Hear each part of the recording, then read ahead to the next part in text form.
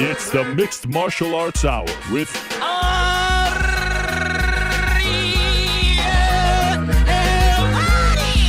The Mixed Martial Arts Hour is back in your life on this Monday, January 29th, 2024. Hello again, everyone. I sure hope you're doing well. Welcome back to the program on this gray, cold, and rainy Monday afternoon in New York City. Great show today. Hope you had an amazing weekend, a relatively quiet one in the world of mixed martial arts. Of course, there was no UFC. Rare weekend off for the UFC. They are back this weekend at the palatial UFC APEX venue. And, of course, we'll be talking about that all week long. There was a couple of boxing events. One overseas, one in Arizona, a Matchroom event, a Golden Boy event. The Big Daddy, of course, was the Royal Rumble. What a time it was. Congratulations to Cody Rhodes and Bayley for punching their ticket to Philadelphia. We did our lottery, and I still don't know, as we sit here at 1:01 p.m. Eastern Time, I still don't know who won. I wanted it to remain a surprise. And so I look forward to that. We'll recap that later in the show. Had a very fun Thursday with my man Action Bronson at the Knicks game. It was action. It was Katie Couric and me just chilling out at the Mecca. What a time to be alive. Very happy to hear the news about Julius Randle's shoulder. Didn't watch any football yesterday. I mean, we are buzzing. We are on fire right now. And like I said, a massive weekend. There was a one championship pay-per-view early Sunday morning. No Sage Northcutt fight. But we got a lot to talk about on today's show with a tremendous six-pack of guests. I look forward to getting into it with them momentarily. As always, we are presented by our good friends over at DraftKings Fantasy Sports. Check out what DraftKings has to offer this season with the code THEMMA Hour, because life's more fun when you're in on the action. DraftKings, the crown is yours. Gambling problem? Call 1-800-GAMBLER. Age and eligibility restrictions apply. Void where prohibited. See DraftKings.com for details. I'm just going to lower my seat here a smidge. All right, so what do we got? Back into the show, we'll recap the weekend that was as far as the betting is concerned. GC had his own action as far as the Royal Rumble was concerned, and then our lottery. I did one with my kids as well, which was a tremendous time. My middle son, Walter, stayed up until the very end. It was a long show, stayed up until the very end, and my other kids fell asleep, but they were all into it, and I enjoyed it very much. And it was quite an eventful week for those covering the world of professional wrestling. Since we said goodbye, Vince McMahon has resigned from his positions at TKO. There's a lot there, and we will get into that throughout the show as well, and especially back into the show, have a lot of thoughts on that. If in short, if all these allegations are in fact true and they are revolting and disgusting, and you know, I know some people like to say like not shocking really, but it's just shocking to read some of this stuff. This has to be the end. This absolutely has to be the end. And it isn't 2 years ago when he walked away. It's a different landscape with Endeavor and TKO and whatnot. This has to be the end. It feels like there's a black cloud hanging over the organization and the business right now, and hopefully they can move on from this and justice can be served, because, I mean, it has been said he has 9+ lives. I don't know if he can survive this one. And if it's true, if all of this is true, he shouldn't be able to come back like he did around this time last year. So there's a lot there. And we'll get into it. And I look forward to getting into it with one of our guests as well later on in the program. So we'll talk to Aljamain Sterling at around 12:40 p.m. Pacific. That's 3:40 Eastern. I always have to rack my brain because I'm talking to them in their own time zones. That's 3:40 p.m. Eastern Time. Aljamain Sterling, who is returning to action on April 13th at UFC 300 against Calvin Kattar in his featherweight debut. He's been active on the grappling scene as of late, but we want to see him fight. And his guy, Merab, is fighting in just a few weeks. And then, of course, the bantamweight title fight is coming up in March. So there's a lot to talk to Mr. Aljamain Sterling about. At 3 o'clock, the original DDP, Diamond Dallas Page, is going to join us. How fun is this? He was actually at the Royal Rumble. He was seen hugging Cody Rhodes at the conclusion of the event as Cody Rhodes is walking back after winning the Rumble. And I thought it was the right call, and I loved everything about it, and I hope that he's able to, quote unquote, finish his story in April. In any event, there's DDP in that moment, and there's DDP at the press conference asking questions. I mean, the guy is everywhere. DDP Yoga, the legend.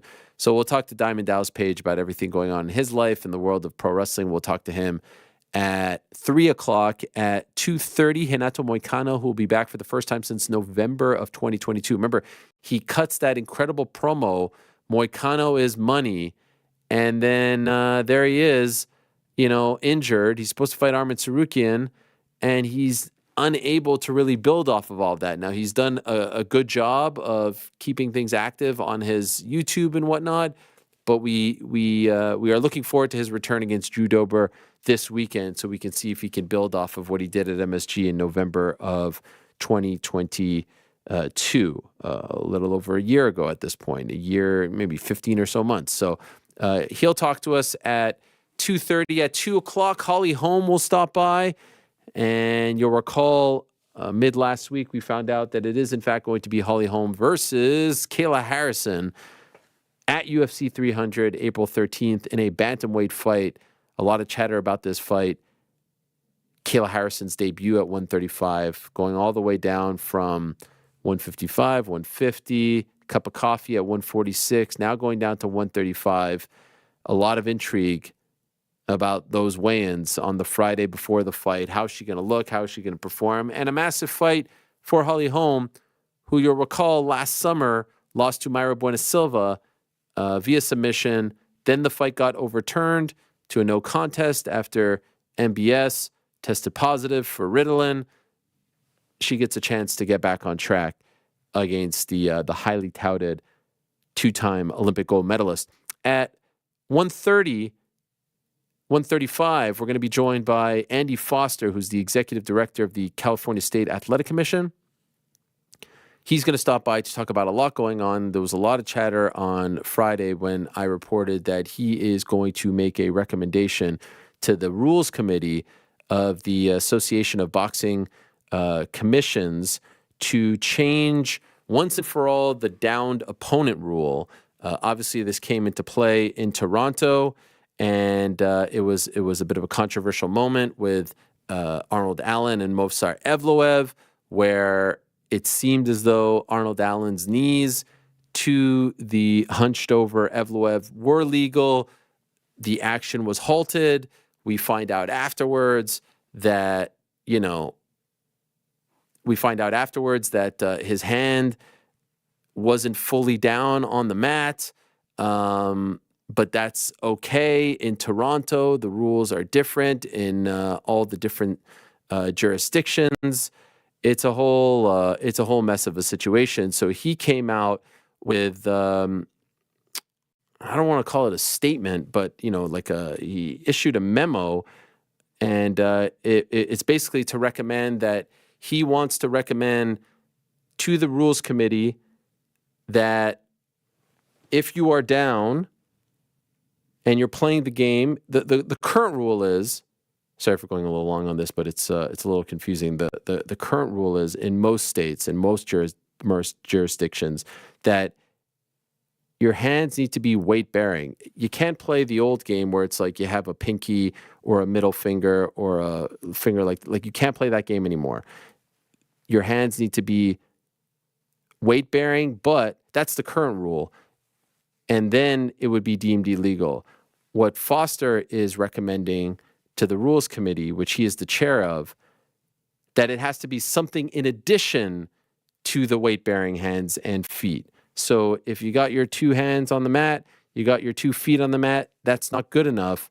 Has to be something else to truly indicate that it's a downed opponent. So it has to be an elbow. It has to be a forearm. It has to be a knee. It has to be something else. And I kind of like this. Now, it leads to the bigger issue, which is, okay, are all the states And are all the provinces, are all the jurisdictions going to abide by this? It has to lead to some uniformity among all the different commissions, because the days of Ontario being different than New York, or Alberta being different than Illinois, or Quebec being different than California, that to me is ludicrous. Like, this sport can't fully evolve, it can't fully progress if different states, different jurisdictions, provinces, states, countries have different rule sets. It just can't. You can't ask the fighters. And by all indications, Mark Goddard, who was the referee for that fight, did tell the fighters this. It's not like he didn't tell them. He did his job. Based on the rules in Ontario, he did his job when he halted the action, and he did his job before the fight when he went up to the fighters to tell them, this is the this is the situation in this province. It's the old rule. You can have one finger on the mat. You can play that game. So he did his job. But you can't ask the fighters to know in real time, to think, to stop, to wonder, hey, where am I? Is this legal? Is this not legal? Like, you can't play that game.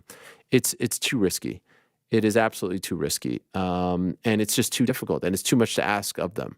So we're going to talk to him about that and his confidence as to whether or not he can get that done. I still maintain that there should be a national commission of some sort so that you can have some uniformity. I don't think that's going to happen anytime soon. I don't think it's going to maybe ever happen in our lifetime, if I'm being honest, but I would love to see it.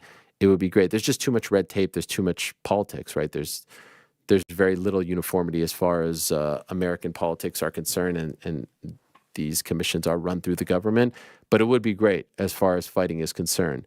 There's been some other stuff that has happened as far as officiating and commissions, rules, regulations, all that stuff and more. So we'll get into that. And hopefully in a matter of moments, we will be joined by DDP as well. The new DDP, Dricus du Plessis, the new UFC middleweight champion.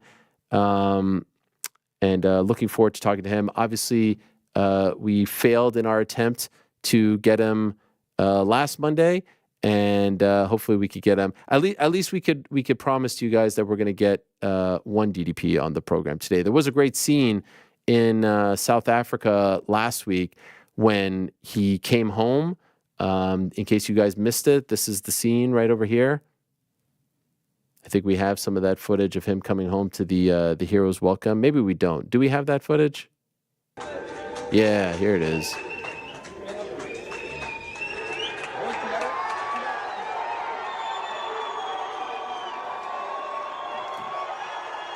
Look at that. Looks like some kind of shopping mall situation.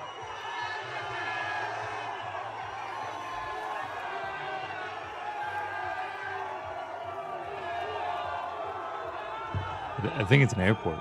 Oh, is it? Yeah, I think it's right when he got back. Wow, that's off the plane? I think so, yeah. He was rocking the jersey off the plane? Shout out. Must be comfortable.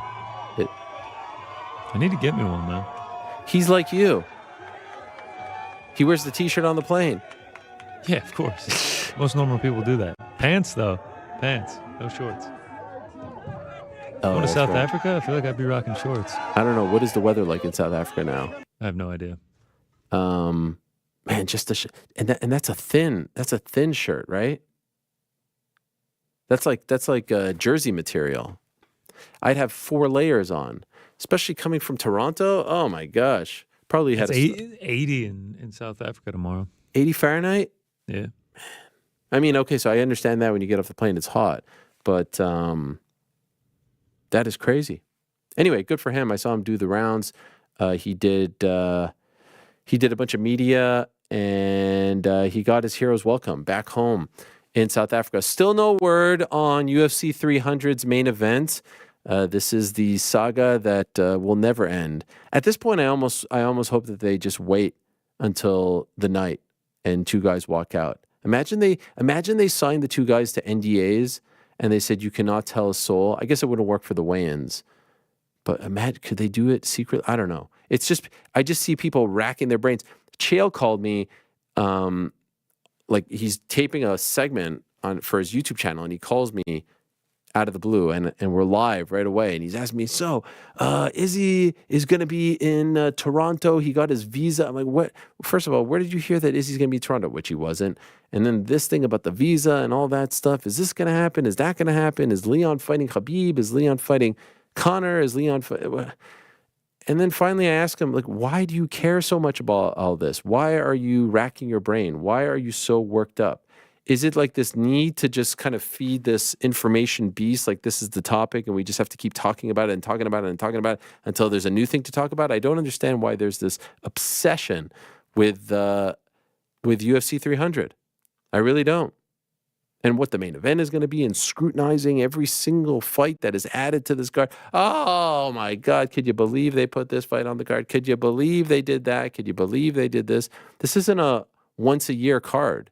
There's going to be another big one in May, and there's another big one in March, and then there's going to be one in June, and then there's going to be one in July, and then in August.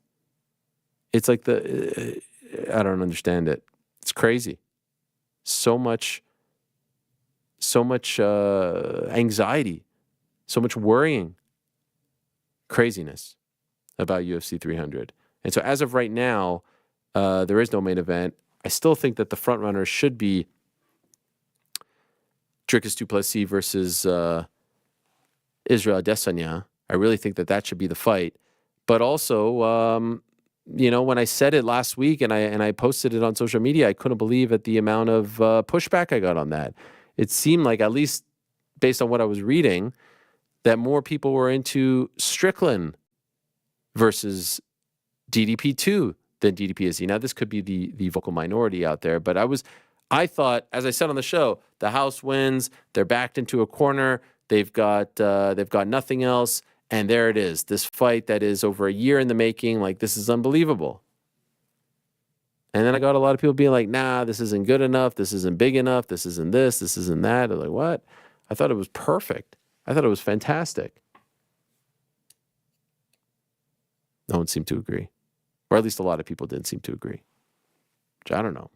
I don't know what else. I mean, they can't do Dricus versus Sean 2 as the main event of UFC 300. Like what? But I have no idea. Did you guys see that? A lot of people were very upset. A lot of people were very mad at this suggestion. UFC 300 has people going crazy, just in their feelings. Losing their minds, right? Losing their minds over this thing. It's one of the craziest things I've ever seen covering this sport. I didn't see people getting mad about Izzy DDP, though. Oh, yeah. Look at my comments. You're really getting it, huh? I was getting it, yeah. Yikes. Yeah, I was getting it bad. I don't know. I didn't see it. No? All right. What do they want it to be? Connor? Chandler? Oh, Connor. GSP versus Khabib. Oh, my God. Speaking of, maybe the story of the weekend, getting the Roadhouse trailer. I've watched that thing about 15 times. You liked it? It looks like it's going to be an entertaining film. I also think I was underrating how big of a part McGregor's going to have in it. It seems like he's going to be like a main antagonist in this thing. Yeah, I thought it was only like a scene or two. It looks like he's like one of the main villains. Knox, baby. No. Knox is on the call. It might as well be done. Have you seen the original Roadhouse? Nah, I'm going to have to watch it. Have you? I'm going to have to see the original, Oh, yeah. Go to Texas Roadhouse, watch the new one. Yeah. Love a Roadhouse. Texas Roadhouse or the movie? The movie.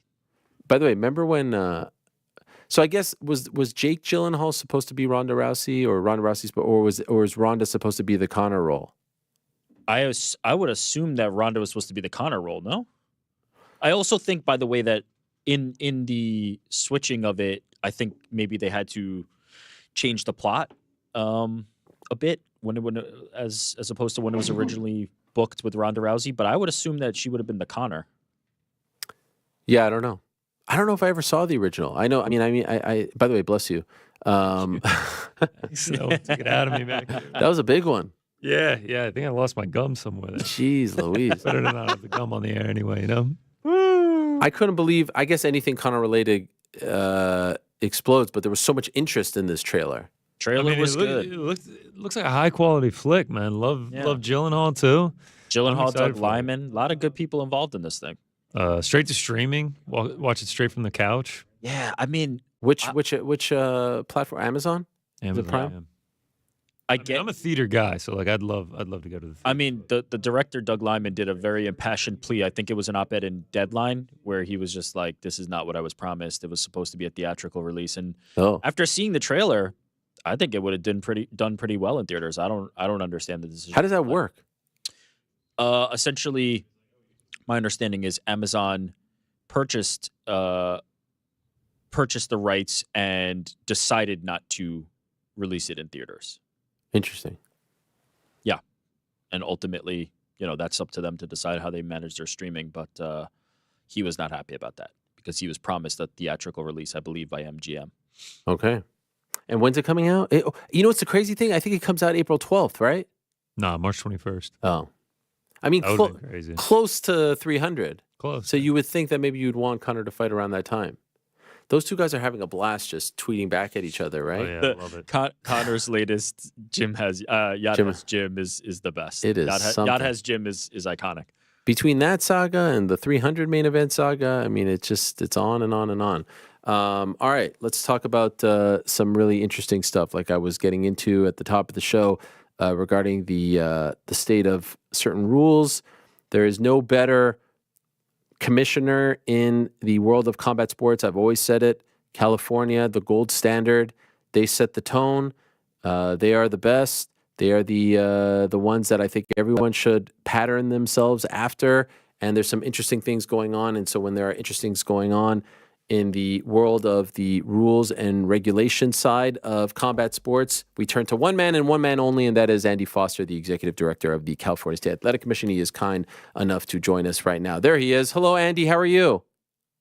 Hi, Ariel. Good to be with you. Yes, it is a pleasure, and thank you for jumping on a little earlier than we had scheduled. I appreciate it very much. By the way, do you have a black eye over there on the left side, or is that just? I know you like to dabble in terms of training, so I wasn't sure if someone caught you there. Yeah, No, I trained Friday. Yeah, I'm okay, though. All right. I like it. Much respect. Much respect. Okay. So speaking of Friday, we spoke on Friday about this downed opponent rule, which came into focus in Toronto at UFC 297 in the Arnold Allen Movsar Evloev fight. You are, in addition to your role as the executive director of the California State Athletic Commission, you are the, and correct me if I'm not getting the verbiage correct here and the title correct, you are the chairman of the Rules Committee of the ABC, the Association of Boxing Commissions, and you are going to propose a modification to this rule tomorrow. There's a process here in play, but I would love to hear from you what your thoughts are on this, what the modification is, and why you want to make this change. Yeah, Ariel, I mean, look, we're going to get rid of the hand. That's my proposal. We're going to get rid of it. If you want to be down, you need to put something else down. Knee, back, anything other than, you can't be standing up, putting your hand on the ground. It's caused too much confusion. A rule that we put in for safety has in fact created an unsafe environment, and it's created an untenable environment for referees to regulate this. They all view it differently. Herb likes weight bearing. Others do different things. Different commissions look at it different ways. You can't have unified rules where the rules aren't unified. And we've got to get rid of this. It's a situation that we, the regulators, have created. It was our creation. It hasn't worked, and we need to fix it. And so, just to be clear, the current rule in most states is that you have both feet on the mat and both hands on the mat. And if it's weight bearing, if the hands are weight bearing, not like your pinky is just like kind of grazing the mat, weight bearing, then that is considered down. What you are saying is you need to have your knee, you need to have your elbow, you need to have your forearm, you have to have something else on the mat as well to be considered down. Is that correct? Well, it's one hand now down, one hand. It was, 5, 6, 7 years ago, John McCarthy brought forward a change, which this was initially what he was trying to get to, but I didn't understand as much then as I see it now. It's caused a lot of problems, and John was a little bit ahead of his time with coming up with that. And I talked to a lot of people. I was like, let's just, how can we make this better? Just get rid of it. Just get rid of it. I'm not to the point though, Ariel, to where I'm ready to go to knees to the head of a grounded opponent on the ground. I'm just not there. I'm not there. Some people are. I've talked to a lot of people. Why don't you just do the global rules, as they call them, or whatever? I'm not there. But when you're standing up, you're either standing up fighting, boxing, kickboxing, doing whatever, or you need to get on the ground and wrestle or do jiu-jitsu, do something. But this idea where you're in this quasi thing where the guy hopes he doesn't knee, if his hand's down, maybe his hand's not enough, the referee. Because look at that fight the other day that you texted me on, and I was getting a lot of text on. He clearly, Alan, clearly did not intend to foul his opponent. And if you go back and you look at it, those are probably legal strikes. I mean, if you just look at it real slow. But Mark Goddard's put in an untenable position, and I felt like he did the very best thing he could do with the situation with the cards he was dealt. But we've got to give them better rules. We have to give the fighters better rules, and we have to give the referees better rules. And so you say you're not quite there yet as far as knees to a grounded opponent, knees to the head, etc. Do you think you'll ever get there? Knees and the soccer kicks, which are obviously very popular overseas, in Asia in particular. Ariel, it comes from experience. I watched a fight back years ago at one of Jamie Levine's promotions where a guy got soccer kicked in the head. And that kind of like turned me off to that because I was cage side when it happened, and it was a pretty damaging strike. I never had saw anything quite like it, and at that time, and I feel like there's limits to this, and that's too dangerous right now for me. But maybe one day I'll get there. They can show me some data or something, but I've got plenty of information on this rule, and this rule's created a situation where the referees don't even agree on what the rule means. Right. How is that a rule? And so tomorrow you make this proposal. Can you tell us, like, what are the steps in order to actually change the rule? I'm going to bring it forward in the Rules Committee. We're going to vote on it. I think it'll pass. I'm going to have a meeting. I talked with Haskell Alexander the other day from the Chickasaw Nation, and I'm going to have a meeting with some of the tribal commissions coming up to discuss the rule. I've already talked to Tim Shipman from Florida. I've talked to Jim Erickson from Texas. I've talked to a lot of folks, and I've found not one person that doesn't agree. Yes, this is a problem. It's not just in the big shows. It's small shows, medium shows. We're seeing this week in, week out where this problem. And even if you go to a rules, so the process is passes tomorrow. I'm going to do the education piece of it to get people educated. That's why I'm on your show today talking about it. People kind of can get built up to it. And then I talked to Mike Mazzulli, and we'll put it on the agenda for the ABC conference this summer and vote on it. And then if it passes in that vote in the summer, does it go into effect right away? Yeah, we'll probably put a little bit of lead time so that we can train the referees just a little bit and get the fighters all prepared, but it will be shortly after that vote because that's why I'm here now. I'm getting everybody ready because I feel pretty confident this is going to pass. And this pertains to just the United States of America, right? Well, and any of the foreign countries that use the unified rules. So if the UFC travels overseas, I think the UFC uses the unified rules. The reason I bring that up is because, of course, this particular fight happened in Canada, and then we come to find out in the aftermath, thanks to Mark Goddard, that the rules were even a little more different, right? It was the old unified rules. So how do we get to the point where Canada, all the provinces in Canada are going by the current unified rules, so there's no further confusion? Well, that's the education piece of it, and that's what I've got to try to do to get everybody educated. Because you can't have the fighters having one set of rules in California and a different set of rules somewhere else. Yeah, It doesn't make any kind of sense. And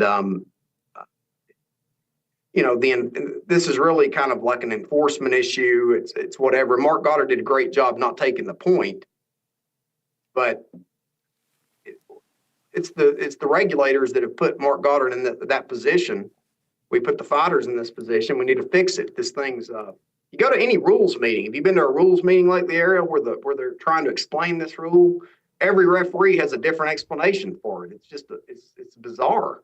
is there any type of cohesion between the commissions in Canada and the commissions in the United States? Like, do you guys talk to each other? Do you share information, share notes, things like that?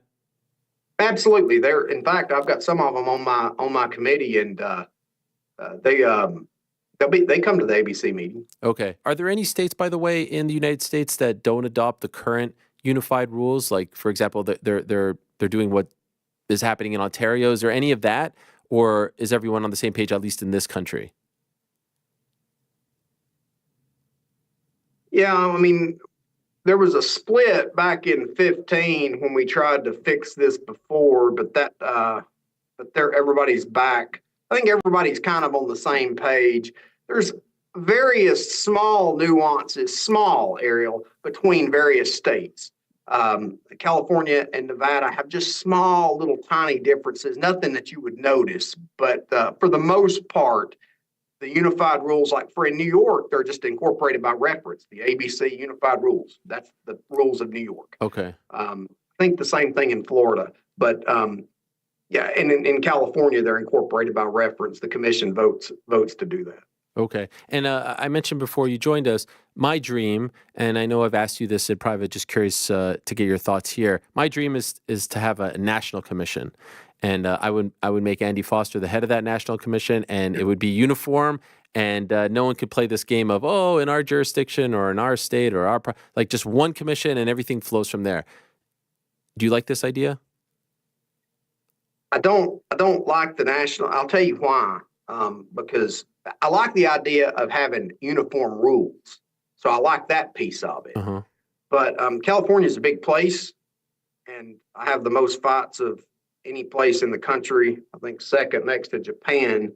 But I'm only one guy, and I have to kind of know the fighters that know of the fighters. I go and watch them. I watch their films. I watch a lot of stuff, and it's hard for me to keep up with all these guys. So I have to have different analytical tools, all the different stuff, and I have a watch list and all the various stuff.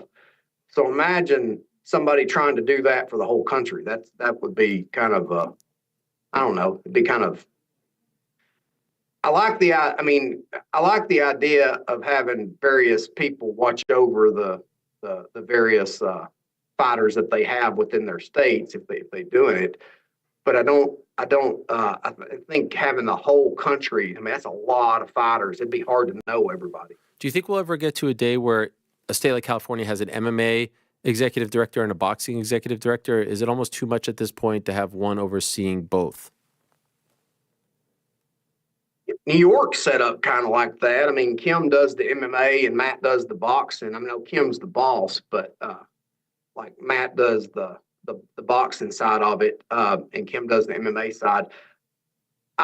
Yeah, I mean, I could absolutely see something like that happening, but I think it would all be under the context of an athletic commission, and you would just have this person does this and this person does that. So if this passes in the summertime, how do you get the word out to all the fighters? And because that's sometimes, I think some of the problems, like things pass and fighters aren't educated enough. Well, I hope you'll help me. That's Okay. why I'm here. Yeah. It's all right. Like, are there rules meetings before a big like UFC comes to town in February, right? Anaheim. Is there any sort of like, hey, this is legal? Is there any sort of like freshening up, or does that not happen before the fights? No, we do that. I mean, we do that every time. I mean, we do it every fight. There's a rules meeting. Do the fighters show up? Yeah, it's required. It's mandatory. Yes, they have to show up. Now, sometimes with like the main event fighters or fighters that are, I don't know, like I don't know, sometimes we do like the main event folks and people with a lot of build up, or if you've got kind of various problems with each other, we do those separate just to keep, everybody cool. But for the most part, everybody gets together if there's no issues, and we talk through it. And that this grounded fighter rule takes up a good portion of the rules meeting, because there's questions about it, and the referees go back and forth. And here in California, we have like a weight bearing type. We want to see you bear some weight or whatever. That's really not written down anywhere. That's just kind of like a rule, because all these things are ambiguous. Like, what is exactly, what's the hand down? And, some people just put the fingers down and hope they don't get kneed in the face. Right. And there's been a couple of examples where Herb just let it keep going, which I think he's right on. But that's what I'm talking about. The fighter thinks they're protected when they're not, and the knee's on its way. And then they find out after the fact that Herb wasn't going to enforce that. Now, he tells them in advance, you need to have weight bearing, but they'll put it down, and it's hard to tell exactly what's bearing weight or what's not in the heat of the moment. The referee's looking at a lot of things. It's a lot cleaner. And by the way, I think it creates a lot more action. Because there's been a lot of stall points where you get there, and maybe if they're a grappler type person, they're looking for a reshot. And if they're a striker type person, they're looking for the knee, like the timing of the knee. It's just a bizarre game that we've created. Stand up and box or kickbox, set up your shot, do something, or get on the ground and grapple. One of the two. You will also be recommending getting rid of the 12-6 elbow rule. Can you tell us why? Yeah, that rule, I don't even know if there's anybody that will disagree with that. That's just a silly. That rule. It's just I mean, what about 11-5 if we're going to use the clock, or 1-7? Those aren't illegal.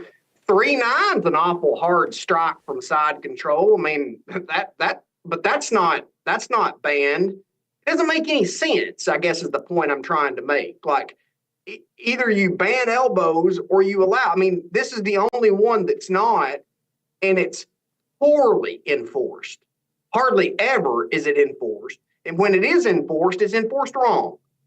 And you certainly shouldn't have people being DQ'd over this, because you go back and you look at the footage and people will make an argument, well, it wasn't straight down. I've had all this.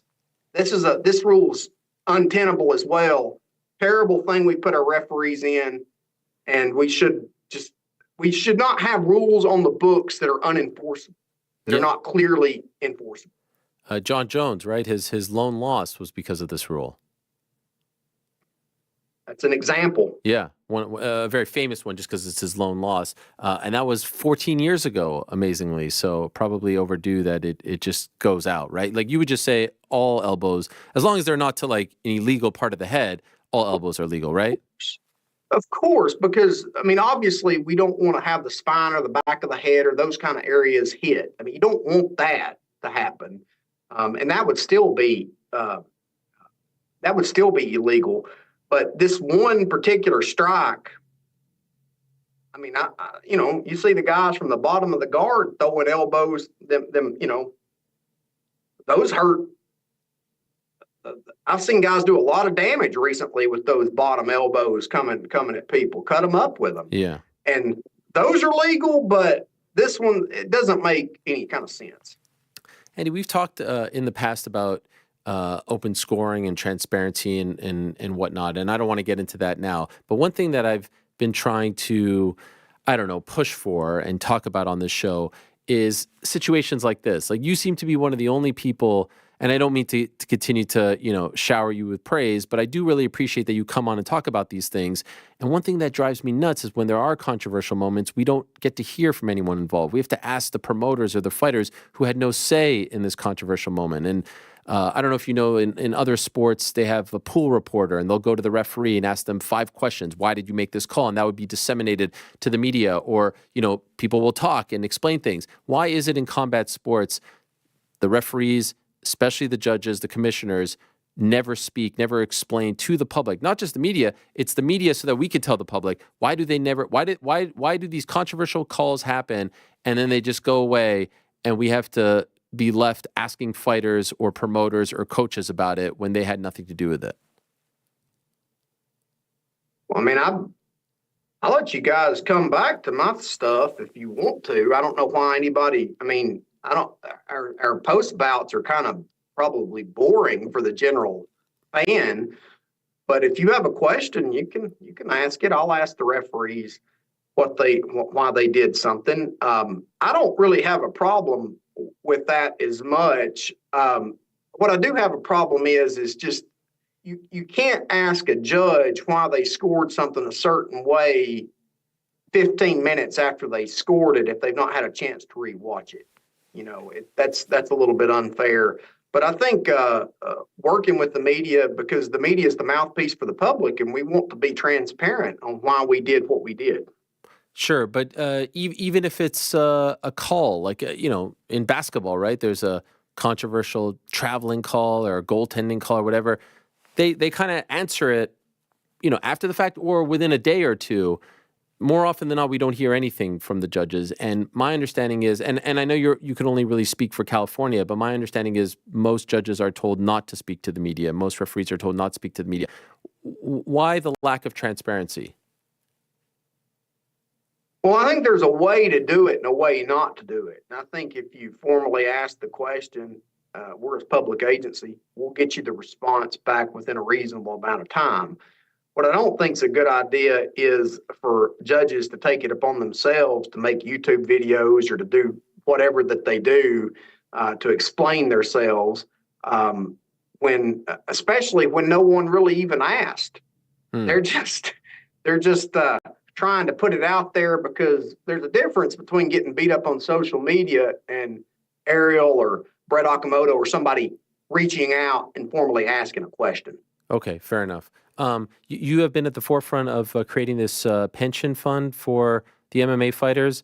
Could you tell us where that stands? Does that go into place right away? And are there any benefits that fighters are feeling right now, or does it take some time for it to build up? Well, no, Assemblymember Haney sponsored the bill last year, and it passed. Governor Newsom signed it, and it's in place. We've already been collecting money on the pension fund, and we're going to build up the fund. It'll take like $1 a ticket. So the UFC that comes, I don't know exactly how many tickets they sell, but let's call it 16,000 tickets, just give or take. They'll give the pension fund $16,000. And once the fighter's in California, it has to be in California, but once a fighter fights 39 rounds, it's like 12 or 13 fights, then they'll vest. And when they turn 50, they'll be able to collect it. We've had it in place for boxing for a long time. Yeah.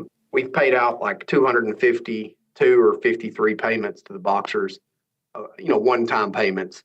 It's not huge money, but for some it is.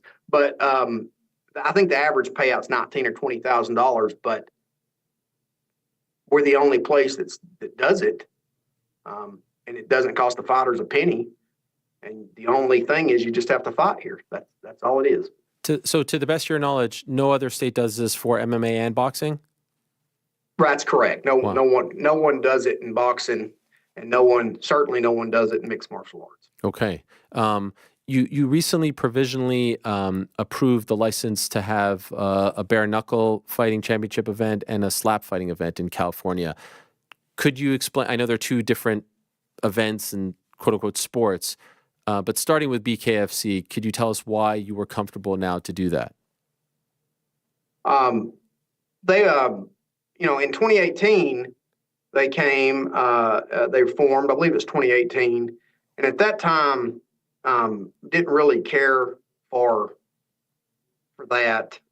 Wasn't really what I was looking for. I was looking at it, but over time, their product has evolved, and it's a lot more.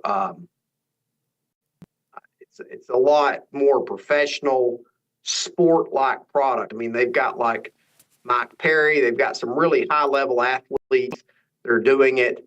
And the big thing was, for me, was the ABC passed the unified rules of bare knuckle, and now that they have rules, and we're talking about 5 2-minute rounds. So we're talking about 10 minutes of fighting. Again, I personally, it's not my personal preference, but I don't regulate taste. I regulate combat sports. And David Feldman approached us, and he went through all the motions and made it happen. And so there's going to be for one, they got a temporary license, right? For so, one event, exactly. So one, and then you kind of look at all the data afterwards and decide if they will get a permanent license, right? Correct. And what about slap fighting? This is kind of the same thing with slap. Nevada had done quite a few. I'm not sure how many. Quite a few. I've talked to Jeff about it quite a bit, and the folks at the Power Slap approached the commission for a temporary license, a provisional license under their rule set. Jeff's had less injuries than he does in the other combat sports. We looked at their data, so they've got a temporary one fight license as well. Can I ask what you think of it? Power Slap? Yeah. Well, I mean, I'm an MMA guy. I like mixed martial arts, but I don't regulate. These are different kinds of martial arts, different things. Bare knuckle, power slap. The world's evolving. Where I thought was kind of interesting. My son, there's this little game, a slap game on the iPad. Yeah. And this was before they had even approached or some kind of slap game. Yeah. And yeah. I said, "What are you playing?" Oh, we're playing. It was a game. Yeah. It was a game. So, and the world's evolving. I did the YouTube fight with Logan Paul and with KSI back before that was a thing. And so I think we have to be adept at how the world and how everything's changing, because mixed martial arts was a back in like 2000 or whenever it was a new thing and people didn't like it or whatever. And the world evolves, the world changes, and we have to kind of be adept to change with things, or at least take a look at it. Right. And that one is also a temporary license as well, right? One event. It is. Okay. Just a couple more, and then I'll let you go. I appreciate the time very much. Late 2022, there was an incident where a particular judge was judging a big event, a Bellator event in Connecticut on a Friday night, and then was judging a UFC event the next night. And the scorecards came into question. Has there been a rule put in place now where that cannot happen? And if so, what is the rule? Well, I mean, I think you're talking about Doug Crosby when he judged the Stotts fight, a Sabatello fight. Look, Ariel, we just did that thing. I'm not going to criticize the judge. I thought that Gordon, the Gordon Pimlet fight was close. Mm-hmm. Okay? I got 1-3 for Gordon. Okay, go back and watch it. Thing's close. It's close. I think you can flip flop them rounds. I mean, some people thought round 1 was easy until that takedown happened at the end of the round.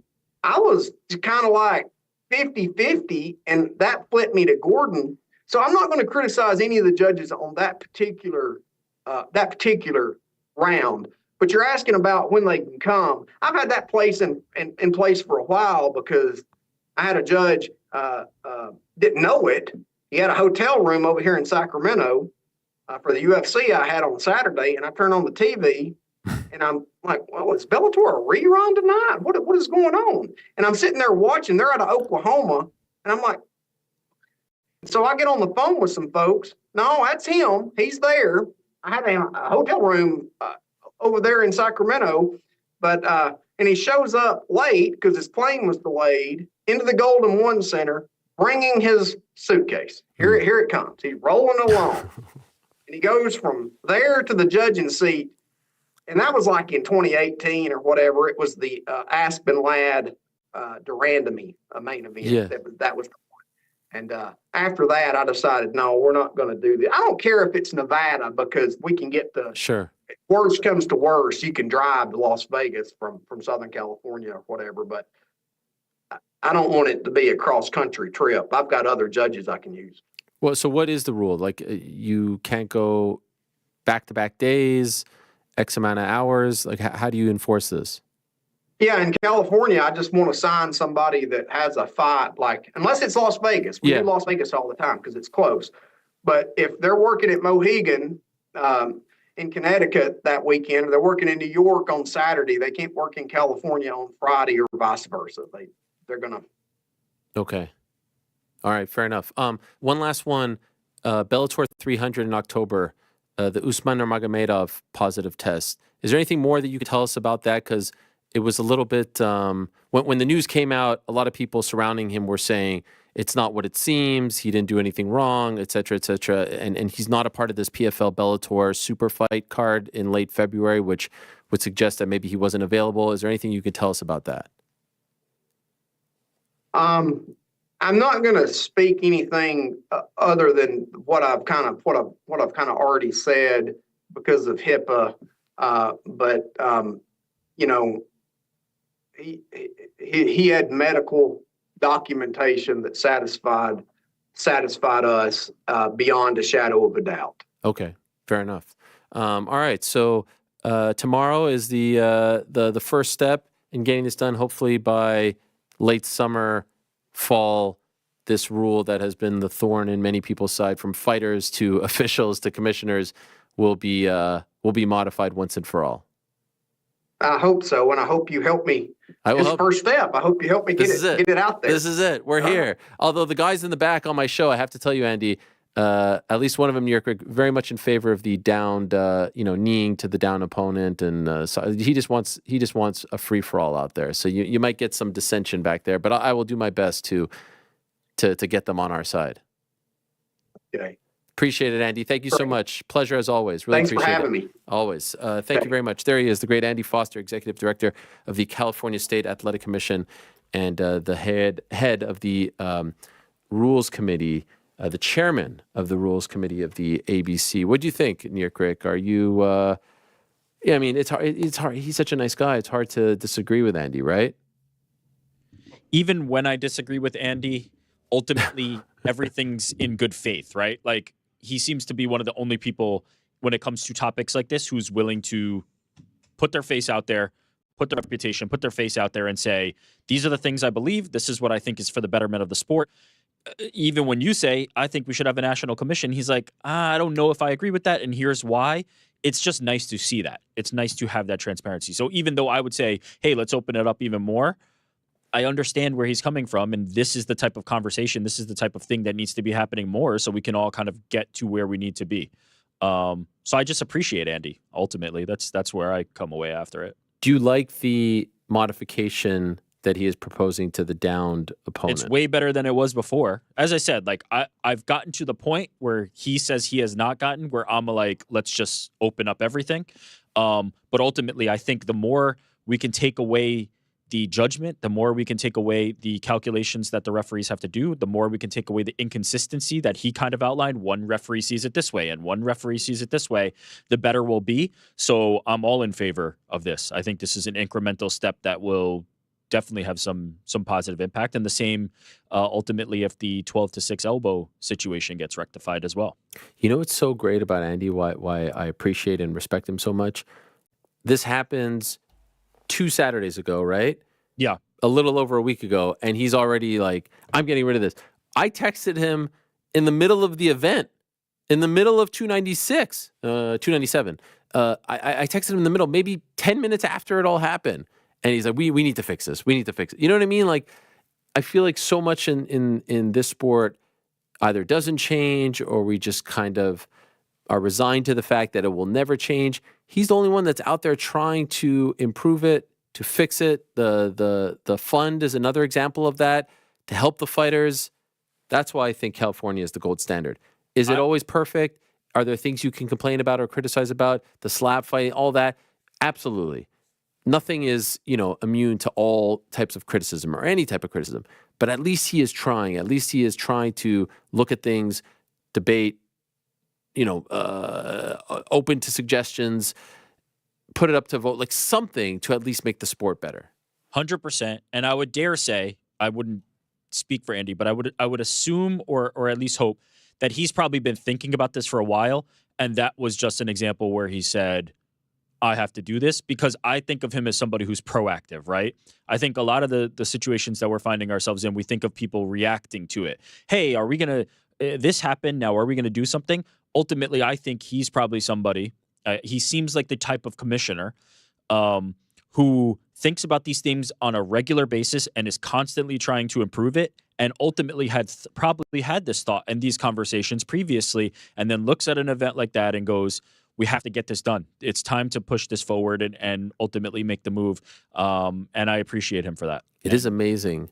Yeah. 14 years after the John Jones Matt Hamill fight, that the 12-6 elbow is still a thing. Yeah, and unless my recollection fails me, it was based on some like ice breaking video where they showed that it was such a dangerous strike that could break the ice block, and ultimately, yeah, it's silly. I mean, how simple was the case that he made? Yeah. What 11-5 elbow? Yeah, Like we do it 9-3. What's the 9-3? What's the? He said it was silly. I think it's silly. I think ultimately everybody thinks it's silly. The fact that it's still around is based on just the fact that it existed previously. I can't imagine that there's anybody. I'm a little really surprised that it lasted this long, that it never came up, to change, to modify, to abolish. It just feels like all of these things are political battlegrounds, right? Like you have to have the people in your favor. You have to be able to put the case forward. You have to get enough votes, and maybe it just was not worth the attempt at to this point. Ultimately, hopefully it goes away. It's a silly one, but to be honest, I also think it has lasted because it's not that relevant, right? The grounded opponent situation has come up so much more frequently than the 12-6, or at least been influential in a lot of the fights that we're talking about. So it was probably one where it was just easy to keep on the back burner and not necessarily something that was super pressing. Whereas this grounded opponent thing, it is so relevant and so prevalent in every single fight that we have. And especially putting strain on a lot of the referees and the fighters themselves, that I think that it might have just been one that flew in the background and under the radar, and this one became more pressing. But I imagine he'll probably get his way and get that done. There's still so much that could be changed, from the scoring, the 10-point must system, judging, all that stuff. But it is nice to know that there's at least one person. And I do think that Jeff Mullins in Nevada does a good job as well, and is trying his best to, there are commissioners who just think that they know all, that they're not open to suggestions, that they're not looking to advance the sport or make the sport better, and be as open-minded as possible. I don't think that we're in a bad place at the moment in terms of the top states and jurisdictions and their leadership. And I also acknowledge that fighting, as far as officiating is concerned, is a tough one, because there is so much gray area. There is so much that is up to interpretation, as he said, with the weight bearing, with the non-weight bearing, with all that stuff. And with it will never be as clean as other sports, and other sports have a ton of controversy. The NFL, it seems like every week there's a controversial call. NBA, same thing. Baseball is evolving. No sport is perfect as far as the officiating is concerned. And combat sports probably at the top of the list because of all the characters involved and all the rules and just the intricacies, and especially MMA, because there's so much involved, from the striking to the grappling, etc. So I am hopeful that things will continue to get better, and it is important to remind ourselves at times that it's just a funky thing to regulate. But as long as we have people like Andy Foster involved in jurisdictions like California, I do feel like the best possible rule sets will be put in place to ensure the least amount of controversies. There will always be, we could have UFC 298 on February 17th, and there's going to be a controversial scorecard but at least you know that he is looking at things, is trying to make things better, and that's ultimately what we can only ask for. I do really think that Canada needs to get on board. Like, even Quebec has some wacky rules. Ontario, isn't quite up to speed. At the very least, Canada needs to get on board with the United States. I mean, what is going on over here? British Columbia, it's all very weird. There was a time where British Columbia, where not all of the jurisdictions within British Columbia, like within the state or the province, I should say, were on the same page. It's all very crazy stuff. So anyway, love those conversations. I know that it's the nitty gritty as far as the sport is concerned, but very important. And I really appreciate him coming on. Not everyone wants to do that. So thank you very much to Andy Foster for that opportunity. In a matter of moments, we're going to be joined by Holly Holm. Holly Holm, the former UFC women's bantamweight champion. It was 8.5 years ago that she beat Ronda Rousey to become the champion of the UFC's 135-pound women's division, a boxing Hall of Famer, a soon-to-be MMA Hall of Famer, and she's going to be a part of UFC 300. She was also close to being a part of UFC 200, you'll recall. She fought Miesha Tate at UFC 196, and one of the greatest women's fights ever. Ended up being Miesha winning, and then, of course, Miesha went on to fight Amanda Nunes in what ended up becoming the main event of UFC 200, even though it wasn't supposed to be the main event of 200. It was supposed to be Daniel Cormier versus John Jones. And if you go back to that period, it was quite the journey to get to that main event as well. They had to wait for John Jones to beat Ovince St. Preux at UFC 197. So very similar in terms of time frame this time around. And it all worked out. And it was probably more of a headache in the end than this one will be because of the John Jones situation. So we've been here before. She returns to action. We don't know where on the card it's going to be. I had originally heard that it was going to be the feature prelim. Perhaps she can give us some insight into that. But it is going to be one of the featured fights on the card in a card which I think at this point, I think it has 10 fights announced. Where is this? How come? I feel like Tapology has to do a little bit better with their SEO. They should be first. It should always be first if you type in UFC 300. Just throw on a tapo at the end. Yeah, but they should be first, right? Why do I get all these other ones? They are the best. When you type in UFC 300? Yeah. Yeah, because, There's so much else. Yeah, of course. You just type it in 300? It comes up first for you? No, I throw a tapo on the end. Yeah, that's what If you're ever looking up a fighter, throw on a tapo at the end. TAPO. Right. So they currently have 1, 2, 3, 4, 5, 6, 7, 8, 9. 1, 2, 3, 4, 5, 6, 7, 8, 9, 10, 11 fights. They have Leon Edwards versus Bilal Muhammad on there, which is rare that they would have this because that has not been officially announced, and there's no guarantee that that's going to be on there. But 11 fights, I could see 1 or 2 more getting added. Obviously, the main event where we currently stand is Jessica Andrade versus Marina Rodriguez, which pissed off a lot of people. Wow. Marina Rodriguez versus Jessica Andrade catching all kinds of strays for the last few days. Sadiq Youssef against Diego Lopez. Holly Holm versus Kayla Harrison. Bobby Green against Jim Miller. Davison Figueiredo versus Cody Garbrandt. Bo Nickel versus Cody Brundage. Calvin Kattar versus Aljamain Sterling. Zhang Wei Li against Yan Xiaonan. Charles Oliveira against Armin Sarukian. Yuri Prochaska against Alexander Rakic. Justin Gaethje versus Max Holloway. Those are the officially announced fights. And, who knows how many of them are actually signed. I mean, there's a lot of early reporting going on, I will just say. Because I keep checking in on some of these, and I'll be like, I haven't signed anything yet. I'm like, what is going on? But, that's the world of reporting. You have to be careful when it comes to that stuff. I know Dana White is the one who's announced the majority of these fights, but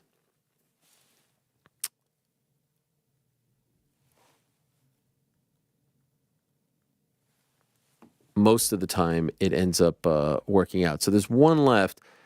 If it's not, is there one title fight, non-title fight, like just random fun fight that could be added to this? I don't know. Like as fight number 12 in addition to fight number 13, that would be the main event. I mean, if you look at the top 15 as far as the pound for pound is concerned, can Usman be added? Yeah, maybe. Aspinall would be a nice one to be added. I would love to see Aspinall on there. Yeah. Aspinall would be a great one. Aljo's already on there. Strickland, maybe as a like a backup fighter, if the main event is a middleweight title fight. Sean won't be. Charles already there. Alex, maybe. I'm trying to think if there's like another. If there's another like big time fighter that they could.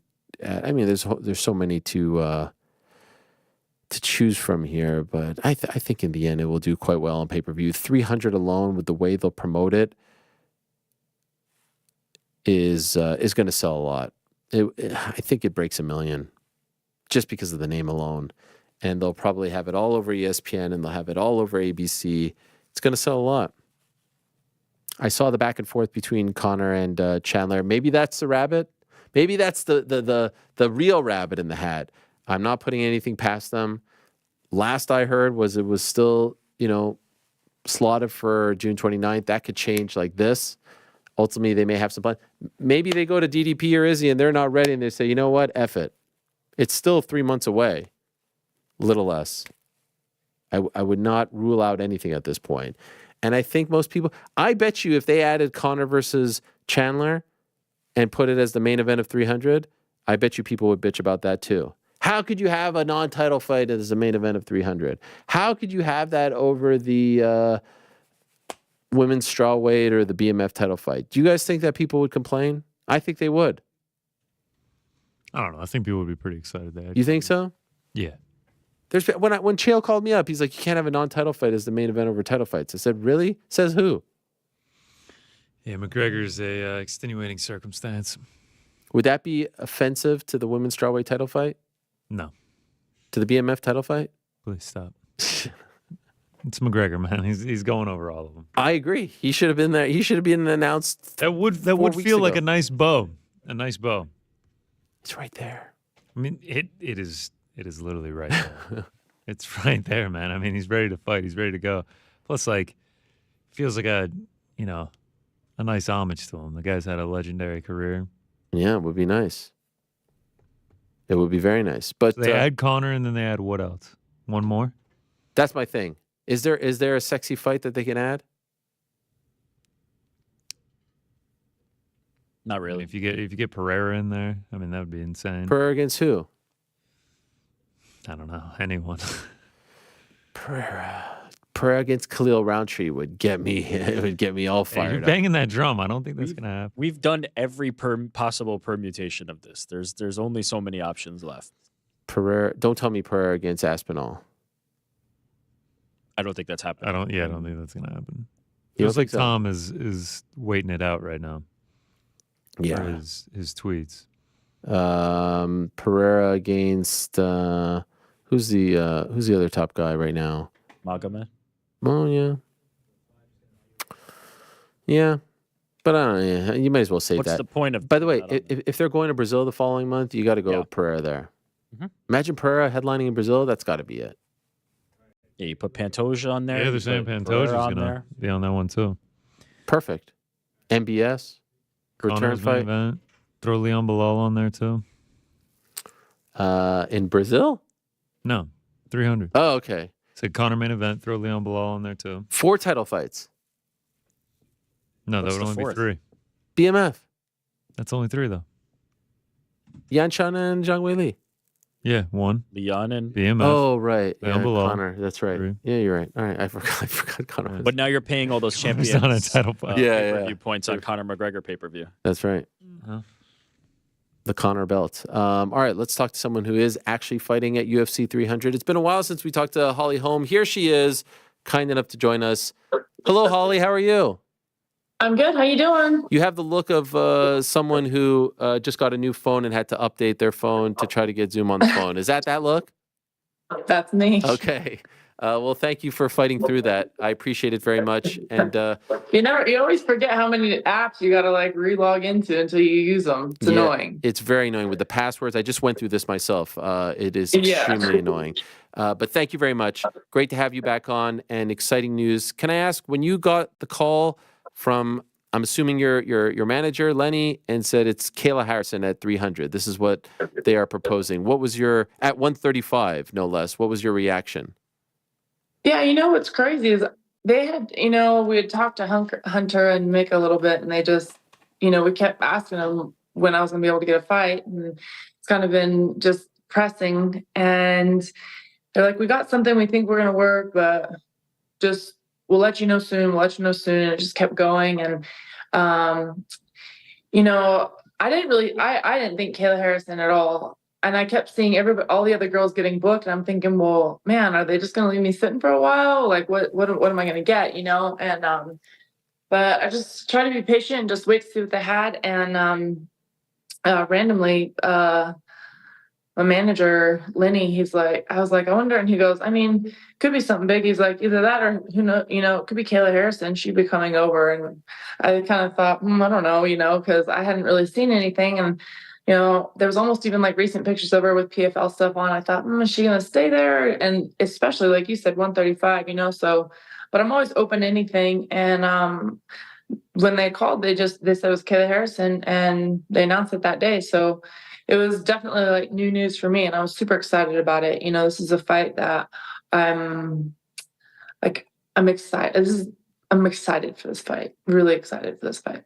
You emphasize excited. Would that suggest that maybe the last couple fights there were some that maybe didn't make you feel excited?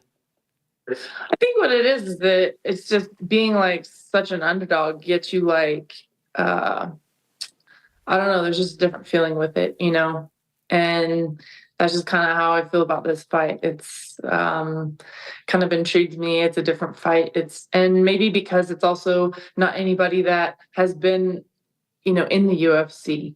That's been, because your mind's like on all these other people. So when this came in, it's just kind of I don't know, it's just a new journey, a new page, a new fighter to really think, this could be one of those epic fights in history. So Do you feel disrespected by the line? I think you're like a plus 350 underdog, whatever that all means. But like, do you feel disrespected that it seems like they think that she's just going to go in there and steamroll you? I don't ever see any disrespect with anything. I think that's just how sports go. It doesn't bother me. That's not how I feel about myself, and that's what matters at the end of the day. So I know that I am capable of winning this fight. I know that I have what it takes. And yes, it's going to be a lot of hard work. It's going to be, probably a pretty intense emotional fight camp and all that, because you put your heart and soul into it. But that's all right. That's why we do this. Are you surprised she's fighting at 35? She's only fought at 45 once, 146 in Invicta. Other than that, it's been 55 or 50, now going all the way down to bantamweight. Does this surprise you? Yeah, that's like if somebody was to tell me, I mean, I don't really know what she walks around at, how much water she drops. I don't know all those details, but for me, it's like if somebody was to tell me I got to go to 125, that I couldn't make 125. So yeah, that is, you think about that, and that is a concern. But I feel like, she's a professional, and she's not just been in MMA, but obviously other professional sports and her judo and everything. So, I give that confidence in her that she's going to make weight. Is part of the appeal here thinking that like she's going to deplete herself to get to 35 and that will play into your advantage? I think that there's a lot of, I don't know, there's a lot of details around that. I mean, somebody can be depleted, but somebody can be faster if they're not carrying around extra weight too. So I guess we'll just see what happens when we get in there and we get to the fight. I do think that, like I said, I don't really know her history. I don't think she's ever missed weight. You know what I mean? So I think she's going to be professional about it. But as long as it's not one of those things where as long as, I'll get close enough and then hopefully just, still get the fight and nothing like that, be professional about it and make weight, and it's ready to rock and roll. I was just going to ask you about that. I'm sure you guys have talked about it. Like, what if, and to your point, she's a 2-time Olympic gold medalist. She is the ultimate pro, but what if she misses by 2-3 pounds? Some people are open to this type of thing, like give me the money and I'll fight. Others say absolutely not. Ultimately, she has to hit 136, right? Because it's a non-title fight. What is your stance on this sort of thing? I'm on the stance that you need to make weight. that's just how it is. And I think that her mindset should be on, I'm going to make weight, because she took the fight at 135. So I think that that's just as simple. I think it's simple. I don't think it should be super detailed. You know, I know, gosh, like you think about the fight, it was a Wonder Boy, you know, his opponent came in 3 pounds over, and people were like, oh, it's only 3 pounds. And he's like, well, yeah, if it's only 3 pounds, then go lose the 3 pounds. Yeah. You know what I mean? If that, like, there's 2 ways to look at it, right? So, oh, it's only this, or, well, it's only that. So it's like, you know, you can look at it from a lot of different angles, but as a professional, it's just, I just gotta make weight. I work hard to make my weight, so I expect the same. And often those 3 pounds are the toughest, right? For sure. The Yeah. last 3 are always the hardest. Right. So it's and I think that they're, you know, for the most part, I feel like a lot of fighters, they make weight, you know. And then there's some that are notorious for missing weight, and you know, it's hard to say with her because she hasn't fought at this weight before, so we'll see what happens. Are you someone who like, I know she fought for PFL and there's a lot to watch out there, but did you keep your eye on her? Are you familiar with her? Or only now do you have to catch up on her? Are you familiar with her game? Have you watched her fights? I've watched her fights just when I've watched PFL, and it's not that I've watched every single one of her fights. I've definitely, you know, tuned in, but it's not like I really like sat down and watched her as like, okay, if I was to fight her.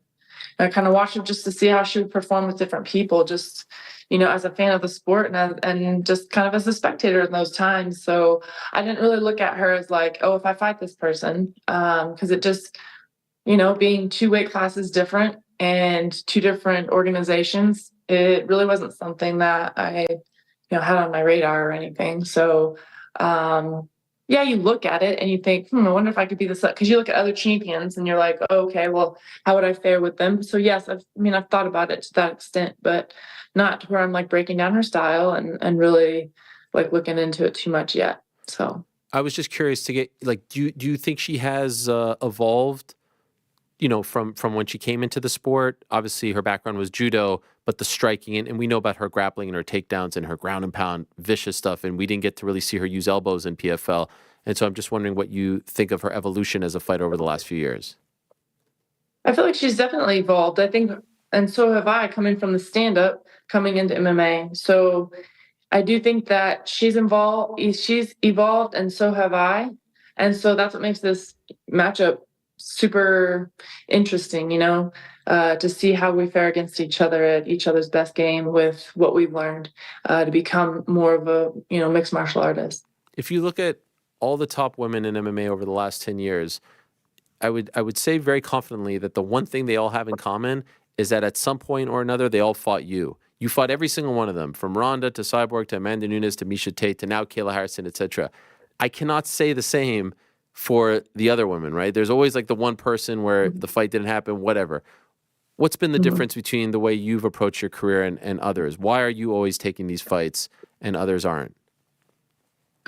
When I first started fighting, as I was getting into some of my first title fights, I would see some of these girls, I would see this huge record and be really nervous. And then I would start to look at who they fought, and they'd be like 2-0, 1-0, 2-0, 1-0 for, you know, 12 fights straight, 20 fights straight. And I was like, man, I don't want to be like that. Those kind of victories can't even feel that good. And I always wanted to make sure that I fought the best. And I didn't want to be, you know, term like paper champion. I didn't want to be like that. And yes, there's more risk with it when you're fighting the best. And I do take pride in the fact that I've fought the best while they were currently the best. Not after the fact, I want to fight the best when they're the best, because those are the fights to take. Those are the most nerve-wracking fights. Those are the most intense. Those are the most, you know, you have so much to lose.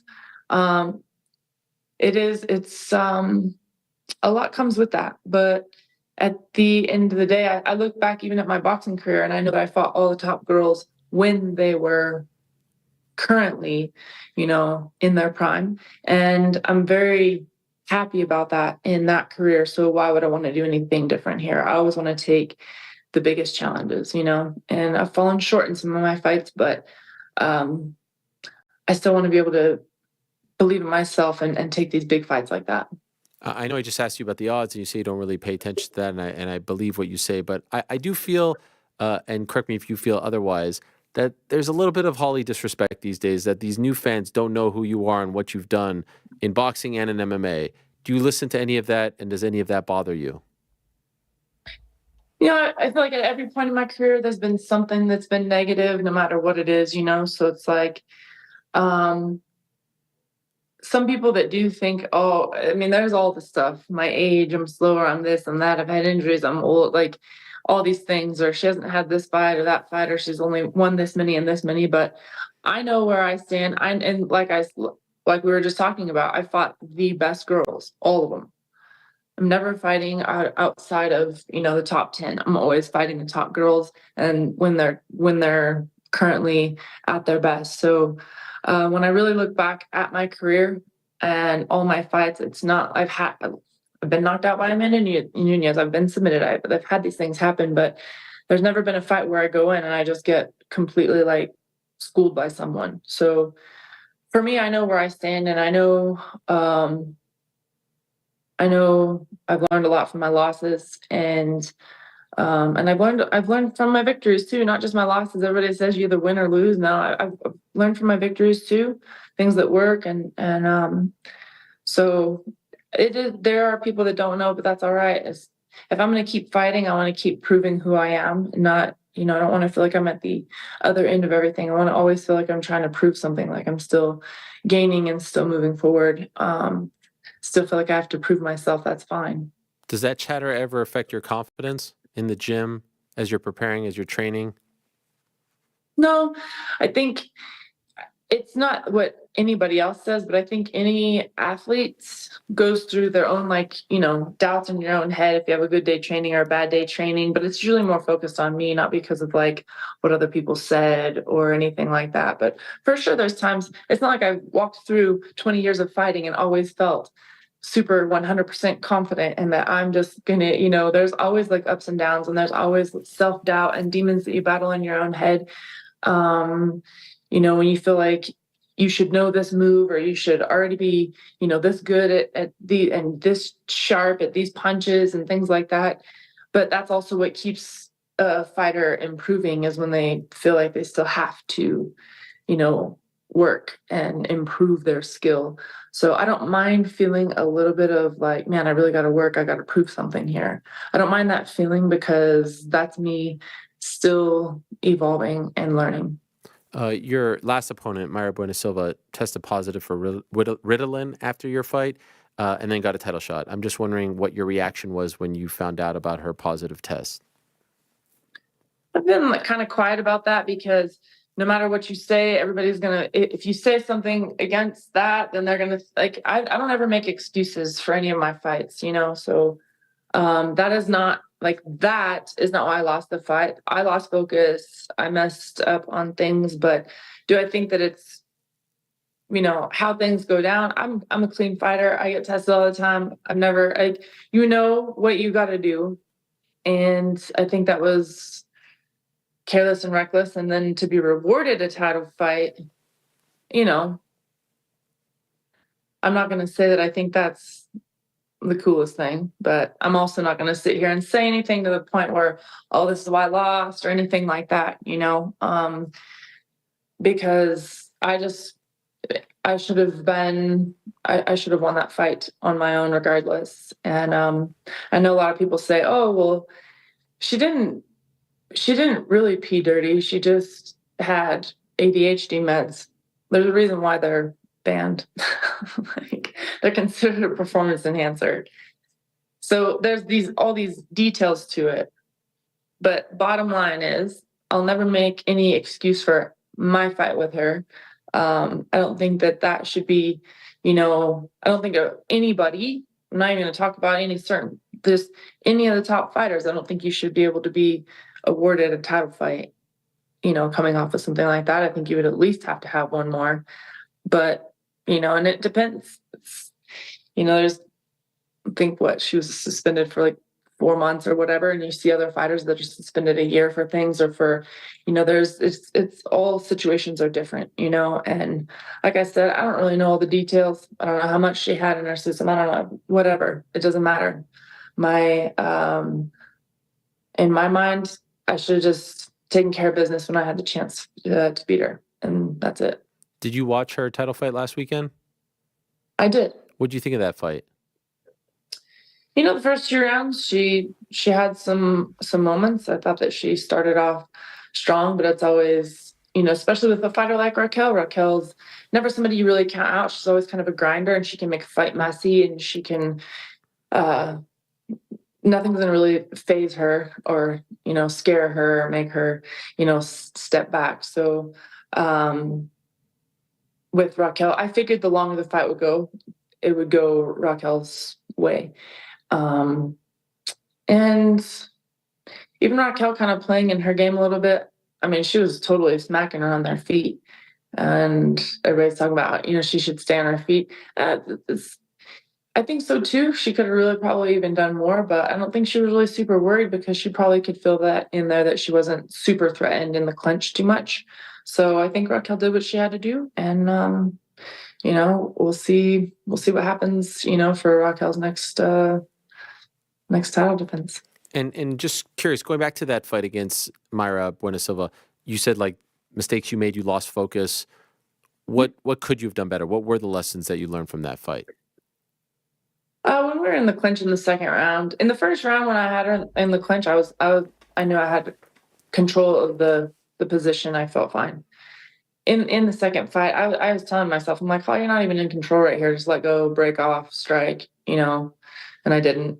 And I just, I don't know. I had a lot. There was a lot.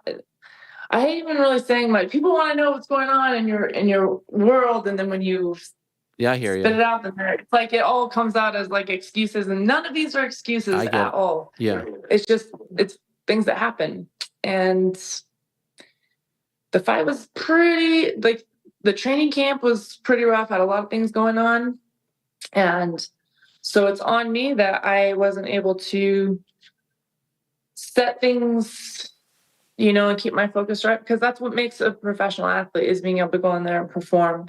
And everybody has something going on in their life. So, and I think I just, I really just didn't stay focused 100% of the fight, and that's my fault. Getting on UFC 300, does that mean anything to you? Like, does that make this fight feel extra special in any way?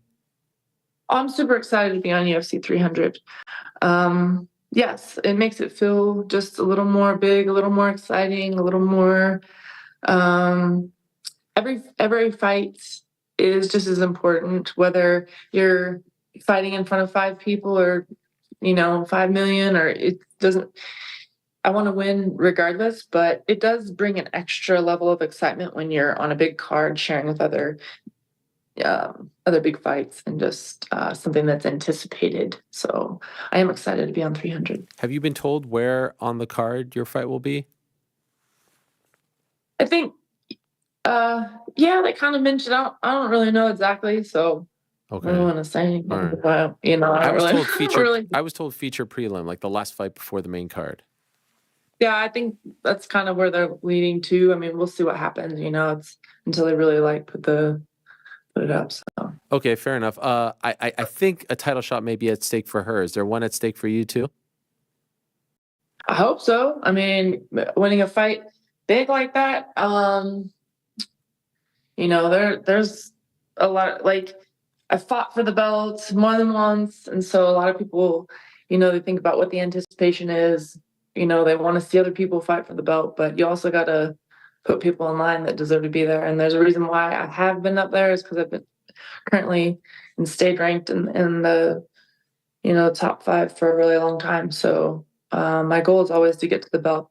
If I'm not fighting for the belt, I don't want to be fighting at all. If I don't have some kind of path to the belt, I really don't want to do it, because I'm not just fighting for a payday. I'm not just fighting for fun. I'm not, it's with a goal in mind. And so, yeah, that's always it.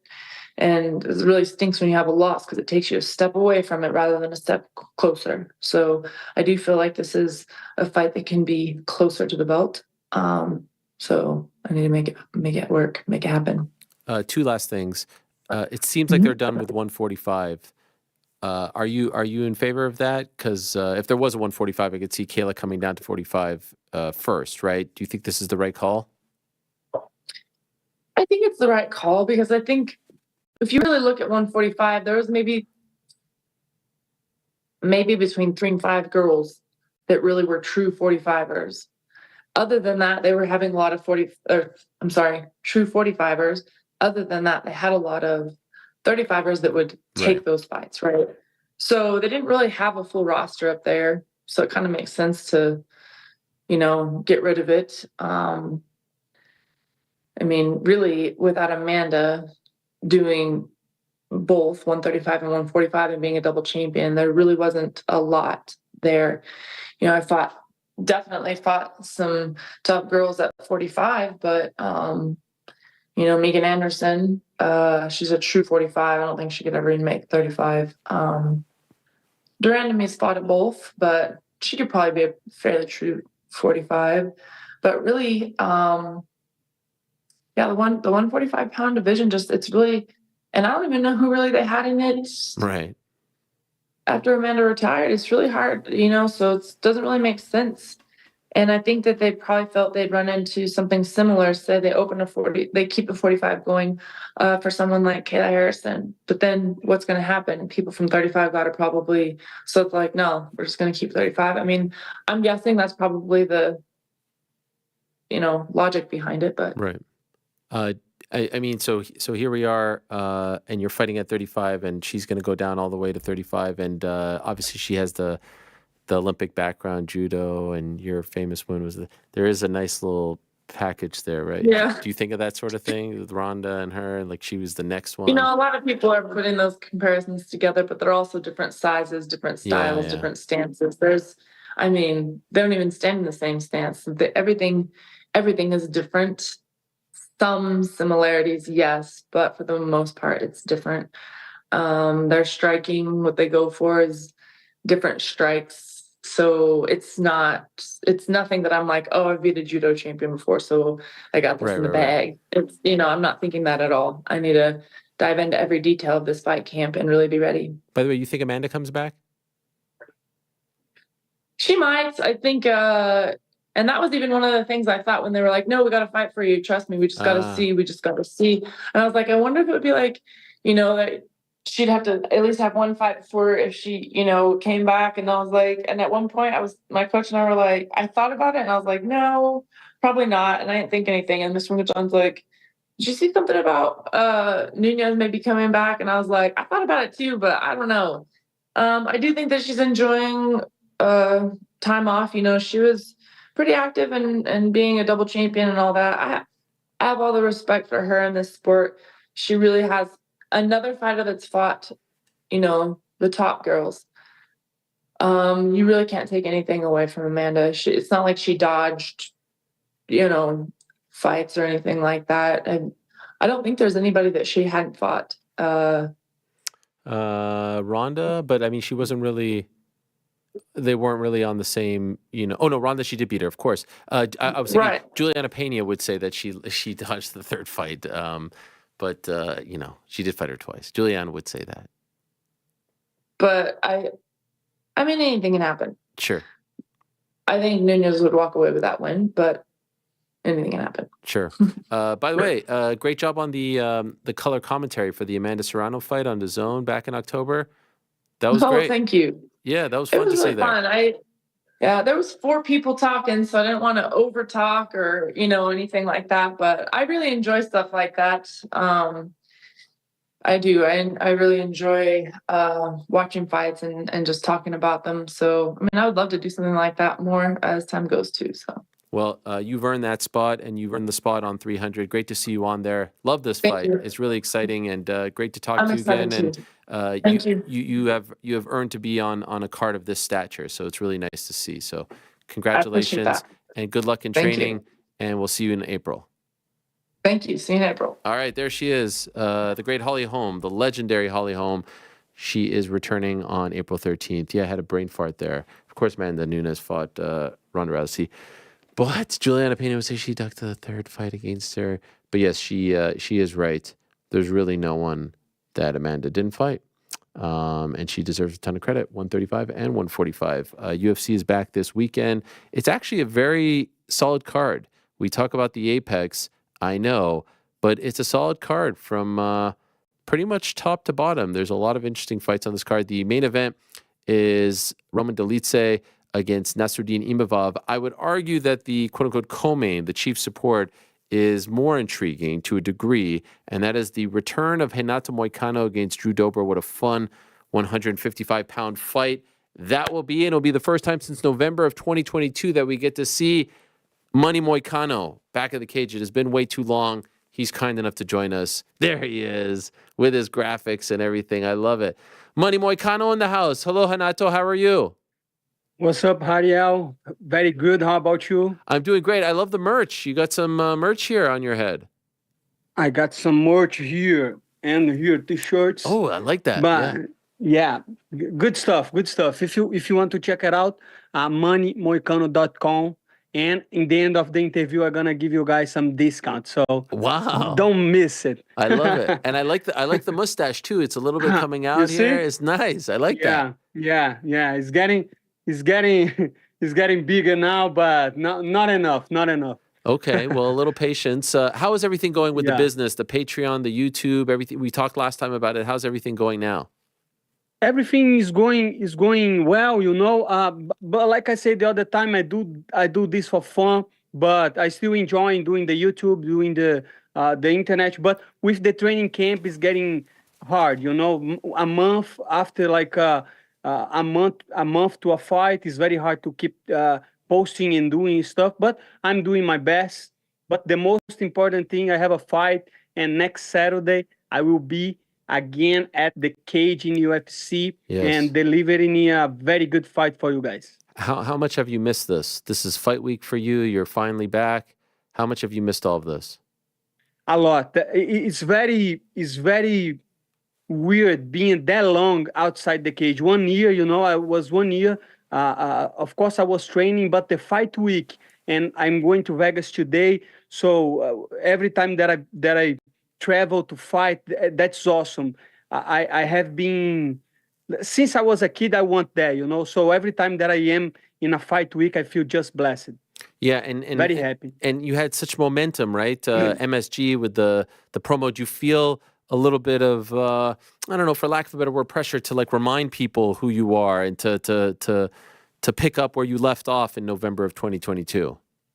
Not really. No. Not really. Nice. No, not really. Because in the end of the day, I do this for myself. You know, I don't do this for people. And even though fans, they like it, you know, like you say, that's been too long. I'm outside. Probably people forget about that, but that's okay. You know, I am fighting for myself. And this Saturday, I want to deliver a great performance. If people like, that's okay. If not, that's okay too. You know, this is business for me.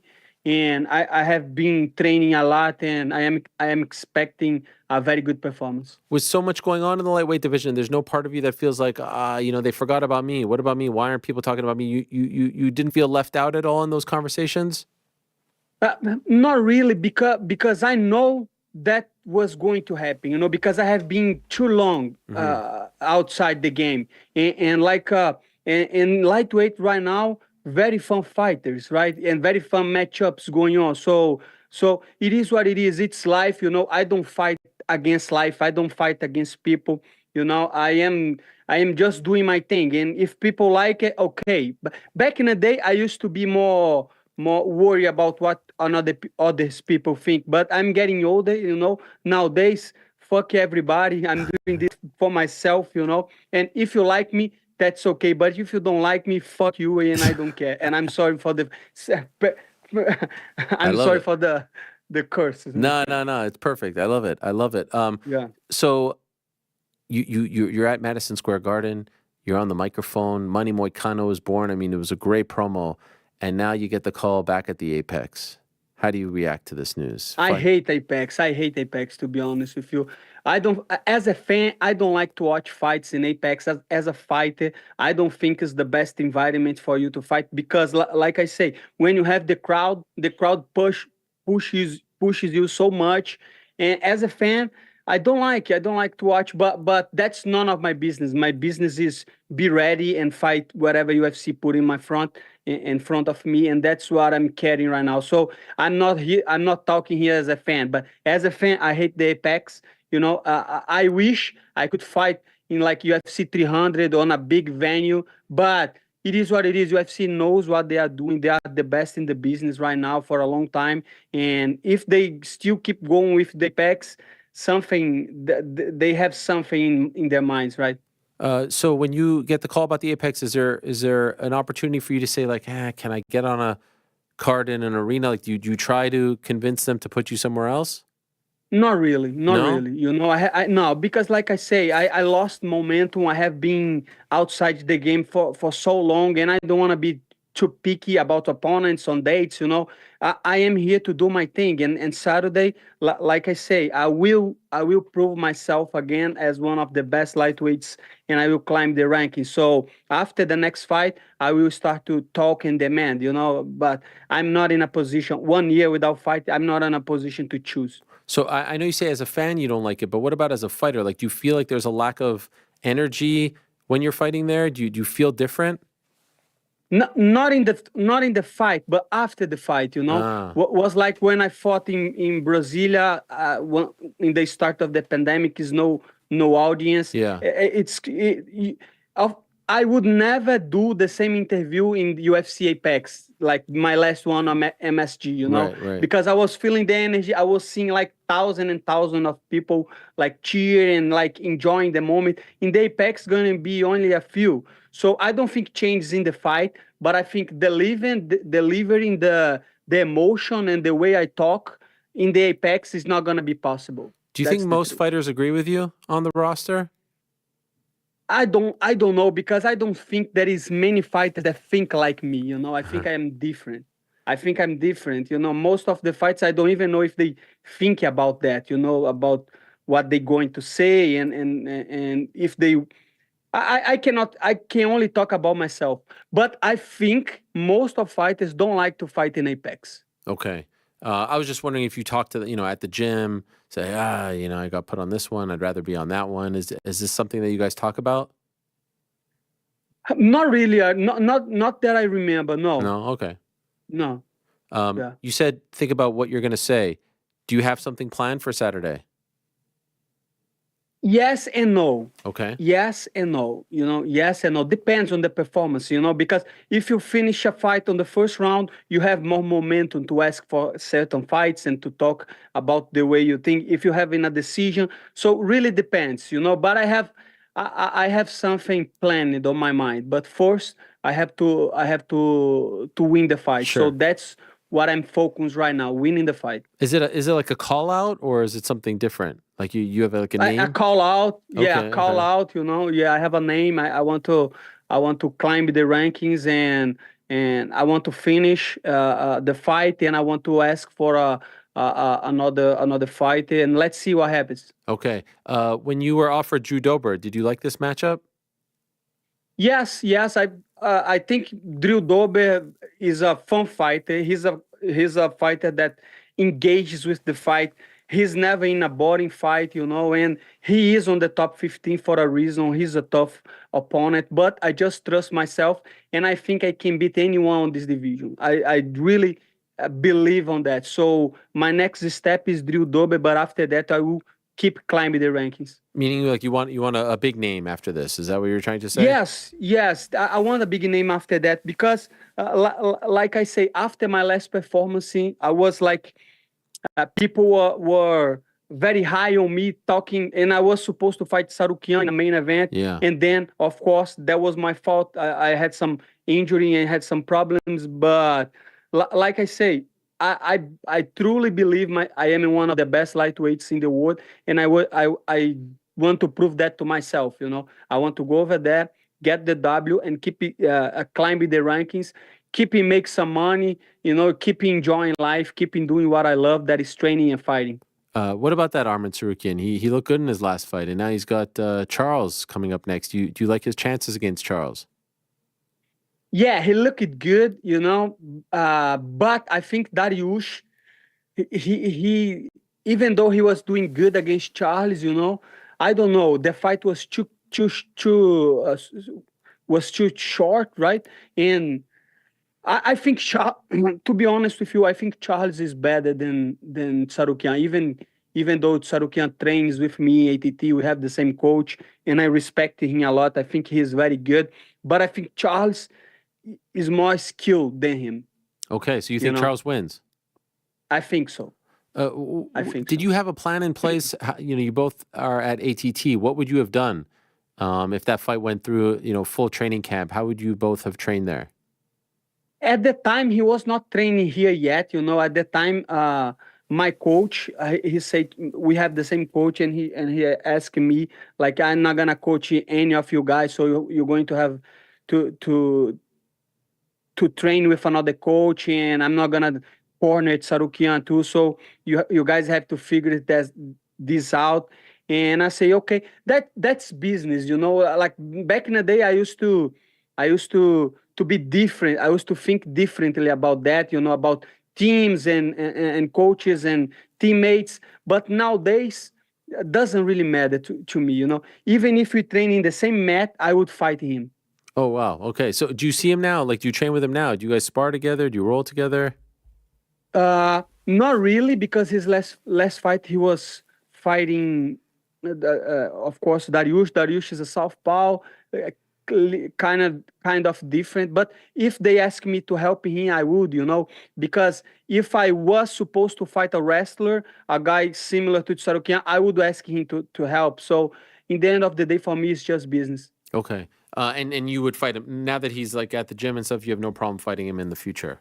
No, not at all. Not at all. Well, can I ask your opinion? There's this fight, and there's also Dustin Poirier and Benoit Saint Denis. Then we thought maybe Gaethje would fight Islam, but Gaethje's fighting Max, and it feels like we've gone into the habit of like Islam just fighting once a year now. How do you feel about this? I feel like his last performance was very good. Yeah. You know, he of course was a short notice for Volkanovski, but to finish Volkanovski like that, a head kick and that give him some hype. You know, he's the champion, and that shows how MMA is unforgivable, because before the fight, everybody was saying Volkanovski is the greatest of all times and this and that, and now people think Topuria going to beat him easily. I don't know why I say that, but my mind, when I talk about MMA is so fast. But I don't know. I think most of the champions, they do that, right? They fight once or twice in a year. I don't like it, but again, it's not up to me. It's up to UFC. Those three fights happen. Which winner do you think should be the number one contender?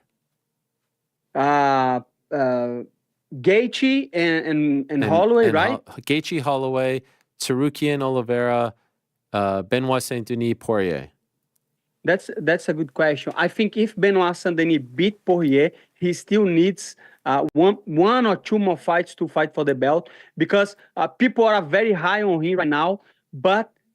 And he's good. Don't get me wrong. But if he beat Dustin Poirier, he's going to be on the top 5. But he didn't face a guy like Justin Gaethje or Fiziev or Matheus Gamrot. He beat Frevola, right? Mm-hmm. And Thiago Moises, and I don't remember who else. Was a very impressive performance, but he's still number 12, I think. So I think he needs more. Even if he beats Poirier, I think he needs one more fight or even two, because and I know UFC likes him. I know UFC will push him, but I would not like him to fight for the belt if he beats Dustin Poirier. If Dustin Poirier beats him, I think he, of course, because the history, I think he would fight for the belt. And I think the fight that makes more sense, and Tsarukyan and Charles, I can see them fighting for the belt. But for me, would be Gaethje and Holloway. Holloway, because of the history, he's one of the best UFC champions ever, in my opinion. Like, he beat Jose Aldo 2 times. Very skillful. He's been on the top for I don't know how many years, and just Gaethje is just beating everybody, right? He beat Fiziev, he beat Dustin Poirier. For me, Gaethje is the guy to fight for the belt, but I hope Max Holloway beats him and fight for the belt. Why is that? I don't know. I am a fan of Max Holloway since I was on the 145 division. I like Max Holloway. He looks like a genuine guy, right? A humble champion, a guy that I don't know. He deserves his success, and like being a 45 going to 55, I just hope he wins. Are you surprised that this fight happened only because if Topuria beat Volkanovski, you could say Holloway would be next for the 145 belt, and we thought that Gaethje was next for Islam, but instead they're fighting for the BMF title, and Holloway's moving up to 55. And in 2019, he moved up to 55, and it didn't go well against Dustin Poirier. So I was a little surprised it got made. What did you think? I think it was just because UFC 300, right? Because yes, yeah. Because in the end of the day, the hype was so big about UFC 300, and when they start to match up the fights and show the fights, was not that big show, right? Yeah. And I think they try to make something special of the BMF and Gaethje and Holloway, and I think it's a fun fight. And like I say, I hope if Max Holloway beat Gaethje, he fights for the belt on the 155. But who knows, right? There's a big debate. What is going to main event UFC 300? What does Money Moicano think? What's the money main event? I was thinking about that, and I don't have a clue about that. I don't have a clue because it's not gonna be McGregor, right? McGregor is fighting Chandler. Yeah. John Jones is hurt. I don't know, but if they don't pull out something big, people are going to be disappointed. What do you think of the card so far? Let me see the card. I don't even remember the the whole card. Tapologies. I like to go to Tapology. Yeah, I'm here. Like, just engaging Max Holloway. The co-main event I don't like. Which one's that? Zhang Weili? Zhang Li and Yang. I don't even know the other girls. Zhang Li, of course, I know. Prorasha and Rakitic. I don't think that's a great fight. Calvin Kattar and Aljamain Sterling, I think, is a great fight. And I don't think it's an easy fight for Aljamain Sterling. I agree. You know, I don't think that's an easy fight for Aljamain Sterling. Calvin Kattar, very long. I have fought Kattar before. So, very good jab, long, very good takedown defense, very tall. That's not going to be an easy fight for Aljamain Sterling. Let's see. Bo Nickel, of course, everybody wants to see Bo Nickel, but Cody Brundage, he's not that good. And it's going to be an easy fight. That's my opinion. I love Charles Oliveira and Sarukian. I think that's going to be a good fight. Davison Figueiredo and Cody Garbrandt, good fight. Bobby Green and Jim Miller. I think that should be the co-main event. Bobby Green and Jim Miller. And I'm being honest with you. I think UFC make a very good matchup. You know. Bobby Green, Jim Miller, UFC 300. Yeah. Both guys deserve. Jim Miller, veteran. I don't know how many fights in UFC.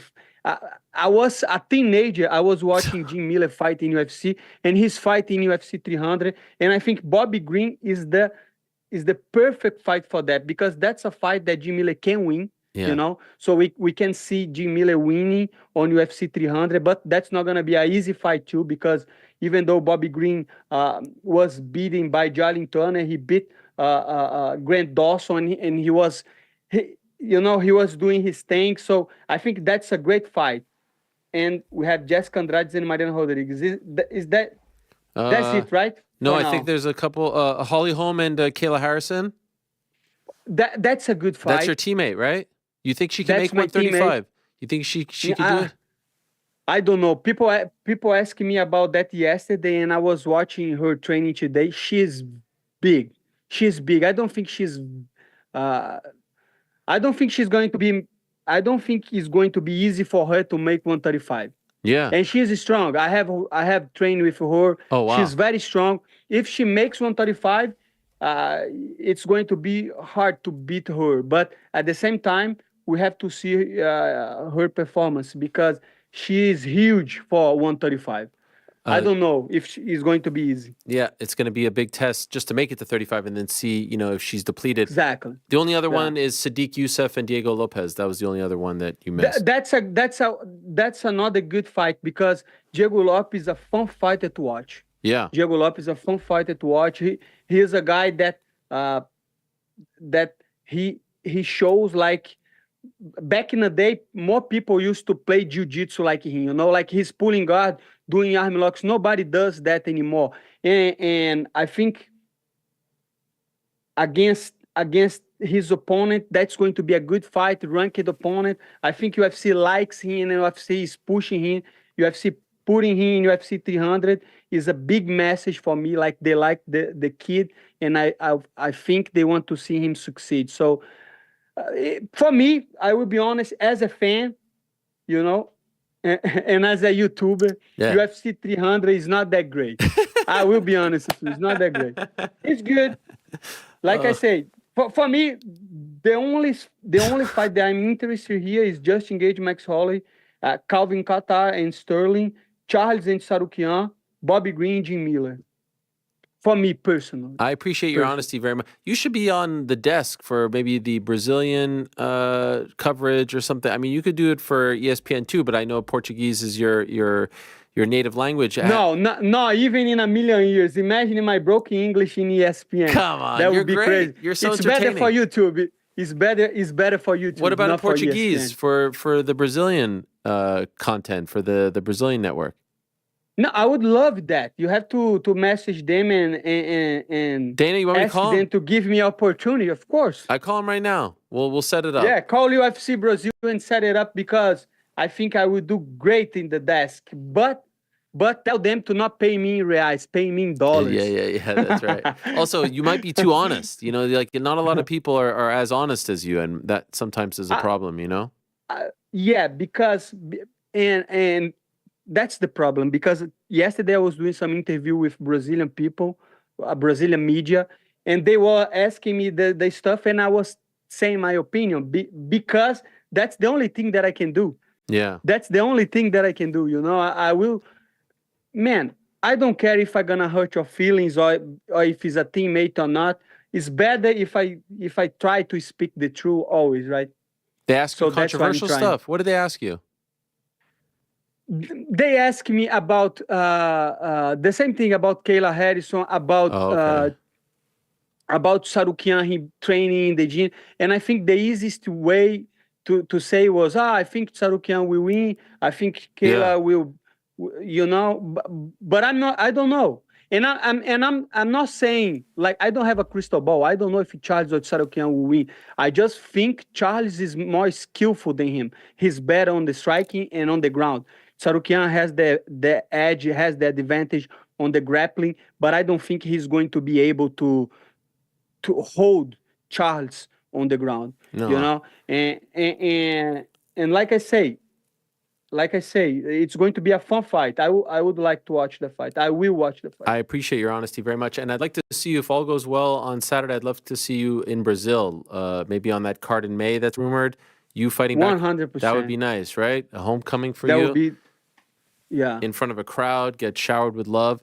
Okay, so what's this? You said you're going to have like a discount code or something for the people? What do you got? If you like in this interview so far, make sure you go bantmaweight.com and you see the merch. I did that's not a t-shirt that you put on the washing machine and going to be destroyed. This is 100% cotton, my brother. Nice. This is good. And if you want a discount, everybody loves discount. Money 10 for 10% of discount. Wow. So go to the site and help us, my brother. Fight week, Saturday. I promise you that's going to be a great performance. I promise you. I'm not taking Drew Dober easily. He's a tough opponent, but Moicano is tougher, okay? And Moicano going to beat Drew Dober and gonna climb the rankings. That's my message to you. And if you don't wanna be outside the hype train, go over there and buy your merch, okay? Buy your merch to support your boy on Saturday, February 3rd, Las Vegas. Apex or not, I don't care. I coming for that W. I love it. I love it, my friend. You are incredible. Thank you so much. MoneyMoicano.com. Again, the code is Moicano 10. 10. Money 10. Money 10. Money 10. Go support the man. Incredible stuff. Incredible fighter. It's great to see you back. Safe travels to Las Vegas. Good luck on Saturday. So excited. You should have been the main event, by the way. If I'm being honest, you should have been. But that's whatever. That's another thing. The main event of this fight night sucks. But guess what? I don't do the matchup. We are the people's main event. That's right. That's right. Renato. Okay. You're the best. Thank you so much, my friend. We'll talk to you See you, soon. my Take friend. care. There he is. Bye-bye. Renato Moicano. Holy crap. Renato Moicano quickly becoming one of my favorite fighters. This guy's incredible. Wow. His breakdown of UFC 300 was the best breakdown that I've heard so far. And he said that the main event sucked. Wow. Or at least sucks, the one that they have. And that's Roman Delice. Oh, man.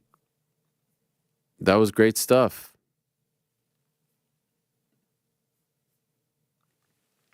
$12-4, Nasruddin Imavov. That's at 185. Delice is really good. Delice is really good. Rest of the fights on the card, not bad. Like I said, Randy Brown against Muslim Salikhov. Natalia Silva against Viviani Araujo. Aliskhab Khiziriev against Mahmoud Muradov. Gilbert Urbina against Charles Radke. Molly McCann returning. Great to see her back against Diana Belbita. Charles Johnson against Azat Maksum. Themba Gorimbo against Pete Rodriguez. Blake Bilder against Young Yang Lee. Apologies if I'm not pronouncing that correctly. Julia Stolyarenko against Luana Carolina. Markel Medeiros against Landon Quinones. And Thomas Peterson against Jamal Pogues. Sometimes when I go down the cards and I start to read off the names, especially for the Apex cards, I'm like, why did I decide to do this in the moment? You know what I mean?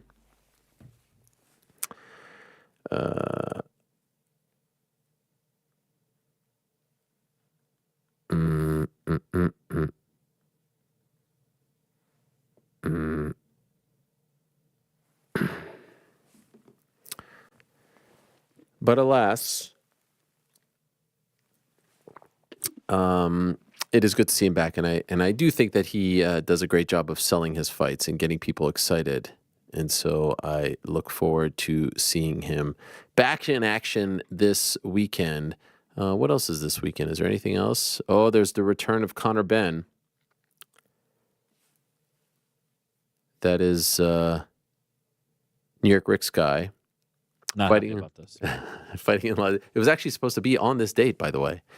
The proposed fight against Chris Eubank, fighting Peter Dobson.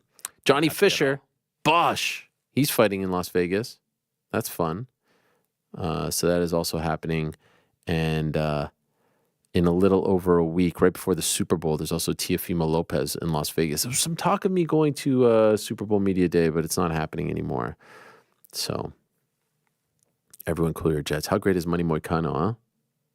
What a story. I love when these guys who have been in the UFC for quite some time just evolve into these types of characters. I was just about to say, it almost makes me wistful. Like we've missed so much Moicano that we could have had for years, but I'm happy that the Money Moicano version is here to stay.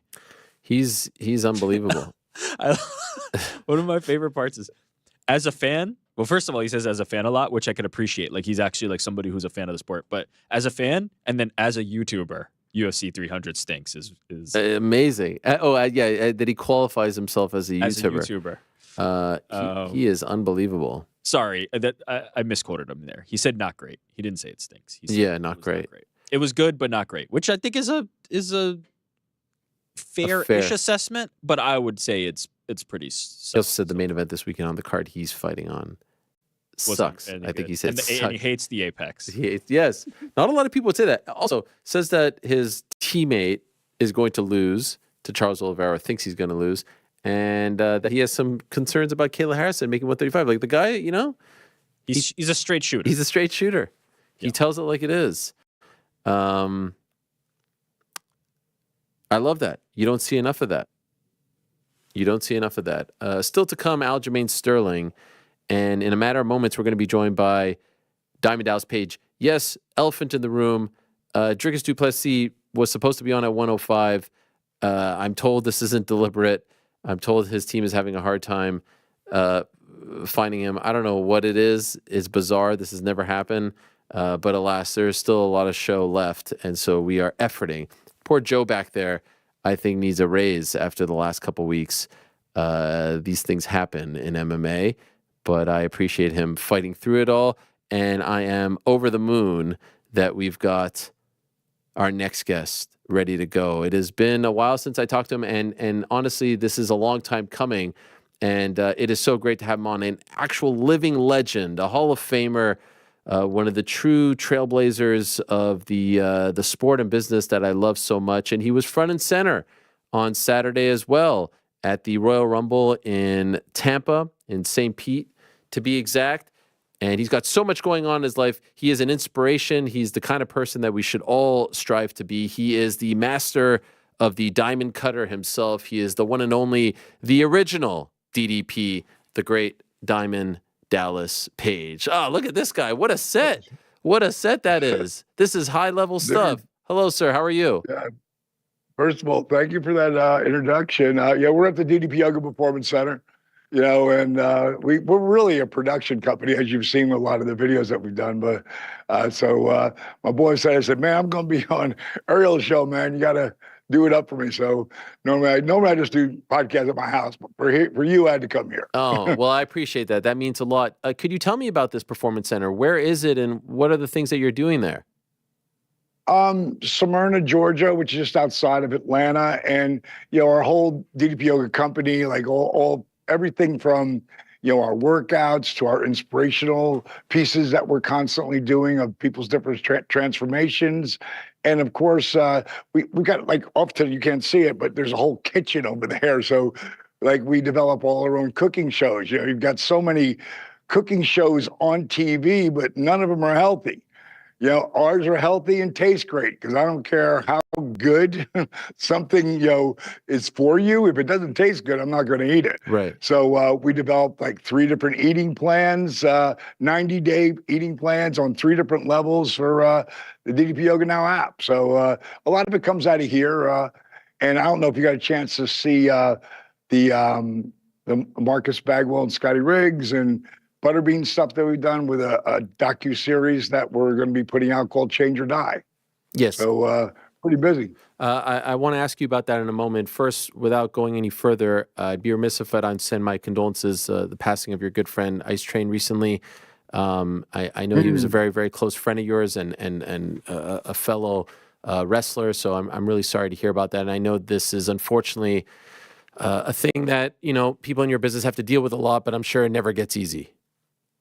You know, and Train was a vision of health. I always call him Train, you know, but Harold, he was a vision of health, except for he had a bad heart that goes back to, like, it was, I think they call it congenital, you know, like you're born with it. And like he would have been 3rd round draft pick in the NFL, but then they found about his heart issues back then, and he was a beast. I mean, this guy would go on to, you know, set bench records of 700 pounds. You know, I mean, he was a serious power lifter.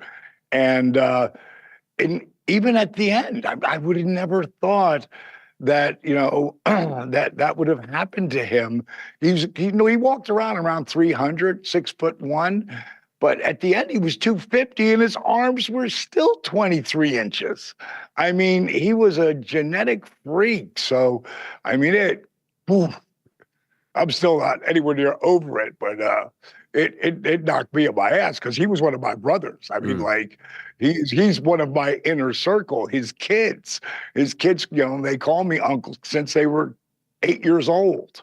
You know, one's 35 now since he was a baby. You know, I mean, we were that close, and I'm helping out his wife Tiana, who is just a really special woman, and their family, because, you know, when you got those heart issues, you can't get life insurance. And he got two little babies. They go from 35 to 11. Wow. And he was the best dad. Like, if you could imagine like a real honest to goodness father's knows best, it was him. And it had so much to do with talk to his kids.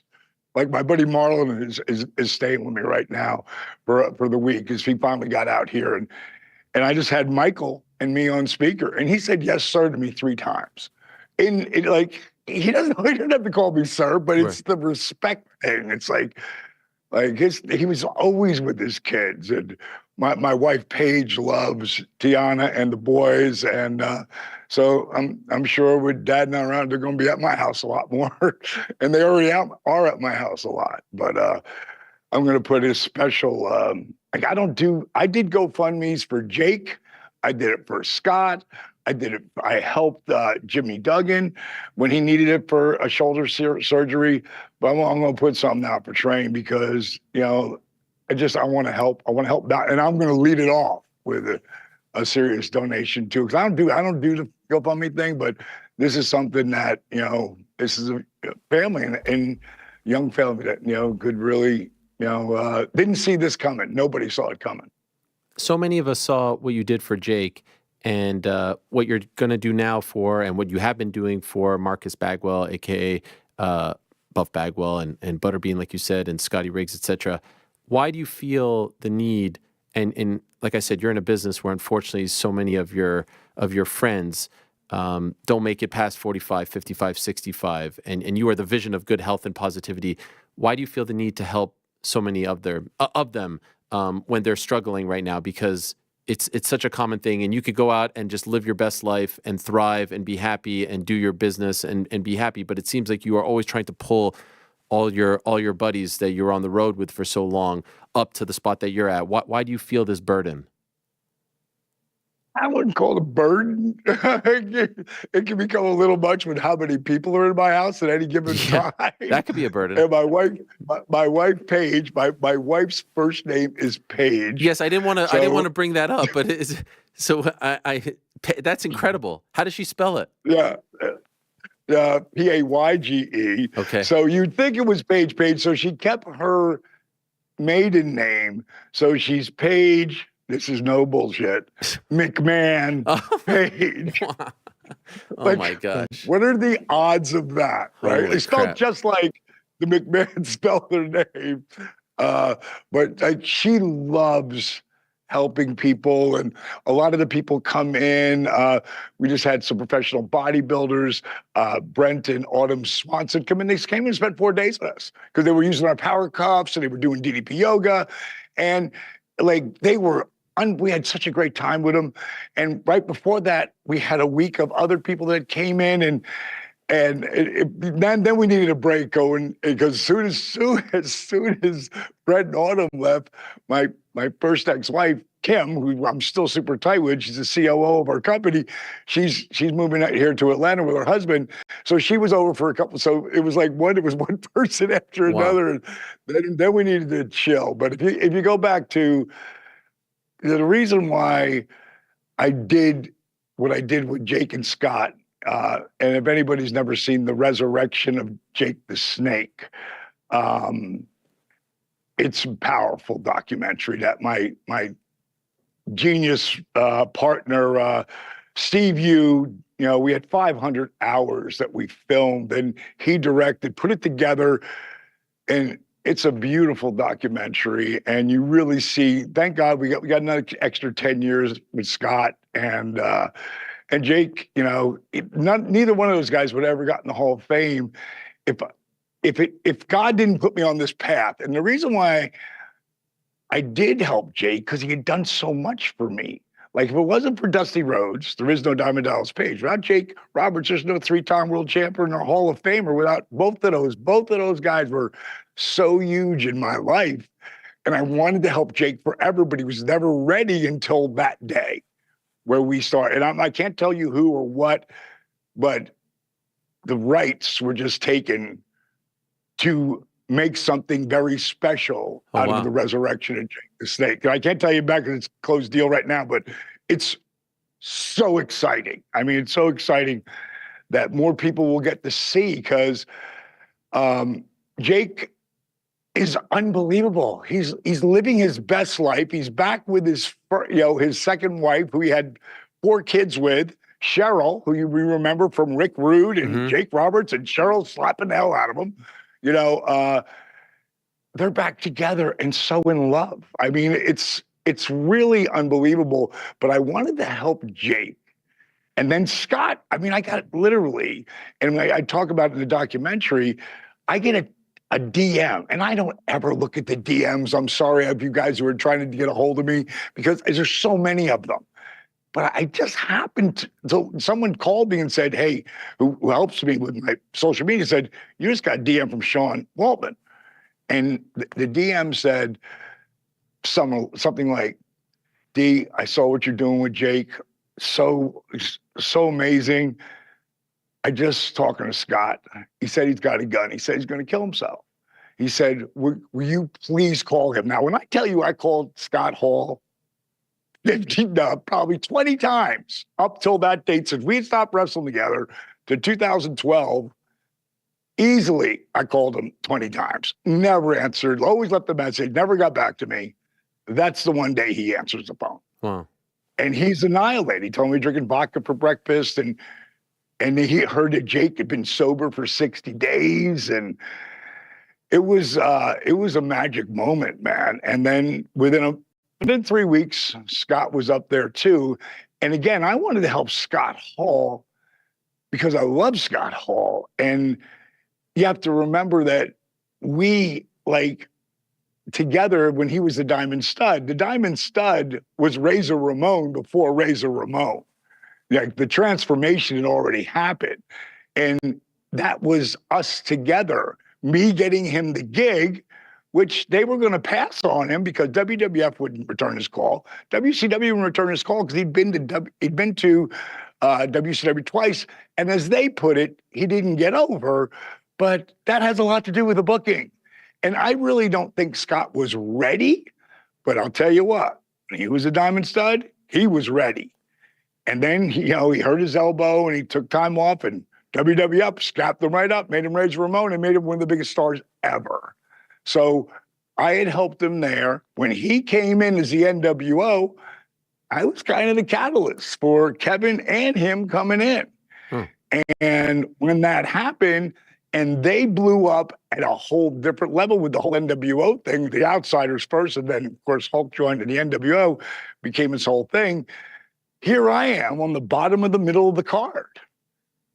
And I had this idea as they were going through guys, people they were inviting into the NWO, or they were just inviting them and then crushing them. Right.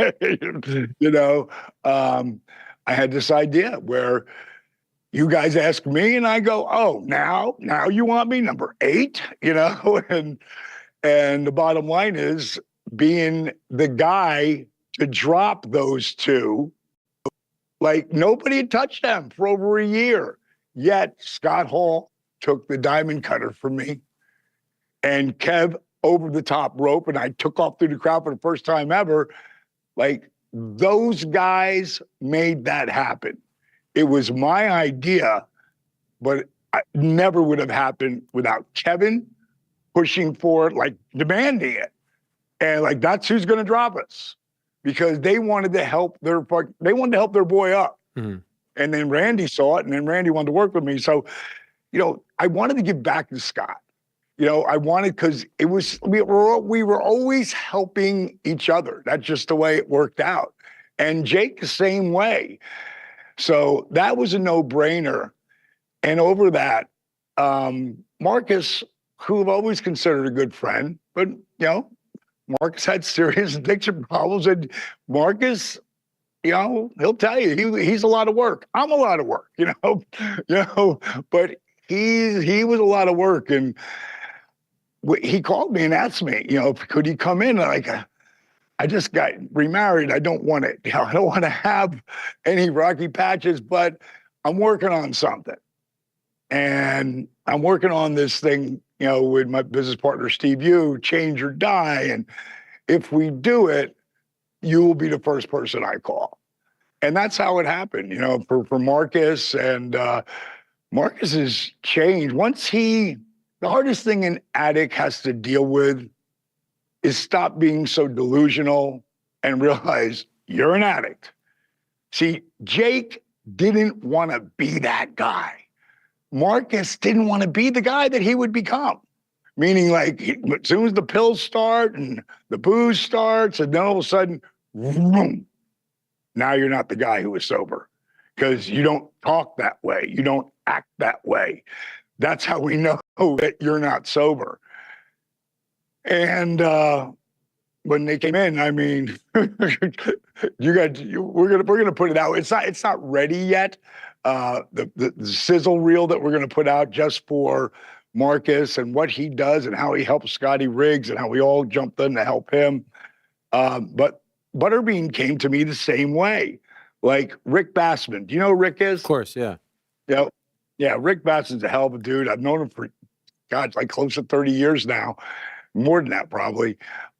He would always, over the last 5 years, he'd be like, man, can you please help Butterbean? Will you reach out to Butterbean? I go, dude, unless he's reaching out to me, no, I can't, because I talked to Jack Osborne, Ozzy's son, because Ozzy, he canceled the tour because, his body's beat up and it's hurting him. And I told Jack, he's a very nice guy, and I really respect what Jack has done with his life. I said, unless it's your dad or your mom, like only because your mom makes so many things happen, unless he's like, I need him. Right. Like Jellybean said to me, freaking when I was at the show at the Rumble, but I've met with Jelly before. And Jelly's like, dude, I really want to do your stuff. And I've got a dietitian now, and they're on the road for me. They're cooking my food. I'm down 28 pounds. And I'm saying, well, when are you going to be home? And he said, March. I said, well, dude, I will get in touch with you. So I got his manager's number, and I'm going to set something up to get Jelly Roll. Is just unbelievable, dude. But that's an example of how it works. You got to really want it. Mm-hmm. You got to really have the work ethic that it takes from being like, if you look at Jake Roberts back then, like, you're like, do you remember that there was a Deadpool on the top 10 guys? Like, who's the next guys to die? Like, it was always Jake or Scott. Right. One or two. Whoever had it, they were 1 and 2. And to have both of those guys come in to the crib, what I call the accountability crib, for those guys to come in and both get sober in the same year, in the same house, was kind of God's work. It just made me a conduit of that. One of the things you said to me, why do I do this? When I was 22 years old, I was listening to a preacher who I thought was amazing named Zig Ziglar, big Bible thumper. And I'm not a big Bible thumper, but I wanted to listen to him. He had a lot of great quotes, but my favorite quote that he ever said was, you can get whatever you want as long as you help enough people get what they want. And that became like part of my DNA. If you look at my whole life, like everything that has come to me because of what I've done for other people. There's a great lesson there for all of us. So on Saturday, I'm watching the Royal Rumble post press conference, if you will, because there's a lot that I want to hear about. And there's Cody Rhodes up at the dais, and there's Diamond Dallas Page asking him a question, sitting among the media. How did this happen? So funny. Do you know Chris Ben Vliet? Yes, of course. Great interviewer. CBB. Yeah. I love that guy. We've known each other for since I did Rogan, and when I did Rogan, just the clip notes of this, I had to go to the bathroom so bad. And I left my wallet in my buddy's car. He came back with it. I'm waiting. I rush upstairs. I go to my door and the key won't work. I'm going like, no, I got to go to the bathroom so bad. And opens the door. It's Chris Van Vliet. Wow. He's like, DDP, big fan. I go, awesome. Can I use your bathroom? Because in the beginning I was like, oh, wait, whoa. Oh, I'm sorry. He goes, oh, I'm on the wrong floor. I'm on the right room, but it's on the wrong floor. And we ended up doing the interview, and what a grounded cat. So we've done a couple interviews since then, and I've helped them get a couple different people. Not that he needs any help because he interviews everybody who's anybody. But he had texted me, "Are you at the Rumble?" And I was with the legends. I was with Hulk and Larry Zbyszko and Brian Blair and Steve Kern, Barry Windham, IRS. I mean, it was a great group of guys. And I had to do a little signing. And I said, "Where are you?" He said, I'm in the press box." So when I got done doing the signing, I said, "Hey guys, I want to go to the press box." They're like, "You want to what?" I go, "I want to go to the press box." So they have the best seats. So I walked in. He had no idea. I sat down next to him. And he goes, "Oh my God, how did you get in here?" I said, "I walked." Yeah. And we watched the whole show. I thought it was a great show from top to bottom. And at the end of it, it was funny. The guys were walking and they're handing out those little things you put around your wrist, right? You can get in this room. He goes, "Oh, now you have a press pass." Yeah. He goes, "You should ask the first question." And I swear to God, I never thought in a million years I was going to ask the first question. So I didn't have anything prepared, like nothing. I thought, I'm not going to do that. But when Cody won, who me and him go back, like Dusty was my mentor, my big brother. Sometimes he was my dad. I mean, he taught me so much about life and about a positive attitude. Because there's times where I could see that he should be selling, like, this is not going well, whatever this was, but Dusty Rhodes, never let him see you sweat. He always had a positive attitude to everyone. And I was with him when times weren't so good too. But I was always there with him. And when he passed, and he had told me this before too, but when he passed, it was really special because it came from Cody. He had called me to tell me that he had passed on. And he said, "My dad wanted you to know that he had 5 friends, and he could count them on one hand. And some friends had fallen off the hand. Some came back, others didn't." He told Cody that Dallas never fell off the hand. So that meant a lot. So since he was 12 years old, I would mentor him. And in the beginning, honestly, it was for Dream.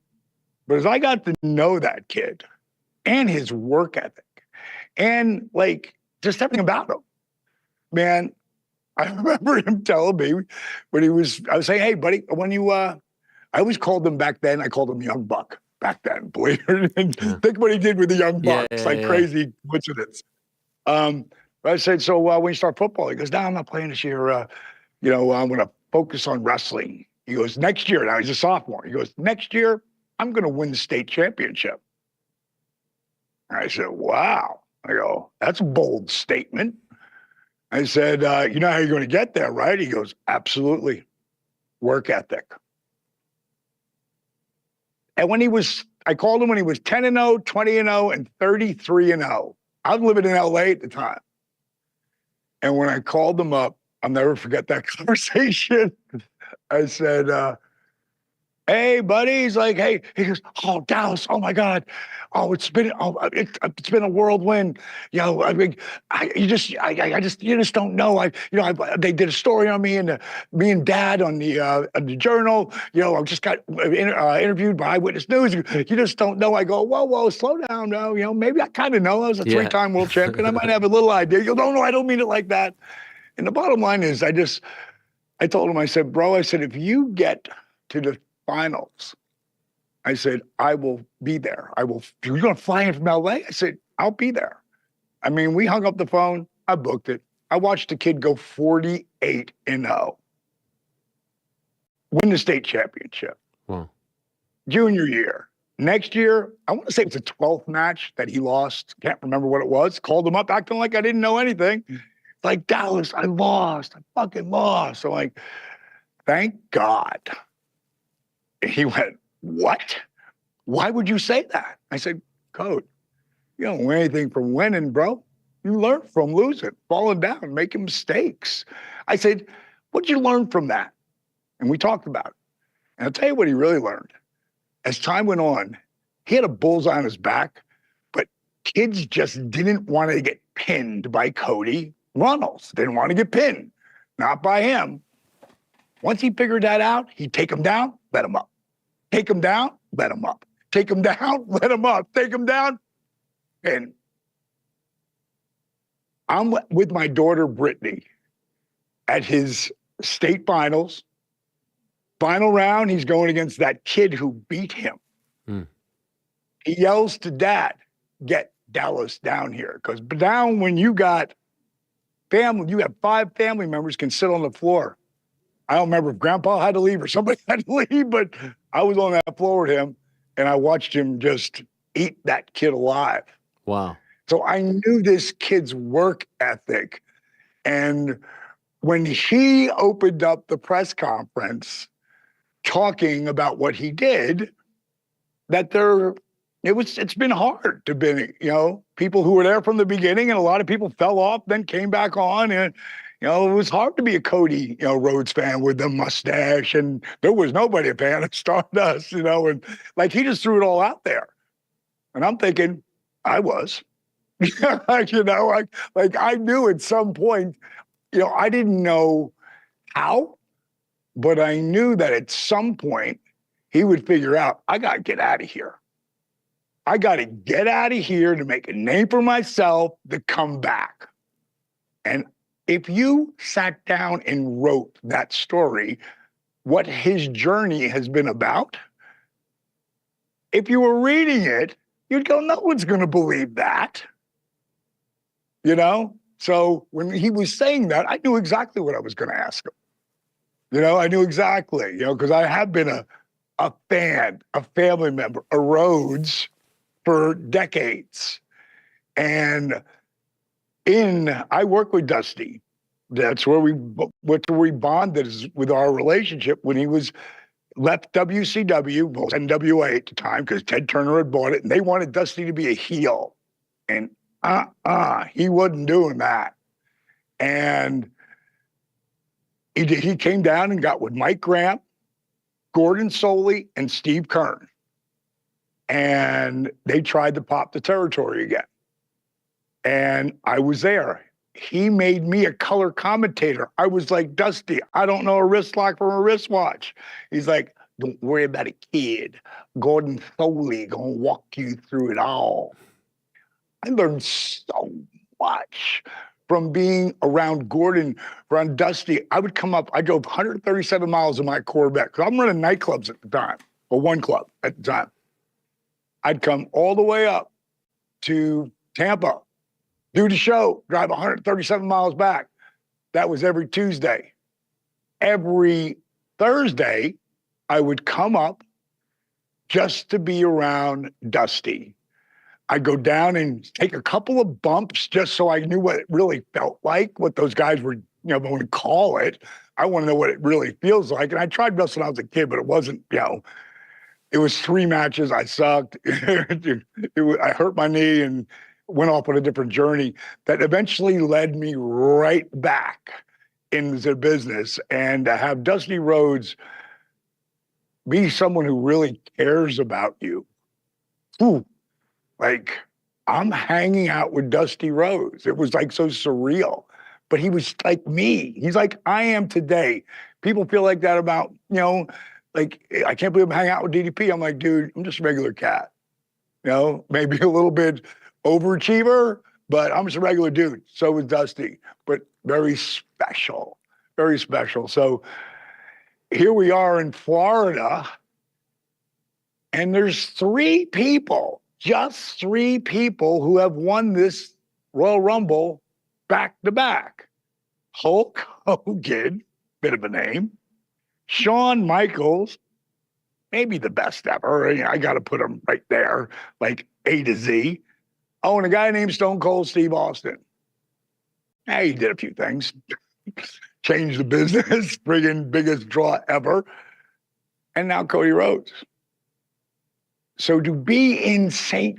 Pete, Clearwater area, Tampa, I wanted to know, dude, has that hit you yet? You know? And I know the separation he's tried to create between him and his dad, that he is his own man. And he's done that. But you know what? He's still got that dream in him. And, I hope, there's been a lot of shakeups all the way around, but I hope that, he gets to live that journey all the way to the promised land. Because I'll tell you what, if it's me, and again, I'm a little biased, but if it's me, I mean, he's the poster boy for, if Roman's ready to move on for a little bit, go do some movies or whatever, if it's me, I want that guy, Cody Rhodes, to be the poster boy, for my company. Damn, because he's everything you want.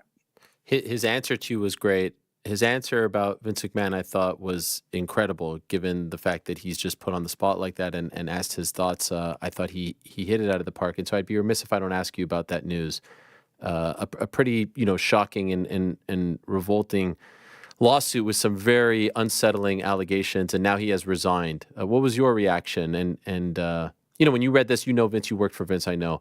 And I almost feel bad asking you just because, this has nothing to do with you, but you know him so well, and you were there on Saturday. And so if I can ask you your thoughts on the allegations, the lawsuit, and also what the mood was like backstage, because this was happening, 24 hours after he officially resigned from his position at TKO.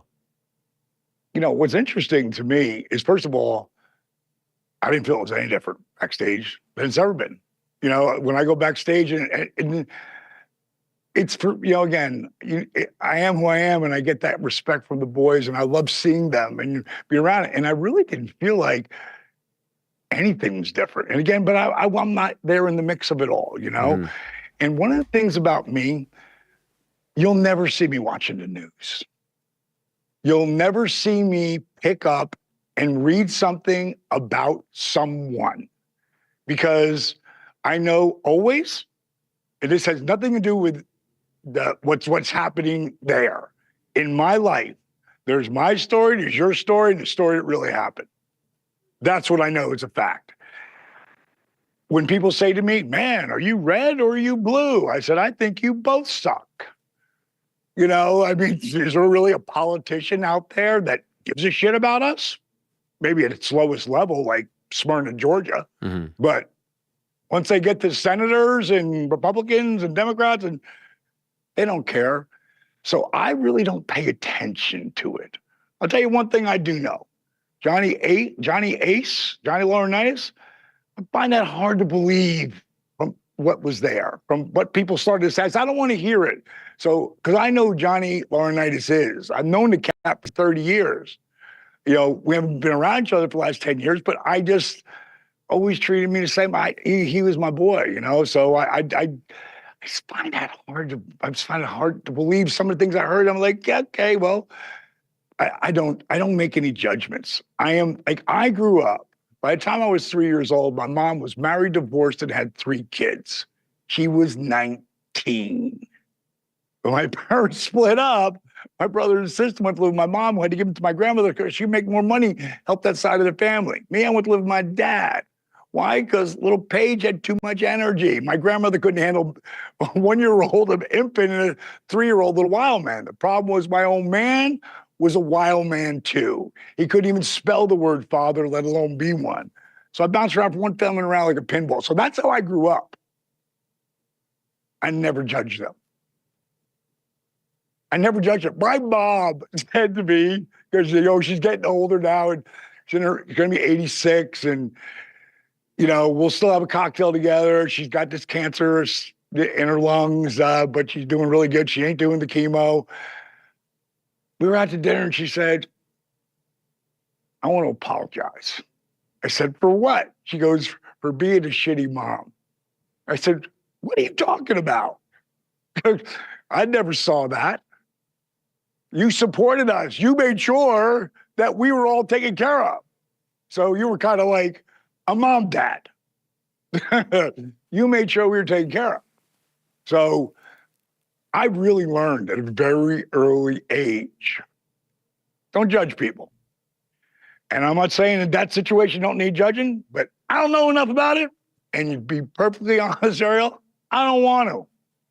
I don't want to. You know, I'll tell you how I treat people, with respect.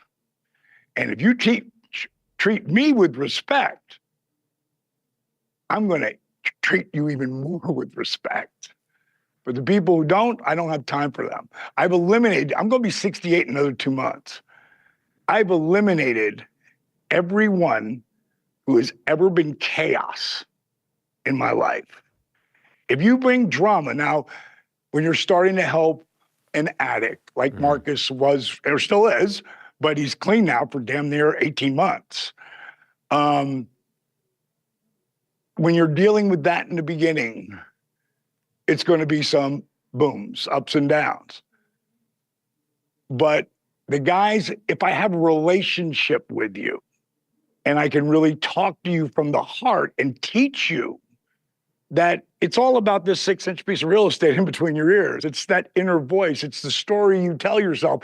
If you'll let me teach you that and how to breathe, I can help you get on your way to not just changing your life, but owning your life. Like, that's what my program's all about. And people will see it when, you know, probably be up on Amazon Prime at some point. You know, Change or Die. It isn't a weight loss show. It isn't, you know, getting in the greatest shape. It's like changing your inner voice.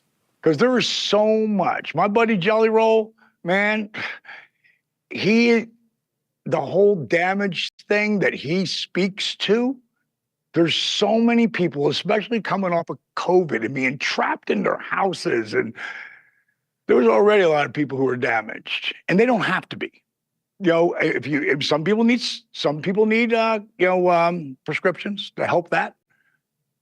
A lot of them don't. They can really just change the story. I mean, you can do it in an instant. Like, it's not going to be all rainbows and unicorns right away. It's going to be work ethic. Yeah, like remember that movie that came out, I wouldn't call it a documentary, but it was kind of that movie called The Secret. Mm-hmm. You remember that? Mm-hmm. Yeah. They had, the power of manifesting. Dude, I have manifested every dream into a reality. Every single dream. It's how I did it by starting to wrestle at 35. I can remember it. I was 38, and Hulk, he just in the company, it was 94, and we did this tour of Europe, and Hulk's the leader. So we're out there. We're for the first time ever. And I'm on the bottom of the card. Mm-hmm. The only reason I'm there is because we're doing Germany. My real name before I changed it to Dallas Page was Page Joseph Falkenberg. And I knew the name Falkenberg was never going to draw any money in the world of professional wrestling. But they had me there because the Germans love their krauts. And I had a gorgeous wife at the time who walked me to the ring. That's why I was there. But Hulk came up to me after my 5th night in Berlin as I walked through the curtain. He grabbed me, pulled me aside, and he said, "How you doing it?" Like, "How am I doing what, Hulk?" I'm like, "What did I do wrong?" He goes, "You didn't do anything wrong." He goes, "How are you getting so much better?" He goes, "I see you on TV, but only once in a blue moon." He goes, then he answers the question. He said, "This is how they're doing it. They're putting you on the road so you can learn your craft." I said, "No, this is the first loop that I've been on in 4 months." He's like, "What? Then how are you getting so much better?" I said, "Well, thank you, Hulk. I really appreciate that." I said, "What I've been doing, if they're not going to book me, I'm going to go down to power plant and I'm going to teach those young guys. And what I figured out is the more you teach someone, the more you learn, the better you get." And that's true for everything. He goes, "Whatever you're doing, you need to keep doing it because it's not today or next year or the year after." He goes, "But somewhere down the line, I believe you have the ability to draw huge money with me." And he walked away. And I just think to myself, did Hulk Hogan just tell me he's watching my matches? 4 years later, Dennis Rodman and Hulk Hogan are on the Tonight Show, and me and Malone walk out there who at the time was the second leading scorer of all time. Now he's the third leading scorer of all time. Threw the chairs down, we shot that angle. Yeah. You want to talk about manifesting a dream into a reality? So I thought The Secret was great for that, but it left out the secret. The secret is you got to work your ass off. You got to put the work in. God's going to put walls in front of you. I don't believe God puts walls in front of you to keep you out. I believe God puts walls in front of you so that you can see how much you really want it. Because I watch people come to that power plant year after year, come down, leave, try to come back, leave. No, you got to stick with it if you really believe it, because you can manifest dreams into reality, and it's going to take work. So long answer, just I help people that I have relationships with because they're more likely to listen to me. I feel like we could talk for 3 hours because you have so many stories and so much wisdom. We only have a minute left, unfortunately, but this has been an incredible conversation, and I'd love to do it again in the very near future. Could you tell me before we go what Power Cuffs is? Because you're wearing the shirt and you mentioned it earlier, and I am curious. God, man, shortest version I can give you, they're blood flow restriction cuffs. Like that arm right there, which is all rock, it's up. I stopped lifting 15 years ago because I'd leave the gym going, oh, what did I do to my shoulder? Or, oh, man, I think I tore my pec. When you get in your 50s, your body starts going, you can't do that anywhere. And you walk in that gym with the worst word ever. It's so big, EGO. I just said, I'm done. And I just focused on DDP yoga. And then I started with a guy named Chet Paulson, developing what I called originally jack straps. And they were the same concept, but they weren't doing the job I wanted them to. And about a year ago, my business partner, Steve Yu, and I and Chet put together the best blood flow restriction cuffs ever. Just go to powercuffs.com, because the science that these are about rehabilitation, that's what they were designed for. But what we're doing is I made them part of workouts that the reps are like superset type things, but the results, I put 1.25 inches on my arms, back on my arms. I was 14.25, now I'm 15.5-inch arms, but they're like rocks. They say as you get into your 50s, especially 60s, you're going to lose muscle, you're going to lose bone density, you're going to lose balance, and you're going to lose strength. I have all that. I can still stand here and put it over my head and have a conversation with you. But my strength in the weight room, because it's not heavy weight, it's lightweight. And when you're doing the lightweight, which all guys do when they get to the end of the road of lifting, they get the pump in the gym, but then they leave and it's gone. With Power Cuffs, you're going to have the pump all the time. All you got to do is put the blood back in. It's really weird. I don't really know how that happens, but think about this. I'll leave you with this. Your heart, and we have arteries that run down our fingers and down our legs, pumps the VO2 max, the blood, oxygen into your muscles. Think of those arteries as PVC piping, PVC, like that hard plastic piping. Think of the veins that take the blood back as a garden hose. You step on the garden hose, the water will still trickle out, but the blood is still coming in. So where you would grow lifting weights on those last couple of reps, when you're starting to put these power cuffs on and power up, the blood is called a venous pool. It already gets like trapped like there and just trickles out. So the pump you get is insane during the workout with minimal weight. Anyone who is over really 45, but easily 50, 55, like this will change your life. And again, the strength in my legs and my back and it increases your growth hormone, like everything. Like it's another piece, like DDP yoga is, of the fountain of youth. Well done. Pleasure to have you on. Dallas. I really, really enjoyed it. Keep up the great work. Keep up the great work with the guys and all the businesses and everything you're doing to help out others. Thank you for the time. Great to see you out there over the weekend in St. Pete, and hopefully we could do this again soon. I wish you nothing but the best. Thank you, my brother. I'm going to send you those videos when they're done, and we can put them out. I appreciate it. No okay? problem. No problem. My pleasure. There he is, the great Diamond Dallas Page. Bang! There. Wow, what a legend. That was tremendous. Really, really enjoyed that and appreciate him stopping by. Okay, we are late for our next guest. I don't want to keep him waiting. He is the man who will be making his featherweight debut at UFC 300 on April 13th against Calvin Kattar. He's been doing a whole lot of grappling these days, but it's back to MMA now. He's the Funk Master, Aljamain Sterling. There he is. Try to top that kind of energy and positivity, Aljo. I mean, golly, you know who Diamond Dallas Page is? Have you ever heard of him? Come on. Who doesn't know DDP? That's right. What just happened to my microphone? Oh, my gosh. It just broke? I don't know. It needs some of those power cuffs. It needs some of those power cuffs a to stay nice strong. entrance. It's a limp. It was just working a minute ago. It's a limp mic. Oh my, that's just fascinating. I'm actually really upset. This is an expensive mic, man. I'm gonna Take and a great setup you have there.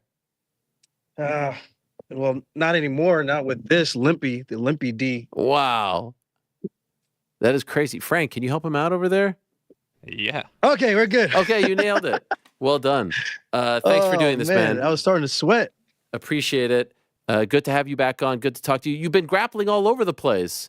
I was wondering if this was like this was like the next step for you. You're just going to get into the grappling business and be done with MMA. Is it hard to get the UFC to okay you to do this? Is that a thing, or did you just do it? Well, I just did it, but I don't know if it was like ever really a thing that they were upset about. I just know I didn't have a fight scheduled. Yeah. And I didn't have a fight anytime soon, so it's kind of like, well, why not? And I think one of the things we had to add in was like no heel hooks or anything like that. Oh yeah, like twisting, manipulation of the ankle, which could twist the knee. And I mean, I would have been okay with it because I know how to relatively defend it, or I just tap. But they put that in there just to kind of protect the fighters. You enjoy it? I know you had that one. Man. You had that one at the end of December where you were a little frustrated, right? It's just I don't like the play on the rules. And don't get me wrong, there's sport jiu-jitsu. There's jiu-jitsu for fights. There's jiu-jitsu for the real-life application. The real-life application of what jiu-jitsu was for self-defense, the smaller person being able to defend themselves against a bigger person. And if we're talking about viewership and growing the sport, I just believe that these hardcore jiu-jitsu enthusiasts who are okay with sitting on their butt, that's okay. But if you want to build a platform, you want to get more people involved, that ain't going to do it. You got a huge platform. You got a big main event. And that's what you do. And I even said it during the match, like, this is what you want to give. I'm like, you know how many people are watching this? I'm asking this guy, this is what you want to do. You want to engage like this? I'm like, you're dragging your ass on the mat and you're pretending that this is you trying to keep the fight going. Like, no. Any other sport, boxing, we start neutral. If one guy's throwing punches and the other guy's defending, he's absorbing damage, even if he's defending beautifully. As long as it's hitting on the arms, he's taking damage. He didn't throw a single punch. We know who's winning. Jiu-jitsu, wrestling, we start neutral. If you get taken down or if you sit down, you get docked a point, or should I say you give up 2, now 3 in college wrestling because you're now on a defensive position. You got taken down. You gave up a takedown. But jiu-jitsu is the only sport where you can sit and not be penalized. How does that even make sense? And because you're being aggressive with attacking, you are docked. I don't know. I just think it's a weird play on the rule set, and to try to say that I'm the one playing up on the rule set. Like, I get where you're coming from, but that's not applicable to any other sport. So why is this the only sport that is super weird that we're going to glorify and justify? Well, learn how to pass guard. That's what you want to say, learn how to pass guard. Well, the fight starts on the feet. Well, how about you learn how to get a takedown? How about you learn how to set up your offensive attacks? I'm not saying I'm the best leg lock guy, but I know my entries. So why am I going to play into your game and give you what you want? You know what I mean? So then it just plays a game of it takes 2 to tango, right? We need 2 to have a good dance. And thankfully, Chase Hooper in my last one, man, he was a willing dance partner. And he even had submission attempts. And even on the ground, I went into his guard because at least he's being aggressive in a different way, not trying to, oh, I went for the legs and then I defend the legs, and then it looks like he went for a submission attempt. That doesn't even make sense. So you're telling me if I keep defending and you keep attacking like that, you win, although you sat in a defensive position and I'm in an offensive position. In what world can you play defense and win off of your back in a combat setting like that? It's a very weird one. And thankfully the last one wasn't that. Even if I lost to Chase, I don't give a shit. I just didn't want a boring match. I want to have fun, man. I want to have a fun, entertaining match. And I want to grow the sport of jiu-jitsu because I actually really do enjoy it. And I think a lot of people would enjoy it, especially if they understand what was actually going on. Do you think that the match against Chase went differently because he is an MMA fighter, and like the mentality is different than just a guy who focuses on sport jiu-jitsu? That's really hard for me to say because I don't know what Chase's mentality was. I'm pretty sure his motivation or his purpose in that was to go out there and finish me. Right. The same way he finished Clay Guida. Who's another high-level wrestler. I think it's just different when you have a wrestler who actually knows a little bit of jiu-jitsu.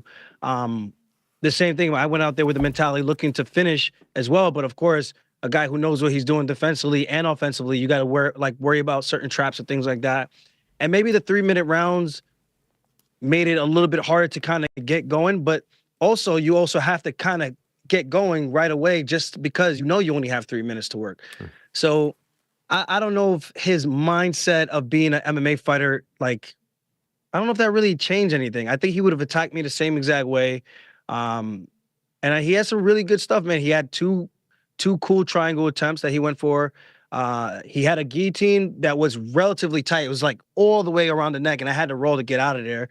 And I think there was one other submission. Oh, the mirror lock that he went for. Those are like the real threats. I went for like a knee bar. I tried to threaten with the head and arm. I passed his guard into mount twice. So there was a lot of jiu-jitsu going on, man. And I even for me, with 2 minutes on the clock to dive for a leg lock, knowing that I could end up on bottom. And now that I think that counts as a sweep, I could be completely wrong, but I think that counts as a sweep. I'm willing to put myself in those positions because, like I said, I want to have a good match. I wanted to make it fun. I want to challenge myself. I want to make sure I'm going against bigger, more, I guess by the dictionary on paper, the better guy, and see what I can do. So I thank Chase for that. And I even told him during the match, at the end of the match, I think it'd be good if we got some training in with each other. I can help him with the wrestling, and I think he can help me with just being a longer, dangly body, especially because I'm fighting Calvin Kattar, a guy who's got really good height as well. And that would be good looks for me. He might not be the best striker, but at least it would give me that range, and it could kind of give me some things to I could work and maybe use in a jiu-jitsu setting against Calvin Kattar. Sure. So are you done now with the grappling because April 13th is coming up, or are there any other matches?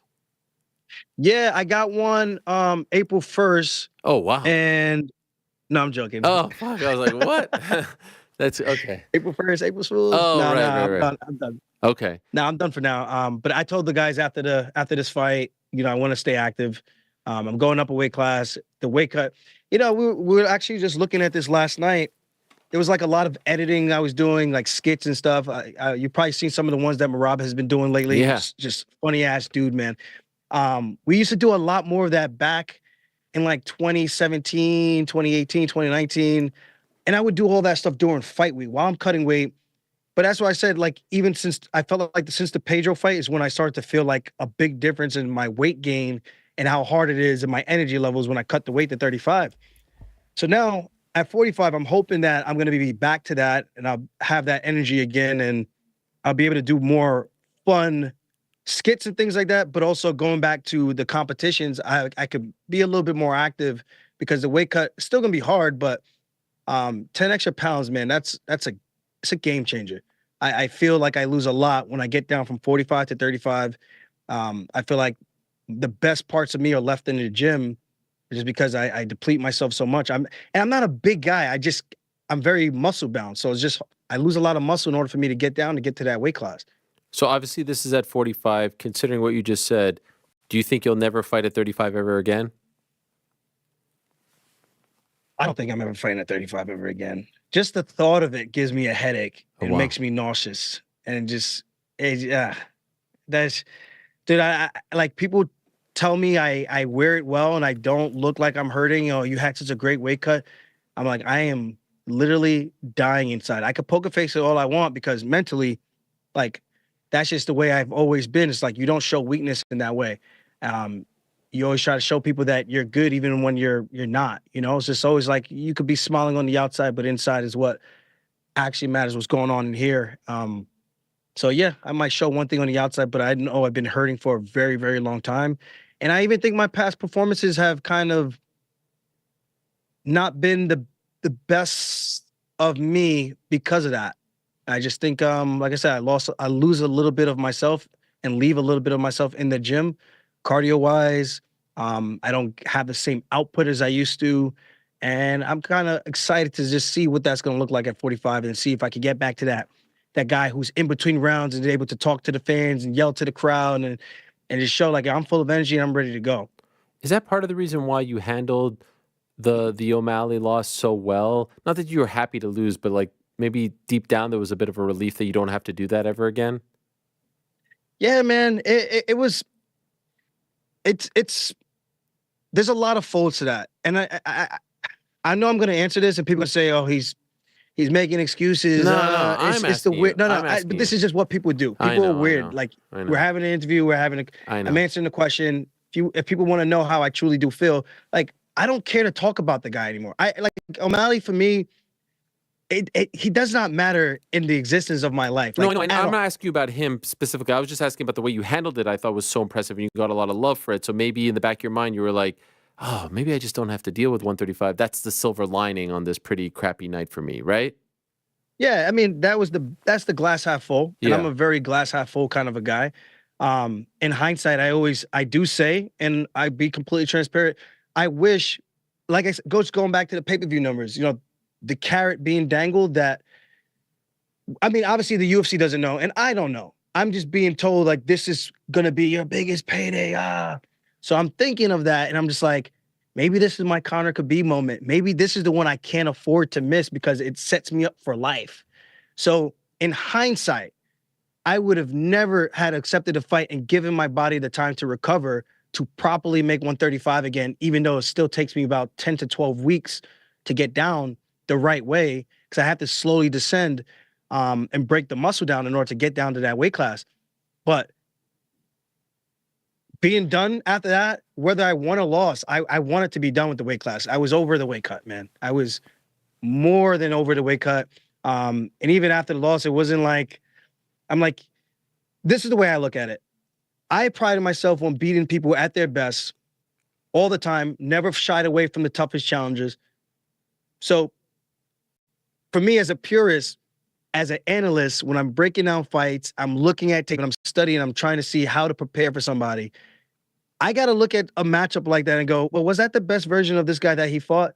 Like, yeah, he won. Don't take anything away from the win. But as an analyst, as a potential opponent, I'm looking at all those X factors and be like, well, what happened? What was at play here that possibly made this look like this? And there's always outside variables. The same way he had an injury coming in with his ribs. We all have our issues. We all have our problems, and we got to make do with it. We make the walk. We make the walk. So again, just as I said, have glass half full perspective. I made good money. I had a really good year. And I was able to afford my fifth house. There's a lot of silver lines that come out of it. And the other part of it is new beginnings at 145 and testing the waters. And again, testing myself. People can say whatever they want. My name is in the history books. I'm comfortable in my own skin. And here comes the people, well, you don't need to say that if you're really that comfortable. I'm just like, all right, man, you do you. I guess you're doing better than me in life. And I guess whatever makes you happy, this makes me happy. I can fight for money. I do what I do, what I love. There's nothing short of that. I'm able to afford a lifestyle that I've only dreamed about as a kid. I shouldn't be here, but thankfully things worked out the way that they did. I'm very grateful for everything. And I just want to see how far I can push this thing now. I hit all my goals, Ariel. Now is how high can I go? How many more mountains can I climb and see what I can do before it's all said and done at 34 years old, 3-time defending UFC champion, made the money I've made. I don't want to disclose that. And being able to put up family and certain things and certain positions in life. And I think that's at the end of the day, that's what we all hope to do as fighters. And if anyone hates on that, they're just fucking weird, man. They're just weird people. So to each his own. And I'm looking forward to this one, April 13th. And I can't wait, man, because this is I'm excited because Calvin's a badass. And I'm also excited because I like to see what I can do at this weight class, going with these guys that I'm going with now, and to see how I hold up. And I'm not going to be the biggest guy, but I know I'm going to be just as strong, and I know I'm going to have the gas tank to push. And I think that's going to be my weapon, and I can't wait to see what that looks like on April 13th. Congrats, by the way, on the 5th house. I saw you post about that, I think on Friday or Thursday, and that's an incredible accomplishment. And, I must say, I did smile when I saw when you were added to UFC 300, because there was always this thing of like you in the UFC, and I'm like, you know what? They don't have to put you on 300. They could have put you on another card. This is a big freaking card for them, and I felt like that was a little bit of a tip of the cap to you and everything that you've done. And it's just a fascinating storyline, right? Your first fight since August, new weight class against a really tough out. Like, this is a very, every day we're debating about 300. Is this 300 worthy? Is this not 300 worthy? This is very 300 worthy, if you ask me. And so that made me happy. And I'm just wondering what the process was to get to Kattar. You decide 145. How did we get to Kattar? Did they just offer you him? Did you mention that this was a good, first fight for you at 145? How did we get to Kattar as the first opponent in this new weight class? Well, they offered 4 names, and Kattar was the highest ranked. And again, like I said, man, maybe I'm an idiot for this. Maybe I need to take the Jakar Klaus route and just go, give me the easiest opponent for the most amount of money, the Chael Sonnen route, right? But I want to fight the biggest and baddest dudes, man. Like, at the end of the day, I think that's what matters the most. How many of those guys were you actually able to beat? How did those fights look? What was your strategy like?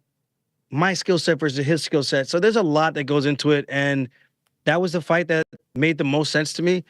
He's the highest ranked out of the 4 that they offered. And I think I beat him, and I beat him in good fashion. I think, and I'm by no means am I saying I'm running through him. Like, I have no idea what's going to happen. I can't predict the future. All I can do is be as confident as I can be and know I put the goddamn work in, and I'm going to be doing that.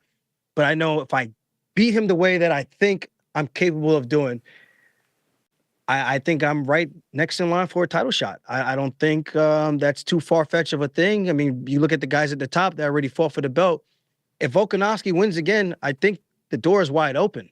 I know Evloev just had a really great fight with Arnold Allen. I know Dana shitted on that one. It's nice to see other people get to feel what I feel.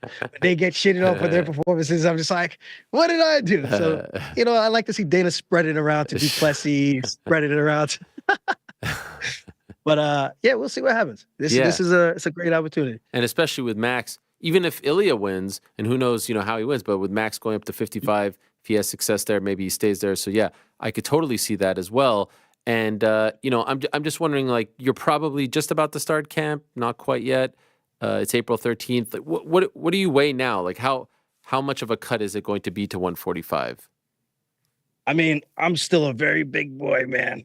Boom. Are you in the 8? You're not in the 80s, are you?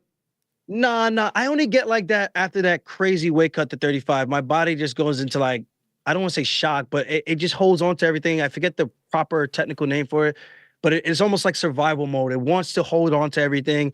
And then it's really hard to lose the excess water, the excess fat. And I mean, I've been as heavy as 184, but I look like a chipmunk. And then my legs hurt. I'm chafing in the thighs. This shit don't feel good. It's not a comfortable feeling. I'm like, yeah, maybe being that big is not a good thing for me.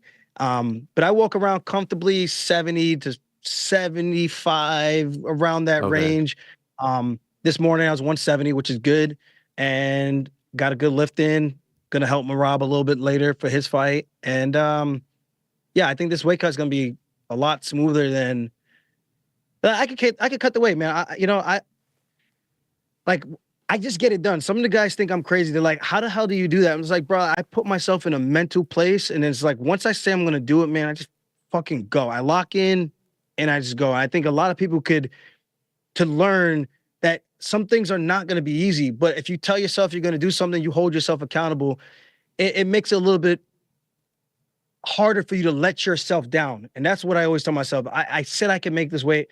I'm not gonna let myself down and miss it, you know? So especially because you're getting paid pretty handsomely for it. It's like, what other job can I do where I can make this type of money?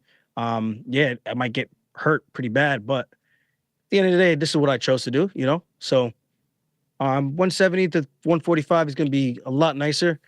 And I think I'm gonna feel big, man. I think I'm gonna feel strong. And it's weird because I see everyone today, and I'm walking around the PI and everyone keeps saying, "Oh, you look big, you look big." I'm like, brother, this is the way I've looked like the last few years. I'm like, I guess maybe they just always felt that way, but it's nice to hear people saying like it looks like I'm filling out in the weight class pretty nicely. And I actually saw Taporia today.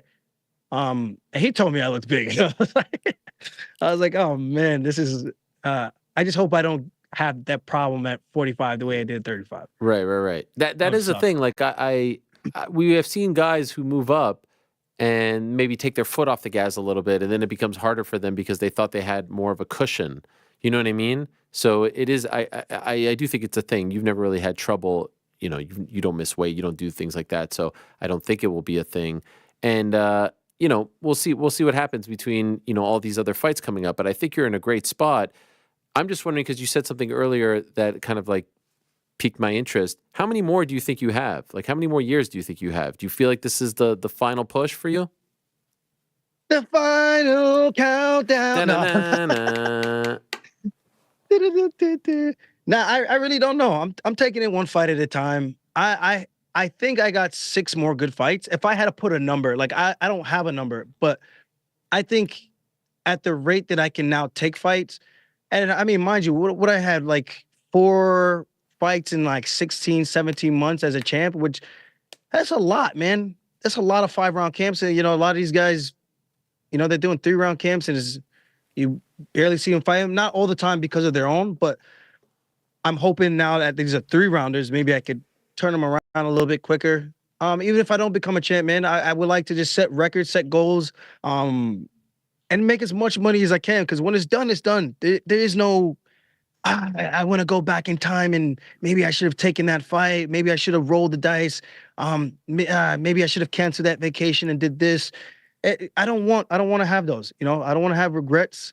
And I can see for sure that there's a light at the end of the tunnel. You know, when I came into the sports, to the UFC, I was 24 years old. Been with this company just about 10 years now. And to see the stuff that I've done over the years, man, literally 3 opponents unranked that I fought. Everybody else has been ranked in the top 15, top 10, top 5. I don't think anyone could say anything about who I am as a person, as a character. Even if it's not the greatest fight, they're the toughest fights that I could get. So with that said, man, give me the best guys. I asked for Holloway. People said Holloway by setting a new record on me. I'm like, all right. So if that's how you feel, let me pony up and show you what I can do. Let me show you what the Funk Master is about. Like I said, when I put my mindset to something and I lock in, good things can happen. And that's just the way I think. That's the way I think everyone should think about themselves. So hopefully we have more than 6 left in the tank, in the chamber, and go from there. So I just hope people support me the way I try to support everybody. I try to support the fighters, even if we're in the same weight class. I just want to see fighters do well. I think Moicano was on here. He was saying something about his merch. He's doing like a 10% off thing. Mm-hmm. So I wanted to make sure I did something like that too. So for anyone listening, if you use Funk Master 10, you want to get some gear, Funk Jiu-Jitsu, we got some dad hats and things like that. Funk Master 10, aljamainsterling.com. So I want to see these guys making money. I want to see everyone getting paid, because at the end of the day, this sport's unforgiving, man. So I love that. We're here for a short time, not a long time, as Michael Chandler. That's right. Typically.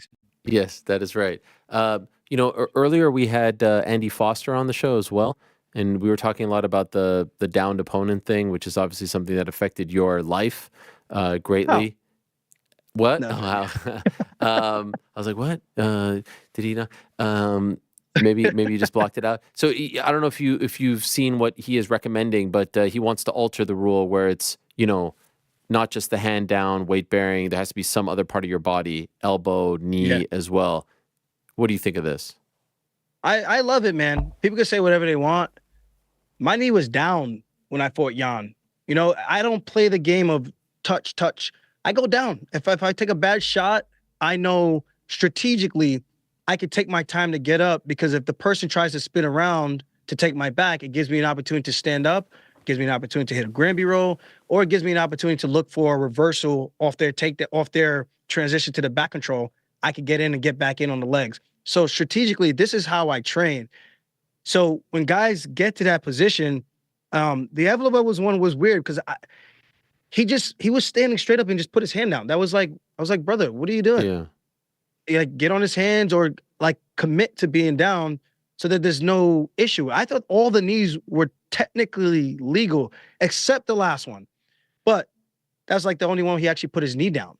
So the other ones is just like, well, you're putting yourself in this weird position. And I agree with it. People are probably gonna say, oh yeah, sure, you benefited from, like, I didn't do that. Two completely different things. Took a bad shot. Jan did a great job. He stopped it. I sat there trying to get his hands off my head so I could stand up without getting blasted in the face. And then he blasted me in the face anyway.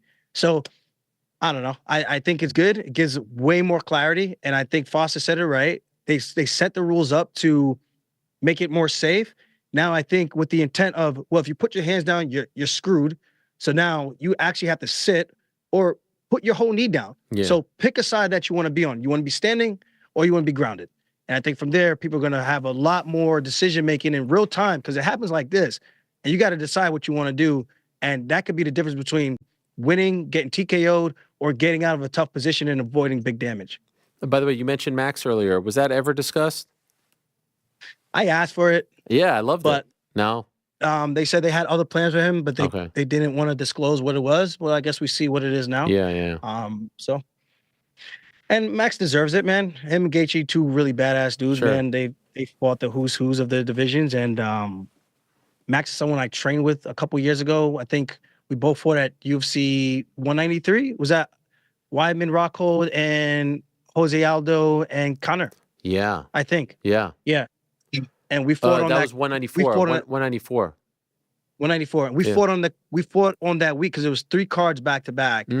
I fought at the Cosmo. He fought on that card, I think, against Jeremy Stevens. And he had a great fight. We took the bus on the way to the airport and we just got to talking. I was like, dude, I would love to come out to Hawaii, come train with you guys. And we were both still making our rounds coming up. It's just kind of crazy to see where we both ended up. I was 4-0 at the time in the UFC, 3 finishes in a row. He just came up with a finish. And it just felt like a good partnership. And then we ended up training again one more time, I think in like 2017. And it was like, I think 1 or 2 sessions because Max, he does his own thing. And yeah, it's just kind of cool to see like full circle. Now here we are. So I don't know. We'll see. I remember that Cosmos show vividly because it felt like your real coming out party with the chain and the hair. And I think you danced after. And I think Paige was on the card as well.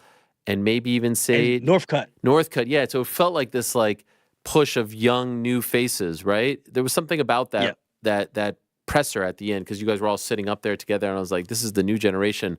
Fast forward a few years later, you're the only one left by several years, and the only one that made became a champion, right? Like you're the one. You survived. That's actually crazy. I didn't even think about that. I mean, Max was on the card too, but he wasn't on the Cosmo card. But no, I meant that particular one because I remember that particular press conference. You were up there, Sage was up there, Paige was up there, and I was like, this feels like, a new wave coming in because you were all very relatively young and unique and generating a lot of buzz, and you're the only one that became a champion and that is still in the UFC. So something to be proud of. No, for sure, man. I'm definitely happy with everything I've done over my career. And that was the press conference where I dropped the famous, maybe infamous line of Brian Caraway trying to get him mad enough to want to take a fight with me. Yeah. And I ended up losing that fight, but split, whatever. I ended up losing, but that just goes to show, like, I'm just crazy like that. I don't mind. I'll take my L's like a man. Just know I'm going to talk my shit and someone's got to eat their words. And that's pretty much how the game goes. But I remember that press conference because afterwards people thought I was going to shit on Dana. And he came up to me afterwards and was, we had a very good positive interaction there. And I think I even told him from what I remember, like, no, man, I wasn't going to do that because I was asking for more money and whatnot because Sage Northcutt had got the 40-40 on his like debut. I'm like, how? I just fought a 3rd ranked guy in a row, my 2nd ranked guy in a row, and finished a a third opponent in a row, and this guy's making that. Well, I should hope that I'd be making that in my next fight. You know, I was just pointing out the obvious, like, well, what's the issue? We're both young, we're both freak athletes, and we're winning fights, but I'm fighting ranked guys. So what's up? What's up?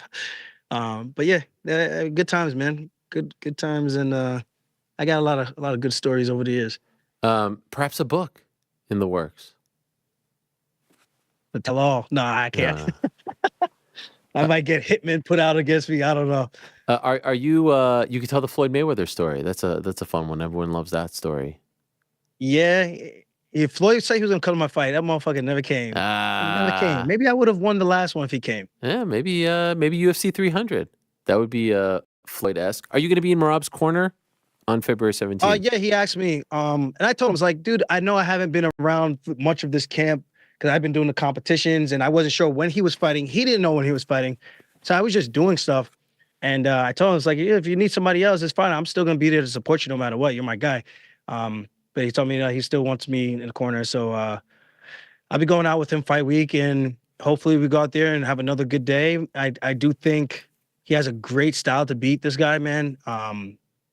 He's good, but he needs to land the knockout shot for him to win. I don't think he outpoints Merab. I don't know what his game plan really is. I think he's thinking I got to get a finish. And I think when you have that mentality, and it ain't going to beat Merab by decision. I mean, how many guys actually beat Merab by decision? Most guys after those fights, it don't look good. So, and again, like I said, I break down fights. People can say I'm being biased, but I'm just looking at the stats. Because if I saw something, I tell Merab, like, hey, this is what I think, which we have been going over some stuff. I told him, like, yo, Henry's got some tricks, man. So we gotta make sure we're dialed in for certain stuff and not biting on some of these things that he likes to set up. What I'm sure he's probably gonna have like one or two things that he's probably gonna try to set Merab up with. And I made sure I told him, like, these are some things that I would think that he would do. So let's make sure we dial that in a little bit so that we at least recognize these patterns and give us something to make sure we stay ahead of the game. And this way we can set them up for what we want. I love that fight. And I also love for Merab that it's a 15-minute fight. I think that plays to his advantage very much so. I just don't know how you beat Merab in 15 minutes, to be honest. I would have thought 25 would have been better, in my opinion. Man, but he's got such, like, you got to come at him with such a pace to try to finish him in 50 minutes. Who's going to do that? The guy could go for days. I know what you mean. Yeah. Like, he can outlast anyone, but it's like, now you got to try to do it in a short amount of time. It's tough. Yeah, it's true. I didn't look at it that way. I thought it would have been like Henry would have been like, I only have 15 minutes. So just this go is for much broke. better. If I had 25 minutes, it's a long night. Yeah, I could see that too. I don't know. Honestly, I think I don't know if anyone loses to him at the, anyone beats him at this point because he is so damn, he should be fighting for the belt next. You know, we all know that. And I hope that he gets the title shot after this win, which I suspect he gets. Can I ask you one last one before we let you go? Yeah. Just Cheeto and Sean, who do you like? Man, damn if I do, damn if I. You could say I don't give a fuck. You could say that if you want to. Nah, I mean, I think it's a good fight in the sense of, like, in terms of styles, it's still a good fight. Like, don't get me wrong, I'm gonna watch. It's just kind of funny that the UFC felt the need to stack this card so much to make it feel like Sean is the draw. It's actually comical because I know people were kind of trying to shit on the 300. But I'm like, well, a lot of those fights that people probably would have wanted were on 299 for whatever reason. I mean, it doesn't take much to kind of draw conclusions.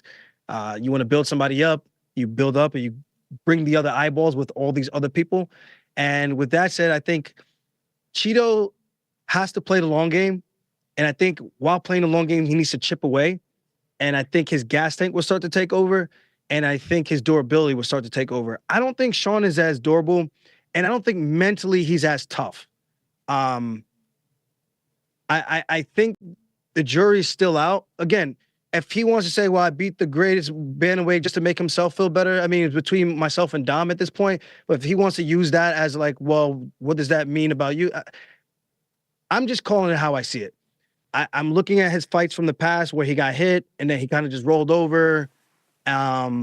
The one with Cheeto, the Andre Sukuma. There's fights that you could look at and be like, I'm not sure where he's really at in a 5-round fight that goes the distance. if it goes the distance, I think Cheeto gets stronger. But flip side, if Sean could get off on early shots, if he could get off on early shots and do a lot of damage early on, even if Cheeto does play the long game, I think he's going to be useless at that point. So if Sean could land big damage, make it count, let Cheeto wear it, I think he kind of can discourage him a little bit. He's going to have the speed advantage. And he says it, he's like, Cheeto, you're too slow. You're too slow. You won't be able to hit me. But the thing about this, as a guy who uses a lot of footwork, if O'Malley wants to keep circling around the cage and using all these feints, that uses up so much energy. And he cuts a lot of weight also. Just because he doesn't cut as much as me, he's also just as lean as me. So when he cuts down, he loses a lot.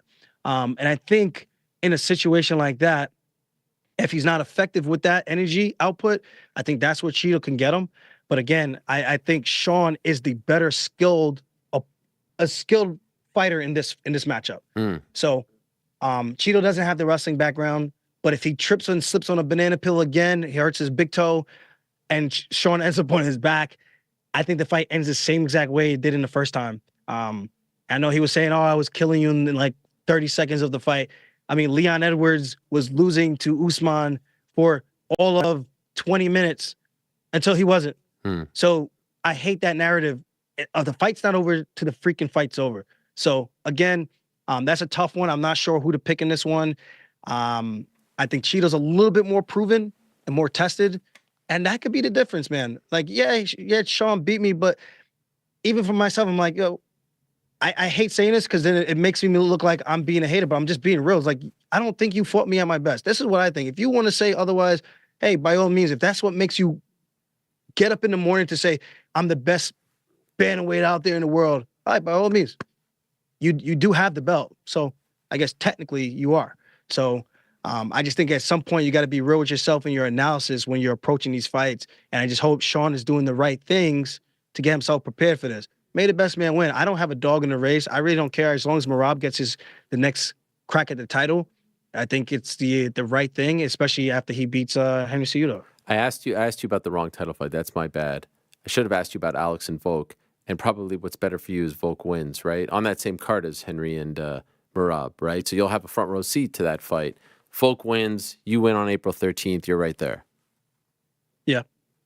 I mean, they're both great dudes from what I know. I saw Topuria today. This is my second time encountering him. And he's been nice, cordial every single time I've met him. Even before I was at 135, I didn't really have a thought of going up anytime soon, at least. And he's been a nice guy. So I look at it like one's more of a boxer. He uses more anti-wrestling. He has really good jiu-jitsu in Topuria.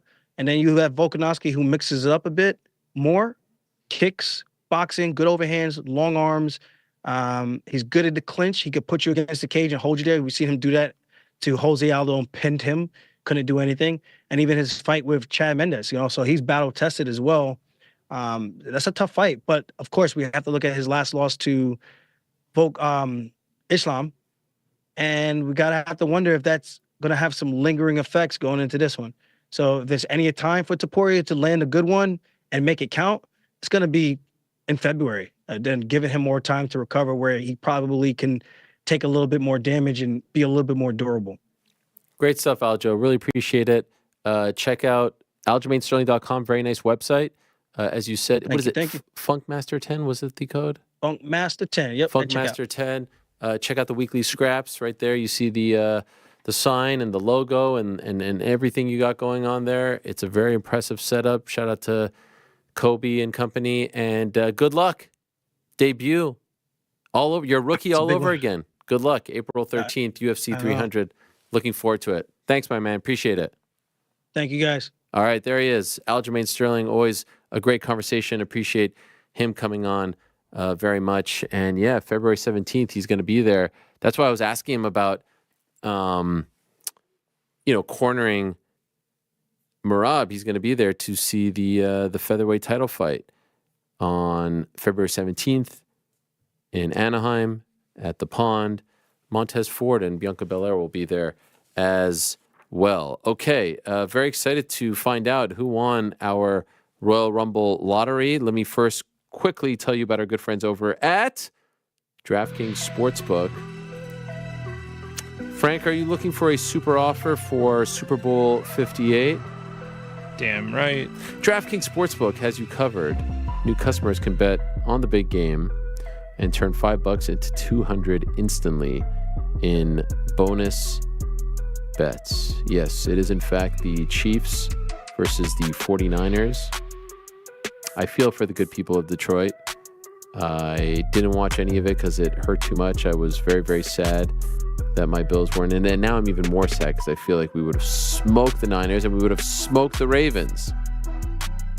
GC, I know you adopted the Ravens. Are you okay? Yeah, I'm fine. My roommate is He's a Baltimore boy, huh? die hard. I mean, I'm talking die hard. Devastated? Yeah, pretty devastated. When Zay Flowers fumbled that ball on the goal line, it was quiet in our house for sure. It was bad.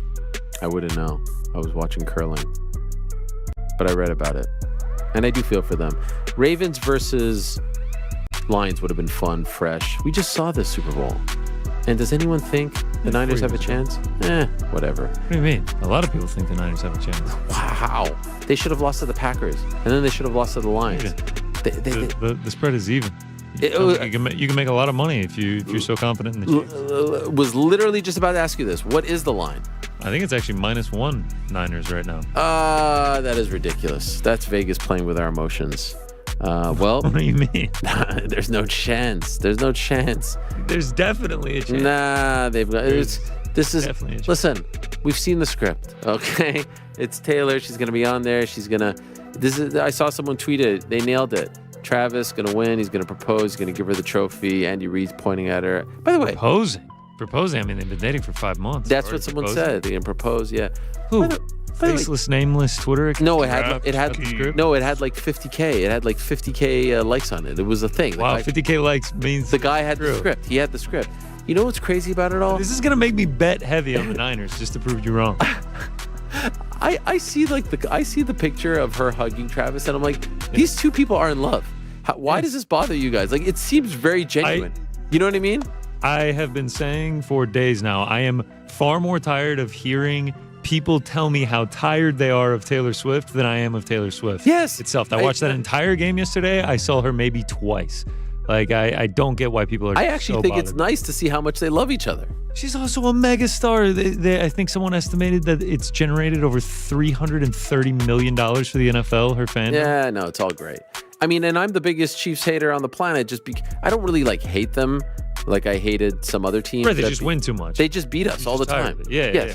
They break my damn heart. I appreciate their greatness. I respect their greatness. I think we should have won that game 2 weeks ago, and then we would easily have beaten the Ravens. You agree with that, right? We would have beaten the Ravens? The Ravens that showed up yesterday?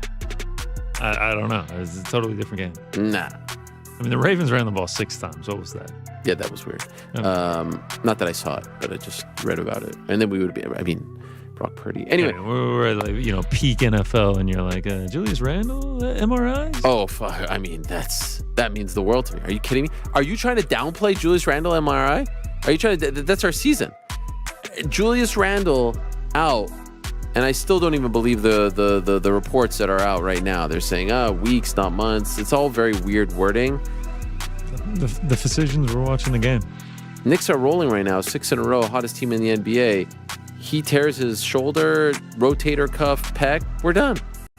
So yeah, I am gonna be. I need to find happiness in my life. I don't care about everyone else's life. Y'all could shove your happiness. Anyway, download the DraftKings Sportsbook app now and use code the MMA. Our new customers can bet $5 to get $200 instantly in bonus bets. Only on DraftKings Sportsbook, an official sports betting partner of Super Bowl 58 with the code the MMA. The crown is yours. Gambling problem? Call 1-800-GAMBLER.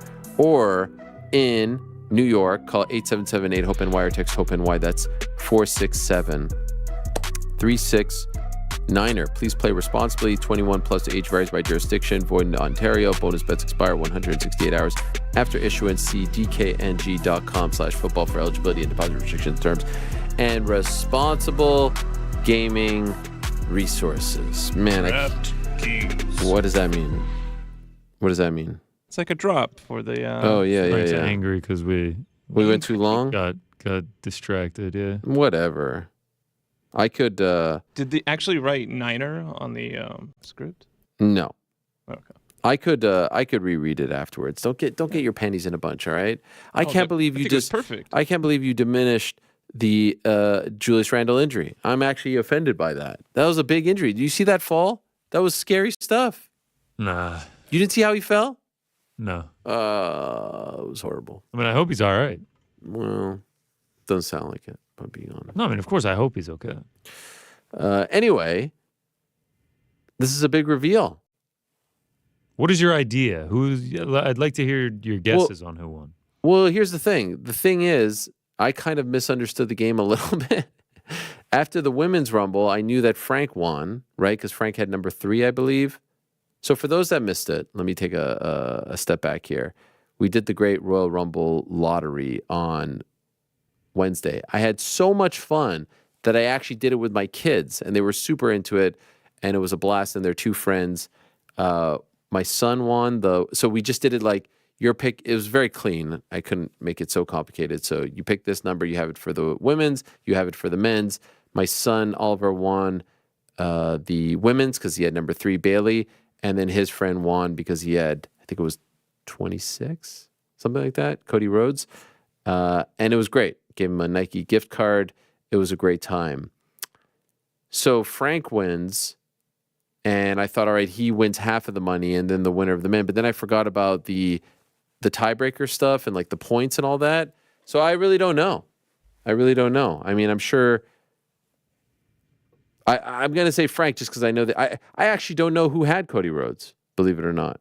I did have Cody Rhodes. Oh, the pride. Yeah, so we Georgia. did the combined thing this year because last year we had the all the drama about who gets paid for what, and then ended up having no one getting paid. So it made it more interesting across the board, in my opinion. But you actually are correct. Frank wins. Frank did win. Again? Wow. Yeah, he was deep, man. I mean, that 29 spot came in clutch, scored him points in both the men's and the women's. Obviously, having Bailey was huge. But I mean, it was close. It was close. He had the 4th and 5th in the women's, and I had the 6th and 7th. Had they flipped, I would have been the champ here. But alas, that did not happen. But I have the full standings here. This is how people scored out. You know what numbers got what points. Kind of shows like, man, not many numbers actually score points here. Here are the final standings. Wow, Helwani was 0 points. 0 points that in the is fewest eliminations. So you really did have the worst draw. As we kind of predicted, right? It's usually 1 to 5 or 25 to 30. 15 for Cody Rhodes was pretty random for me. That was not bad. Bianca Belair for Frank at 10. That was a huge one. Cody won was 50, he was 15. Yeah, Cody won. Oh, wow, 15. wow. I thought I was gonna get it with CM Punk when he came out. Yeah. Me too. Yeah. So Frankie is the champion. Was it hard to keep track of this? 26 years. It didn't take that much time. I actually did have to go back and actually watch with my eyes on who the final 5 were. And then, like, when they got eliminated, like Bianca Belair and she has hearts on her pants. Natalia? Nope. Red. Tiffany. Yeah. Craman. There were a couple of whoever it was, they finished. Stratton. There it is. Stratton. They finished like at the exact same time. They both fell. Oh my God! There you are breaking down the tape. Yeah. Had to break down the tape. Stratton hit the ground first. Wow. And Bianca right after. Which was this your 3rd year watching or 2nd year watching? 3rd year watching. Yeah, Did you enjoy it? Because afterwards people were very upset. Worst Rumble ever. Boring Rumble. Yeah, I saw that. I don't really have any guidelines on whether it was a terrible. Did you enjoy it? I thought it was. Yeah, it's entertaining, man. I like the Rumbles itself. The Logan Paul match was good too. The Roman Reigns one was not interesting to me. The problem with the Roman Reigns match was that it's predictable. He's gonna win. Yeah, he's not gonna lose there. Even when they I thought it was kind of cool how they stacked up all the bodies. And, sure. It looked like they were all gonna get the finish. I was not. It's just like it takes a long time. And the Logan Paul one was entertaining. It seems like he actually got beat up. and the brass knuckles twist. That was fun. Yeah, I like that he's the perpetual cheater. They're booking him the right way. yeah. I agree with you. It went a little long, especially with the kids. Went a little long. Yeah, about 4 hours. A lot of commercials. Yeah, a lot of commercials. A lot of sponsorships. Sponsorship. Yeah, that was a great point. That was super interesting to see how prominent Slim Jim was during the, Huge. I think it was the men's rumble, and then how prominent Cricket Wireless was during, I think, the Roman match. Correct me if I'm wrong. The C4 clock too. C4 clock is fine, but go back to Mark Shapiro of TKO saying a couple months ago that they're going to put a lot more advertising on WWE events. I can't recall. Like we saw the Mount to Do match last year. That was like a one-off, and then there was the Cinnamon Toast Crunch thing with Rey Mysterio and Dominic last WrestleMania. But I can't recall watching a PLE and seeing just like permanent sponsorship around the ring, around the barricade. That was in your face. There's a lot of sponsorship. That was there. Like the clock, I get that, and that's often been a thing. But that was different. And my guess is we're going to see more of that, not only there, but on the actual mat and in other places as well. So get used to that if you're a fan of pro wrestling. I thought the women's rumble was very entertaining. The Jade Cargill, Bianca Belair face off, and then the spot where they're both lifting up the opponent doing the power slam. Yeah, that was incredible. Was this Cargill's debut? This was her official debut. She has appeared on camera here and there, but nothing as far as a match is concerned. She was a huge star. We saw her at Arthur Ashe when we went there. Really? Do you remember that? No. Yeah. She was the, I believe, TBS champion. Feels like she's going to be big in the WWE. Huge star in AEW, was a little bit green. She went on like a Goldberg-esque run where she was undefeated for many, many matches, some crazy number. Big coup for WWE, and this was a great way to debut her. And then there were some fun things, like if you're a hardcore fan, like the TNA champion showed up just for like a one-off, so that was fun. I thought it was great. I don't know what people were so mad about. Bayley winning is fun. And then, honestly, I thought, like you, Rick, I thought Punk was a shoo-in, just given his placement. And then Cody goes back-to-back. My biggest issue with wrestling, because we're so locked into MMA and boxing and combat sports, is when it becomes too predictable, right? That was my issue with the Roman match. It just felt like there was no chance any one of those guys was going to win. And I thought Punk was going to win. So Cody winning was like a nice surprise. Obviously, I don't expect Andrade to win, but Cody winning was a nice little surprise. It definitely surprised me. But that is one thing that I don't like about the Rumble, is that like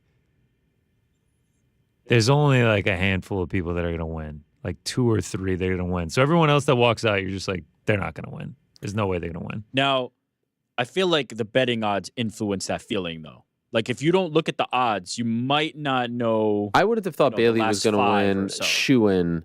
Maybe, but you guys didn't tell me. I don't watch wrestling, and so when someone walks out and I have no idea who they are, I'm just like, this person. No, yeah. There's like 20 people you can throw out right away, but like between Punk and Cody. Between Punk and Cody, but that's 2. Or Gunther. Gunther makes 3. Gunther was another one, yeah. Thought McAfee had a chance there. Yeah. I had Cargill and CM Punk. I thought I was sitting pretty. I was like, I might win 2 of these. Cargill winning would have been huge. Did you enjoy it? Yeah. I like the Royal Rumble. I think I said it in the group text. Like it's like a really good sampler platter. Like I can't really, I don't watch wrestling week to week. I don't want to sit there watching a ton of like extended matches.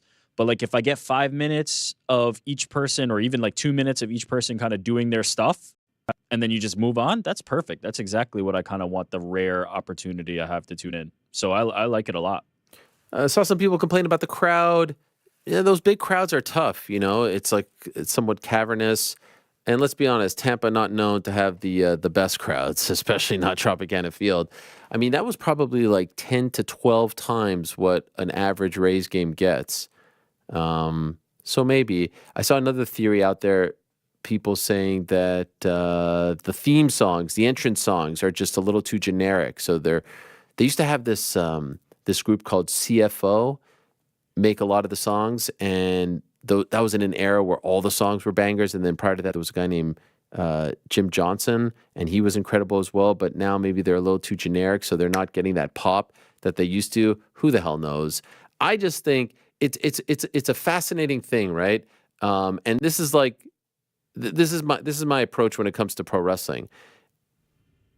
Because I don't cover it, because it's not, I don't look at it the same way I look at MMA or even boxing, and because it's the one thing that I try as far as combat sports to get my kids into as well. I don't ask them to watch UFC with me or any other MMA or boxing with me, even if it's Francis versus Tyson. I really try to get them excited about it. That's why I did the lottery thing with them, and we order pizza and all that stuff. I look at it now through the lens of a father and really through the lens of a 10-year-old. And so I'm watching it, I'm having fun, I'm not really tweeting about it. And then I go online, I see so much complaining about it, and I get it. And everyone is open to complain, and you can say whatever you want. And especially those who are covering the business, obviously they're looking at it through a completely different lens. But you just sometimes have to remind yourself why you fell in love with this business, why this type of entertainment spoke to you to begin with. And when you're looking at it through the lens of just a little kid, and you're like, oh, that's wild. And my son actually had Gunther, and he was so upset, mainly because he wanted the prize. And I'm thinking in the back of my mind, yeah, I feel like that's a little bit of a stretch. Maybe down the line he wins. The unpredictability, all that stuff is so fresh to them, and they're not looking at it like, oh, this person's in the storyline. They don't look at it through that type of lens. And so I just think it's a fun way to remind yourself why you fell in love with this to begin with. And then you go online, you see all the complaining, you're like, oh, this isn't very fun. And again, I get it. Some people are covering it. Some people are reporting on it. Some people are younger. They don't have kids. It's a lot more fun, I will say, to watch it with young kids and to just kind of suspend disbelief and have a good time. And I'm probably not watching Raw tonight or Smack. Like, I just kind of check in and out and read some reports and all that stuff. So it's completely different. I don't have the overload that a lot of other people have. But I had a good time. I could see the complaints. I could see the complaints about the booking or the crowd and stuff like that. But overall, I thought it was a fun event. And honestly, it sets up a huge WrestleMania 40. Cody against Roman 2, sign me up. Cody better freaking win or else we riot. If Cody doesn't win that, we freaking riot. He has to win. He should have won at 39. He has to win. And then you got Seth versus Punk potentially, Bianca versus Jade, Rhea versus Bailey. I don't know. I mean, it feels like it feels WrestleMania 40-esque as we're debating 300. Where does this put The Rock? Yeah, this is the big question. Maybe they're dangling that carrot to, again, it's weird because if Netflix next year meant PLE's on Netflix, I would have said 1,000% it's going to be WrestleMania 41, but it's 2026. So I don't know if they could do a one-off or something like that. You don't save The Rock for, SummerSlam, in my opinion, right? You have to do it at WrestleMania. If you're going to do it, do it. If you're going to do it. Maybe when he said head of the table, he was referring to being on the board of directors. Yeah. Maybe that's what he was referring to, and we misinterpreted it. Worst tease ever. Yeah. What do you think? I feel like they have to do it. Oh, you think it's going to be 40? Why not? What's it going to be? What are we waiting for? What about again, Cody? I mean, I would have thought Connor 300 and nothing. What about Cody? So, I don't know. Figure it out. It's wrestling. Write a storyline. If The Rock is willing to do it, what is the objection? What is stopping it? Can I? Okay, well, I think, and I love this. This is great that we're talking about this. I love that they have these options. That's good. I kind of feel like look at Cody on the dais on Saturday. Look at the emotion. Look how much all this means to him, right? And look how invested we are in his story of finally becoming champion, winning the belt that his dad never won. Look at how DDP talks about him. I'm kind of more emotionally invested right now in him getting the belt, and I think that Roman versus Rock doesn't need a belt attached to it. What is this? The MMA, we're doing this whole need a belt attached to it. The whole thing is fake. None of them need a belt attached to it. It's all nonsense. Cody versus Roman without the belt doesn't mean as much. So what? Cody getting the belt, finishing the story means Who more. cares? Don't give me the who cares. What are you talking about? I'm trying to suspend. Need a belt attached Yes. to it. The whole Cody. The belts are given. You're crazy. This is a bad willy-nilly. take. This is a bad take. The whole point of the Cody thing is that he never won that title. He came back to WWE to win the belt that his dad never won. Is the goal of WrestleMania to have do we want it to become MMA? The goal is to have a meritocracy where the belt is passed down by. Yes. What are you talking about? What do you mean? I don't even want that for MMA, let alone pro wrestling. This is so disappointing. What are you talking about right now? You're gonna do Roman the versus- lineal WWF champion and all this? Yes. Who cares? Give me rankings. No, Rock versus Roman for head of the table status. Title? You make a new title is for it? more important than Rock battling Roman for the belt.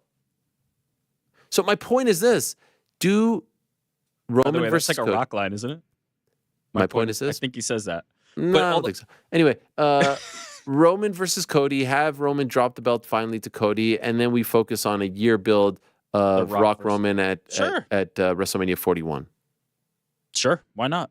I'm fine with that too. And But it maybe- just feels and like ma- if The Rock is and you saying, know "I'll what? do it right and you know now, what? do it." After every single time of Roman getting help from his family members, maybe Rock helps Cody to help out his old man who was so nice to him. Maybe Rock helps Cody to screw over his family member, and that leads to the 1-year belt. How about that? I How mean, about I'm that? just concerned about who Cody's first title defense is against because that's how this works. You just got to go next. I can't. man This up, is and- what are you in a talking string of bad takes. This might be the worst. This is the whole the point. only take. Oh. The only possible take. The whole point is Cody winning the belt. The whole point. That's why I was there last year. What? In LA. I Okay. can't believe they didn't let him finish the story. They're I can't booking believe it. WrestleMania. I was about to say Vince McMahon, obviously not Vince McMahon. WWE and their shareholders are going, we could have The Rock and Roman headline this, but it's actually the belt. The belt means so much. Yes.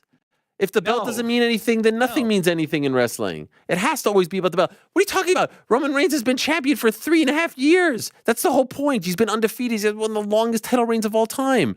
If during the crappy years of like 10, 15 years ago, the belt kept changing hands and it meant nothing. They had to reestablish it. Gunther hasn't lost the belt in 1,000 days.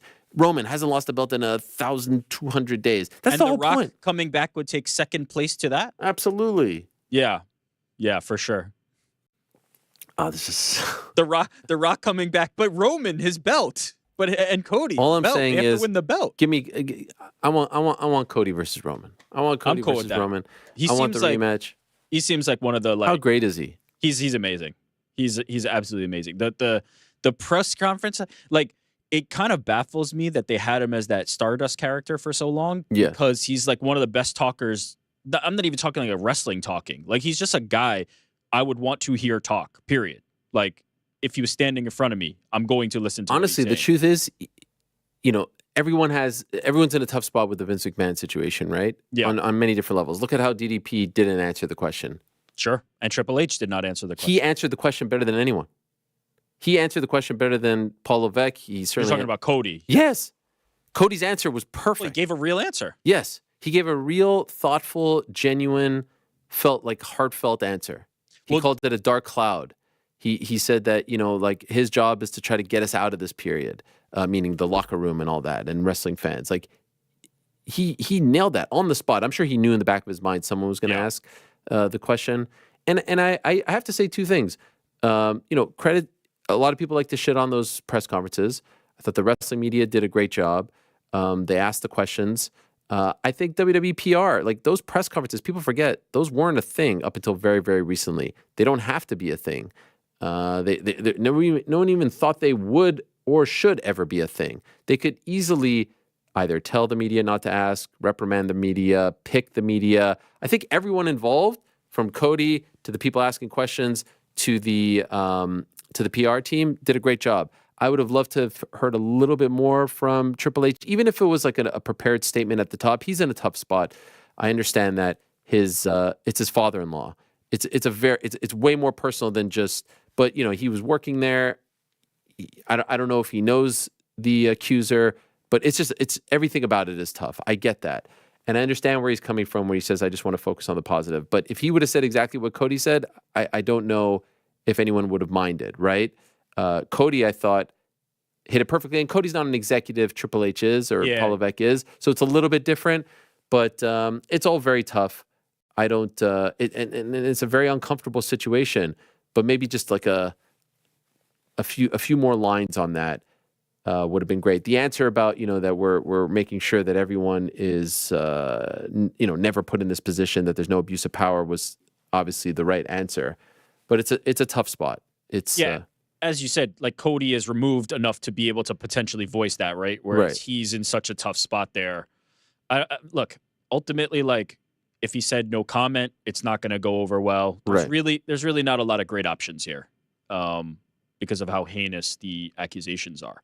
And they really are. bad. And honest, to me again, if he is found guilty of this, if these accusations are true, this has to be the end. Absolutely. In my opinion, it has to be the end. And again, I thought 2022 is the end, and I have the luxury of knowing some people behind the scenes, and I think a lot of people wanted it to be the end. And then all of the stuff happened around this time last year, and who knows how everything goes with the future of the company if this would have come out earlier. But this, in my opinion, has to be the end. And we saw some reaction and Slim Jim as a sponsor pulling out, and then on the back of his resignation coming back in, there's corporate forces at play.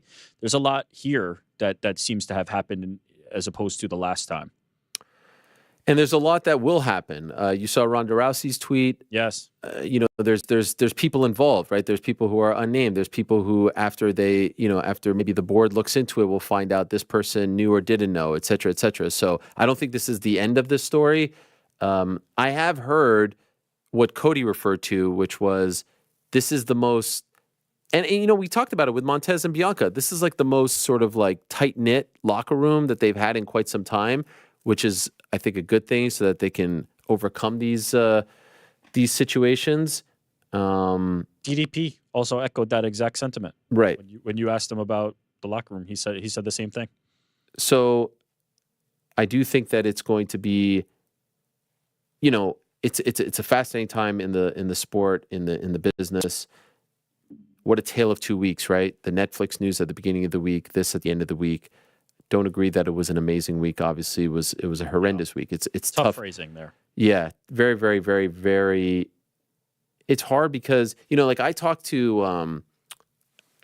to like my friends, parents and stuff about this. So this is funny.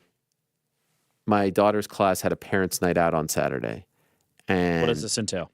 this means going out to a dinner, all the parents schmoozing. No kids there. No only kids. The parents. There was one person not there. There was one parent not there. I was the only parent not there. Mm-hmm. And the reason that my wife very gladly told everyone to kind of, kick me while I was down, but it's fine. I happily will wear that. I was watching the Royal Rumble, and I said it was for work. I had to come on here and talk about it. And we had the lottery. I mean, we had big plans. Sure. But I will say this: like when you tell people that, they're like, "Come on, Royal Rumble, like what?" That like people will roll their eyes, this and that. Pro wrestling, you're 41, this and that. I love pro wrestling. I've always loved it. Will always love it. But there's things like that, and people read, it's like, this is what you love? You read Sure. some of those accusations, and you feel like you almost have to answer for it. You have to defend it. And it gets dark, and it's like, golly. As I said on Friday before all this came out, this is before they announced the news of the resignation, this isn't anything like what happened last year with Dana White, but it's another tough call for Endeavor. I think they've handled this a lot better than they did last year, which was nothing. They did nothing last year. And I wasn't calling for any type of cancel. I just wanted a statement. They didn't even give that. This time, there was the resignation. There was the statement before on Thursday. I think they've handled it much better. Now I'm curious to see what happens. Where do they go from here? What do they do now that the sport, the business has moved on from just, the Vince McMahon show? What do they do to ensure that this abuse of power never happens again in pro wrestling? Because let's be honest, it has been a thing, right, for the last few decades, and people have spoken up. What do they do to ensure that this never happens again? Seems like they have the people in place to ensure that. I hope that it never happens again. And I saw some people saying like, you're gonna sympathize for Vince. Like, yo, my favorite wrestler of all time is Bret Hart. My favorite wrestling family of all time is the Hart family. I adored Owen Hart. Come on. No one who feels that way is a Vince McMahon sympathizer. I can assure you of that. So if this is all true, goodbye. And I hope he never gets back in, because it's mind-blowing stuff. Mind-blowing accusations. Really, really, really. I don't even know how to put it, you know? No, there's nothing to say. Stomach Heinous, churning. horrific, terrible, every word that you could imagine. So anyway. You said the thing about having to like justify fandom. I feel like that applies to MMA all the time as well. There's lots of people who look at it from the outside and kind of wonder. I don't know if it's to this degree. You think it's to this degree? No, I mean, I'm not comparing the exact. No. I'm not saying that. situation. I'm saying I don't know if it has the same stigma. Because the first thing you always it's get not is based it's on the fake. wrestling. The It's first not thing you get based- is fake, and then you get like, oh, look at these characters. You know what I mean? I'm not necessarily referring to we're not talking about the wrestling inside the ring, right? I'm talking Nor about am I just talking about the fights. So I'm talking about like the characters associated with MMA, the things that somebody will say at a press conference, the things that somebody Oh. will do at private. yeah, you're right. It's the same thing. It's exactly what it is. But yeah, it's not the product. It's the people involved in this. You're right. Especially as of late, right? As of late, we've seen Yeah. many examples recently. I do have a question, but Sure. maybe this is for GC and Frank. Did we like the new scoring format that was instituted this Should time? never go back. Okay. Full We speed like it? ahead. So what would have happened if it was the old format? What would have happened? Rick would have won and Frank would have won. No, Connor. I don't- would've Oh, still sorry, won. sorry. Connor would have won and Frank would have won, right? We would have split Yeah. the And we pot. just split. Which is what we did last year. Yeah. Correct, but no one ever paid. Right. We couldn't decide on So who would Frank. get paid and how. Wait, I paid. Did nobody else pay? I feel like Everyone I'm in the dark but here. Ariel paid. Oh, That's okay. so fucked up. So are you saying that I owe you money? Is that what you're implying? No, I'm just saying that when you enter a pot, you should enter the pot before you find out if you won or not. Wow. I just forgot. Golly. I I don't didn't know. enter the pot this year. I paid Frank before the show started. What's that? Oh, today? Yeah, I forgot to pay. I think I was the first one to pay. Which is how you do it. Good Have you job. received the I money? didn't What even was know the who pot paid. for your kids? You said there was a prize involved. Yeah. $30 Nike gift card. Nice. Whoa, Look at him. big. Yeah, That's big for a kid. How much did you win? 50. It's not bad. Did you get the money? Yes. Nice. I'm cool with it. Are you guys cool with it?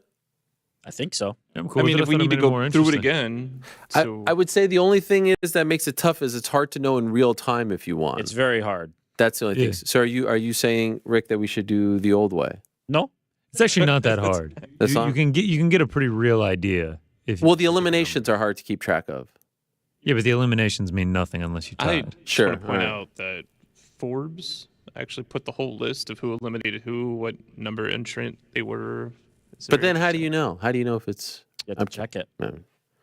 GC did the homework, which I'm appreciative of. GC did the VC? No, the QC, Yes. quality control. Sure enough. I did win my bet though. Yes, on the yes. Royal Rumble, yeah, had old Bailey, big win. Let's I go. mean, I was getting testy at the end there. Drew McIntyre, Final Four. That felt good.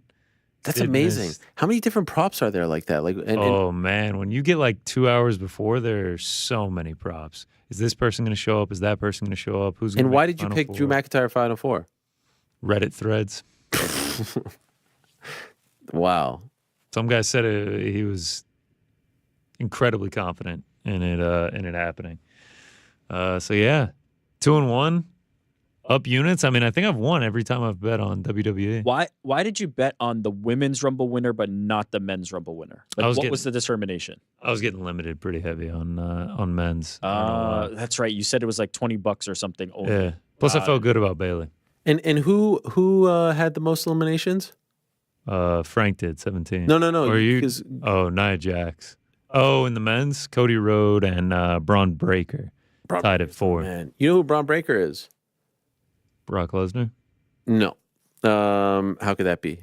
That's Braun what everyone Breaker. was saying. They were like, Braun Oh, that took he's like Brock the new- Lesnar's spot. He Came in, he gave the quick eliminations, and then he got out. And then I saw theories that McAfee took Lesnar's spot, and that's why he didn't do anything. Oh, of because of conspiracies out because there. of Brock Lesnar's because he was reported to be associated with this this lawsuit. Okay, I didn't see that. Wow, you really went deep into the underbelly of the. I don't. The McAfee thing was weird, but then you saw it like posted on all like Bleacher Report overtime, so it's like it kind of worked, right? If it was just like let's say it could have gone to Montez Ford, which I would have liked to see him involve our pal. That doesn't get posted everywhere, so maybe there is a method to the madness. Could have done something. Could have done something, yeah. It was weird because he's been in there before and he's pretty good. But anyway, all right. So you won 2 and you lost 1. 1-2, lost 1, up 1.58 units. Yeah, love it. Onward and upward. I'd like to get a total WWE recap for all your bets because I feel like you do pretty well on these. Yeah. Oh, you're saying like of all time. Yeah, Though just I missed- WWE. I did miss Cody Rhodes last year against Roman Reigns. Meaning you picked him to win? Yeah, bet on him to win. Right. Bet on him. Redemption tour coming. Here it is. You want the Minus Georgia boy 600. in there, right? Oh, hell yeah. I mean, he has to be my favorite wrestler because he's from Georgia. Did you know that town that DDP said where he wrestled? Yeah, that I actually looked that up. That's 13 minutes from my parents' house. Wow. Yeah, Smyrna. He's right outside of Atlanta. Had you heard of Cody Runnels when you were growing up? Reynolds? Runnels is his real name. Oh no. Hmm. I just learned that's his real name. Yes. His dad's real name was Virgil Runnels, believe it or not. Did you know, Rick, you might appreciate this. Ted DiBiase, when he was the $1 Million Man, he had a manager named Virgil. and that was a rib on Dusty Rhodes. I think I did know that actually. And then when Virgil signed with WCW, his name was Vincent, which was a rib on Vince McMahon. Right. There's so much. Wow, that's right. He was in NWO for a while. Yeah. Too. That's pretty sick. Yeah. There's so much. There was another thing I wanted to tell you guys about. Braun Breaker. His dad, the great Rick Steiner. Oh, no way. Yeah. That's pretty cool. And the Steiner brothers. Yeah. Which is crazy to me because he has a very famous. Look at your reaction. Why wouldn't you call him, at the very least, why Braun wouldn't you call Steiner? him Steiner? Yes. Braun Breaker sounds like Bunsen burner or something. Why wouldn't you? I feel like wrestling always kind of tries to take advantage of the legacy stuff. That is weird. And you know who was backstage? The Rock's daughter. Yeah, She was she's a on wrestler, camera, right? Yes, and her name is not the Pebble. I can't claim that one. That's been said. But like her name is Ava Rain, I think it is. It has like wouldn't you want to play that up? I guess what do you do? The Maya Villa? What do you do? Do something. Johnson, I don't know. Yeah, Johnson. That's true. That's true. You know? That's a pretty common last name though. Yeah, just I don't okay, Maivia. That'd be great. That would be incredible. Anyway. All right. I'm gonna call last week you guys told me not to do this, but I have to do it. Yeah, you can give it a try now. Yeah, Yeah, we've been trying literally the entire show. I think it's not gonna work, but I mean F it. This is crazy. Let's see here.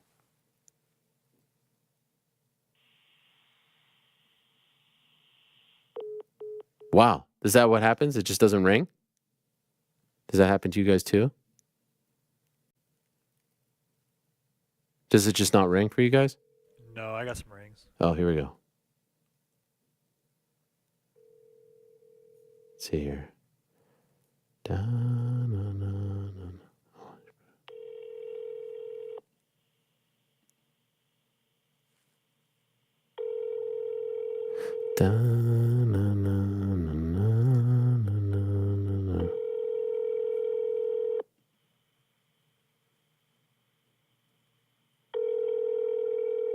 This is what happens. It just keeps ringing. Yeah. That's crazy. Should I call on Instagram?